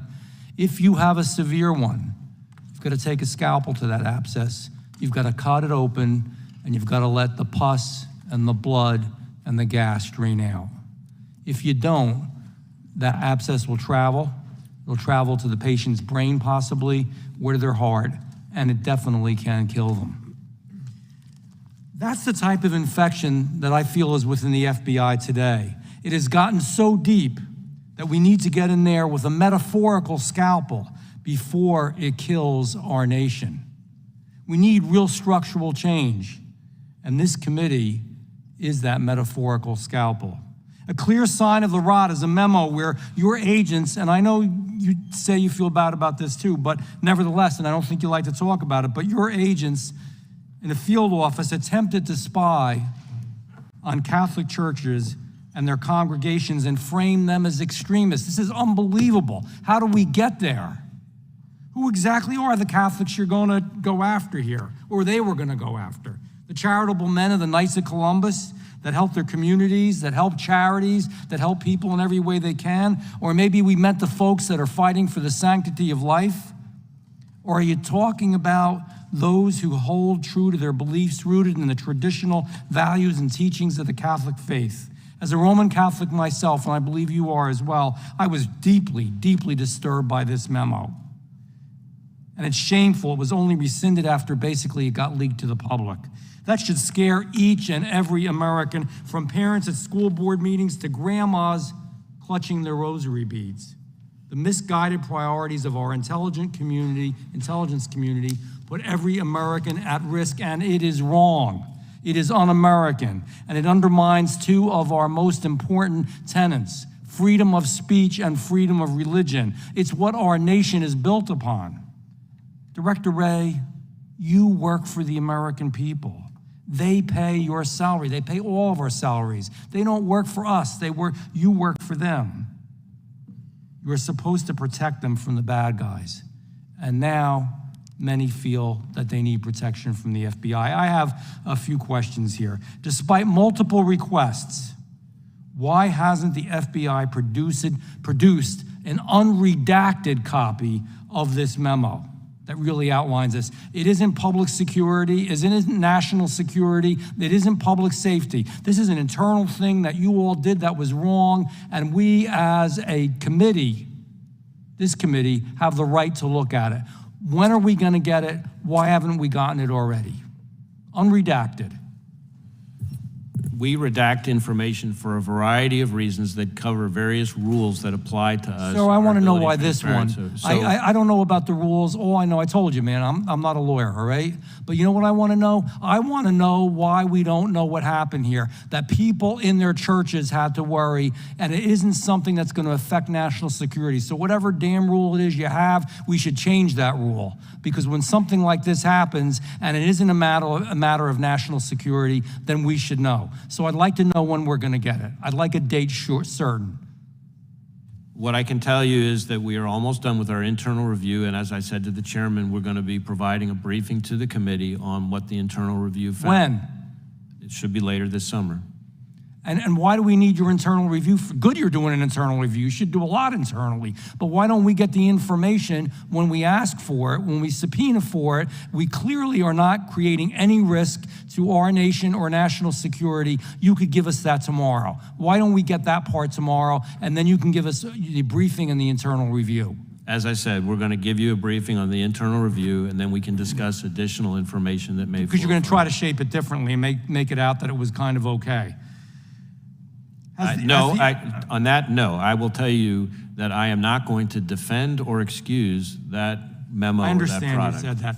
I have simple yes or no. These are real easy questions. Has the FBI created or maintained any list of Roman Catholic churches? Yes or no? Any list of Roman Catholic churches? Correct. Well, we're certainly not targeting any Roman Catholic churches. Well, they That I can were. assure They you. were. The field office was, No, until no, we that's- found out. But do you, as a yes or no, do you have a list?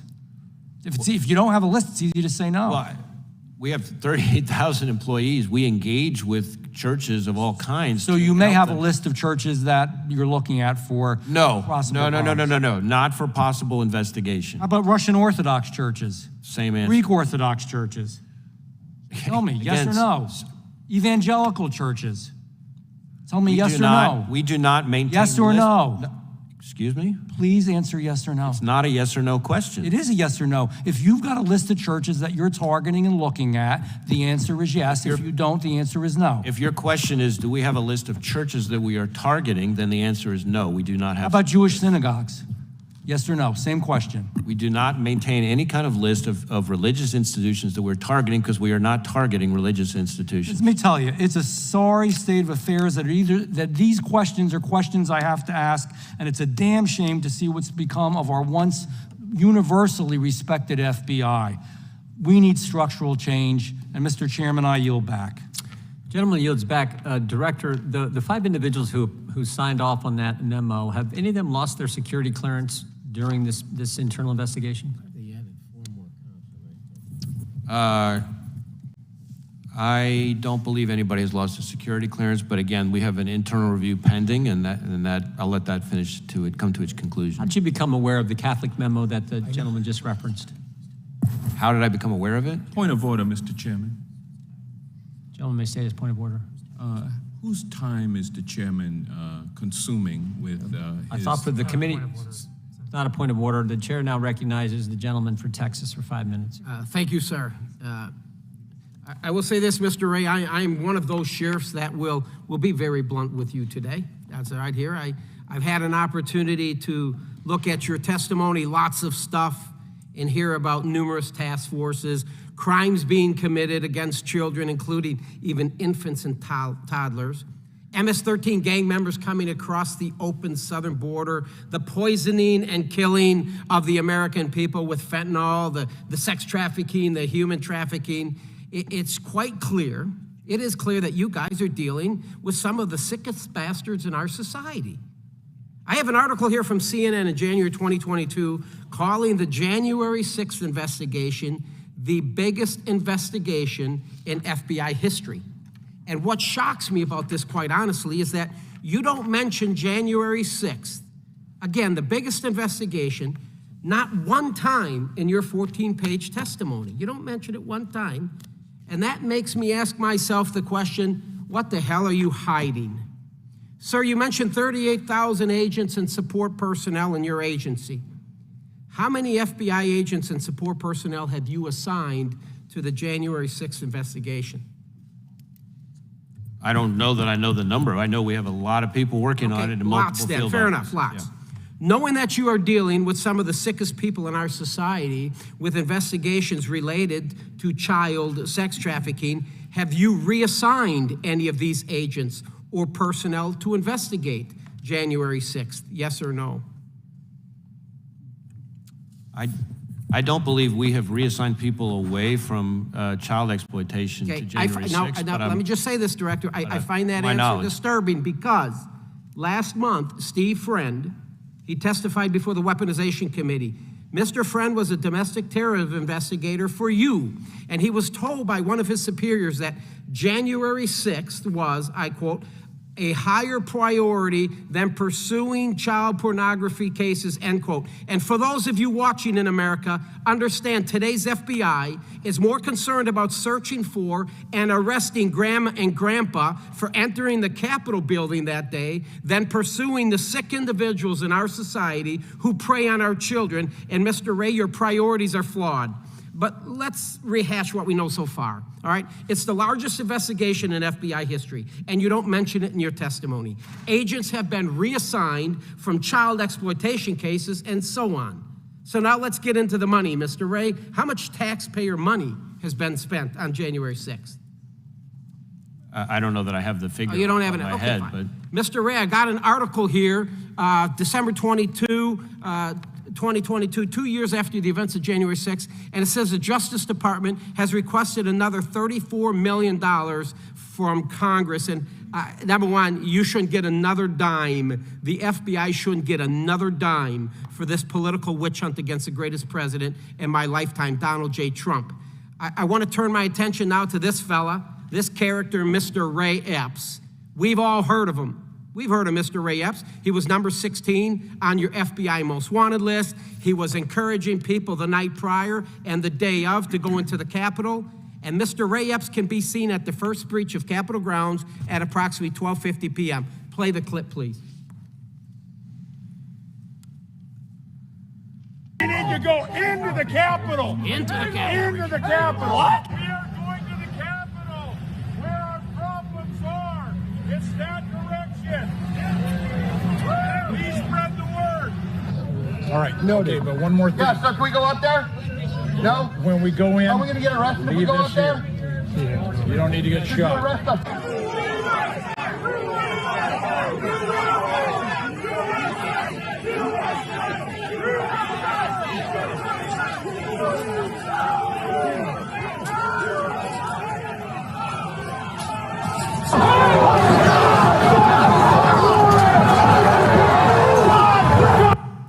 There he is, breaching the line, going in at the first breach into the Capitol grounds, the restricted area. Mr. Wray, you have arrested hundreds of people related to January 6th. And there have been people arrested for breaching Capitol grounds. Cooey Griffin is an example. Rachel Genko is an example. And then we go to Mr. Brandon Strecka. Brandon was arrested for disorderly and disruptive conduct, which included yelling, I quote, "Go, go, go," as rioters tried to enter the Capitol. These three never went into the Capitol. They never assaulted anyone. So let's be honest with each other. There is very little difference between the actions of Wray Epps and Brandon Strecka that day, but yet Strecka was arrested and Epps wasn't. Epps also testified to the January 6th committee. He was back at his hotel when video evidence showed that he wasn't. He lied. He was on the Capitol grounds just as Brandon Strecka was. Epps even texted his nephew at 2:12 p.m. and said, I quote, "I was in the front with a few others." It was on the video. "I also orchestrated it." Now look into the camera, sir, when you answer my next question. Are you going to arrest Mr. Epps, yes or no? I'm not going to engage here in a discussion about individual people who are or are not going to be prosecuted. Can I get a commitment? You just watched the video. I'm an old law dog. I understand a little bit about probable cause. He did very little. There was very little difference what he did and Mr. Strecka. You can see him. He's encouraging, I almost think he's inciting a riot. He's encouraging people the night prior to go into the Capitol, the day of, go into the Capitol, and he was at the first breach, and he breached the restricted area. Everybody, a lot of people getting arrested for not going into the Capitol, but they're in the restricted area, but yet, Wray Epps, who many people feel, fed, right? And there's a lot of clout over this. So my point is this. You arrested a lot of folks for unlawful activity. You just saw the video. And I will tell you, Mr. Wray, if you don't arrest Mr. Epps, there's a reason behind it. I believe you know what it is. And it appears to me you are protecting this guy. I strongly recommend you get your house back in order. With that, I yield back. Mr. Chairman, if I might briefly. Gentlemen, may respond, then we got a couple point of orders. It is not never, unanimous consent, excuse me. Go ahead. It has never been appropriate for an FBI director in congressional testimony to be weighing in on who is or isn't going to be arrested and who is or isn't going to get charged, which is a prosecutor's decision. If you are suggesting that the violence that at the Capitol on January 6th was part of some operation orchestrated by FBI sources or FBI agents, the answer is no, it was not. And to suggest otherwise is a disservice to our hardworking, dedicated law enforcement professionals. Can I respond to that now that the point is, he was number 16 on your list. Yeah, he was 16 on your list. You never arrested him. But hundreds of Americans were arrested. Shame on you. The chair recognizes the gentleman from Florida for unanimous consent. Mr. Chairman, I seek unanimous consent for all members have 5 legislative days to submit any additional materials, as well as any questions for the record for the director, and I would hope that those questions for the record we would submit would receive more timely responses than some of our letters have. I would further seek unanimous consent that the WhatsApp message from Hunter Biden I used earlier in the hearing be submitted for the record. Well, without objection, the gentleman from Georgia is recognized. Thank you, Mr. Chairman. I have a unanimous consent request that a article from the Daily Mail dated today with the headline, January 6th protester Wray Epps reveals he's forced to live in an RV in hiding after death threats over FBI informant conspiracy. Feds confirm he's never worked for them as he slams right-wing theorists using him as a scapegoat. I'd like to offer this into the record. Without objection, chair recognizes the gentleman from Texas. Thank you, Mr. Chairman. Director Wray, thank you for your time today. You said earlier in response to Representative Isa's questions that the job of the FBI is to, 1, undertake criminal investigations, and 2, protect the U.S. from national security threats.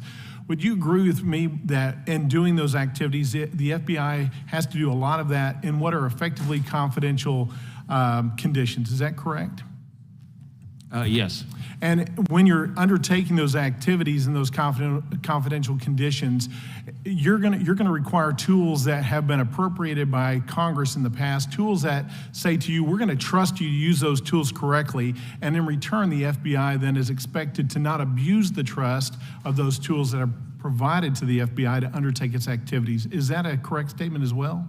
Yes, I would agree with that. So trust is a very important thing, both the giving of trust when you get those tools, and then making sure that you do not abuse those that trust once those tools have been given to you. Were you aware that according to a recent poll by Harvard Caps Harris, 70% of respondents in the United States said that they were either very or somewhat concerned about interference by the FBI and other intelligence agencies in the elections? Were you aware of that? I'm not aware of the particular survey or poll or study or whatever it is. In that same poll, 71% of Americans, which is certainly a bipartisan group, agreed that internal FBI changes post-2016 had not done enough to prevent further interference in elections, and that, quote, wide-ranging reform was still required. And again, you're not aware of those numbers? No. Does any of that shock you? You know, I don't spend a lot of time as FBI director worrying about polls. What I do look at is whether people want to work with us, whether people want to work for us.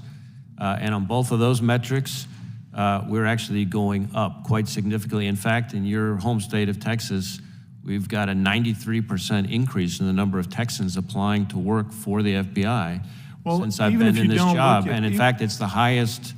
Texas has more people applying to work for the FBI than any other state in the union. Even if you do not watch polls, certainly you appreciate the fact that You want the trust of the American people.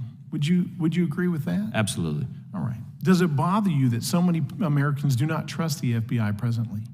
Well, again, I don't spend a lot of time worrying about polls. I do care about what I hear I'm from asking about American the people trust. otherwise. But it bothers me anytime any American has lost trust in the FBI. Of course, that concerns me. Earlier, you're talking to Representative Hageman, and you said where we can take action where possible to remove them from the chain of command, and then you ended your time, you got cut off because we had to get some votes. You were going to say something further on that. Do you have any plans to remove anybody from the chain of command or go through a process to determine who should be removed from the chain of command? Well, I have already removed any number of people from at different stages of my tenure from the chain of command. I have also referred people to our disciplinary arm, which has resulted in some cases in termination. Do you have any plans to do any more of that? If somebody has violated a rule, absolutely. When we talk about a good faith basis for trust of Americans, both Republicans and Democrats, does it bother you that these illegal FISA queries have continued even with efforts of the FBI to try to reduce them, that we now have somewhere between a couple 100,000 and at least 1 million of illegal FISA inquiries? Well, there are two things going on there. One, I think your numbers of what are actually illegal are off. But second, and more importantly to me, all of the changes that we have put in place to address compliance failures that I consider unacceptable have pointed to the effectiveness of the reforms that we put in place. So that I'm talking about. What number of illegal FISA queries would you put on the table as those that you know of? Well, here's what I can tell you. The most recent FISA court opinion found, I think it's a 98% compliance rate. The most recent DOJ audit found a 99 or 98% compliance rate. Is that acceptable to you? Is that 1% or 2%? We strive for 100%. But all of those things, but it's the FISC, the FISA court, whether it's ODNI, the Office of the Director of National Intelligence, whether it's DOJ, whether it's our own Office of Internal Audit, which I created, by the way, all four of those things have shown that the reforms that we've been putting in place have already had dramatic positive impact. Am I satisfied with that? No. Has anybody been fired or removed as a result of their inappropriate use of FISA? Well, the last time somebody has had truly abusive behavior with respect to FISA, it goes back a ways, but those people have been gone from the organization. Are you making a distinction between truly abusive and just abusive? What's the distinction there? Well, the distinction I would draw is between intentional or reckless conduct versus somebody who makes a good faith mistake. To me, a good faith mistake is still a compliance violation, and still somebody needs to be counseled and trained and coached and taught to do it right, but that's different from somebody who intentionally or recklessly breaks the rules. Director Wray, I'm going to go back where I started, and that is with trust. We trust you when we give the FBI tools. We trust that those tools would not be abused. I think in the last 6 years, certainly we've seen a number of abuses of the tools given, and I think as a result of that, you're going to see a curtailment of some of the tools that are provided to the FBI. That's not a choice that we're in a position that we want to make, but we have to make as a result of the abuses of the trust of the American people. Thank you for your time today. Gentleman yields back. Director, I have just a couple extra questions, but in fairness to the minority, I'll recognize Mr. Johnson, so he'll go for a few questions. I'll have a few, and then we appreciate you being here for this length of time, and then we'll be able to adjourn the hearing. But the gentleman from Georgia is recognized. Thank you. Director Wray, you have acquitted yourself admirably today under severe and constant fire. And so your day is about to come to a close with your head still standing, your head still held high, and your soul, I'm sure, further empowered to continue doing the right thing on behalf of the American people through your service as director of the FBI, and I thank you for that. You were asked multiple times about the Missouri versus Biden injunction. This is a preliminary injunction issued on a holiday, July 4th, Independence Day.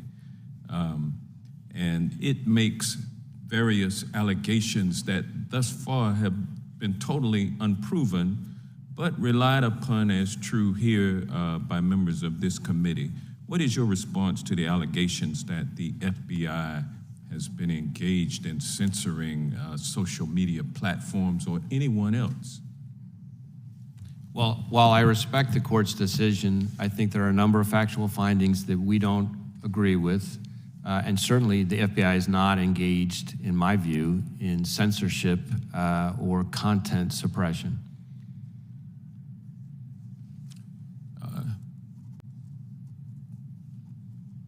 My Republican colleagues also seem to think that the FBI is being weaponized against the American people. What is your response to that allegation? And that will be my final question for today to you. The FBI that I see every day, and again, when I see the FBI, nobody gets to see it the way I do. I've been to all 56 of our field offices at least twice. I've spoken with partners, law enforcement partners in all 50 states multiple times, with federal judges all over the country, with business leaders, community leaders, prosecutors, victims, more importantly, and their families. The FBI that I see every day is working their tails off to protect the American people from a really staggering array of threats. They are an inspiring, incredibly dedicated group of people.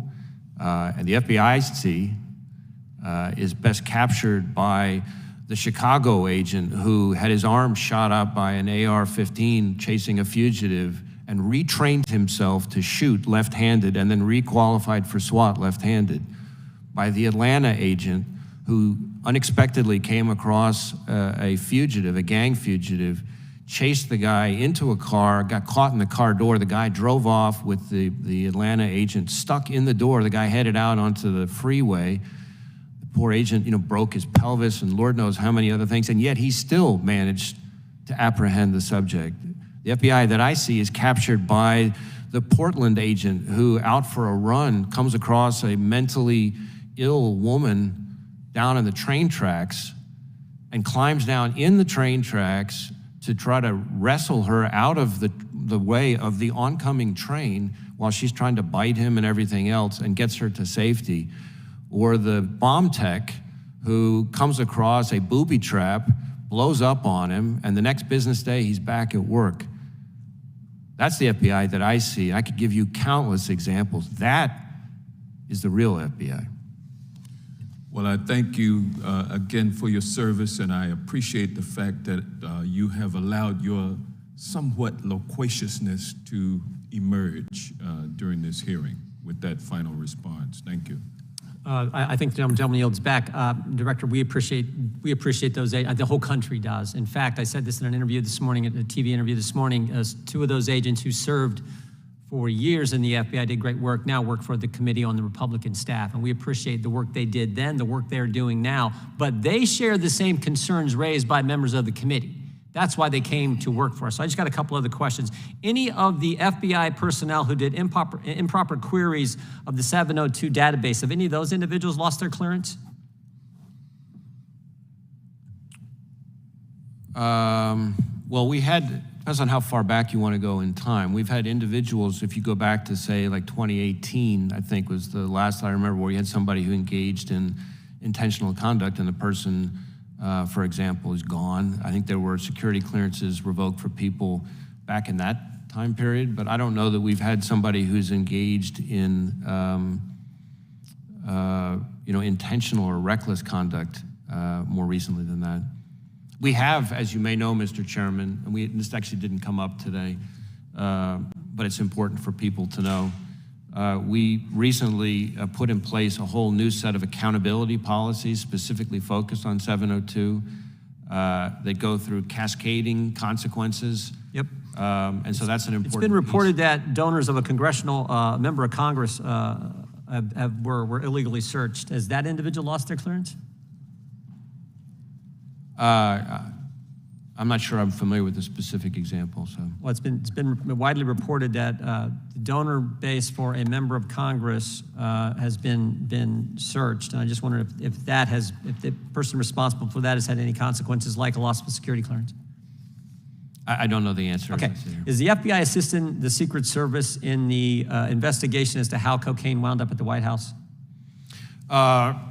Yes, I want to be a little bit careful about what I can say here because the Secret Service is leading the investigation. But as is standard in an investigation where white powder is found, the FBI's lab personnel did an evaluation to determine whether or not there was a sort of biological. Is that the only assistance?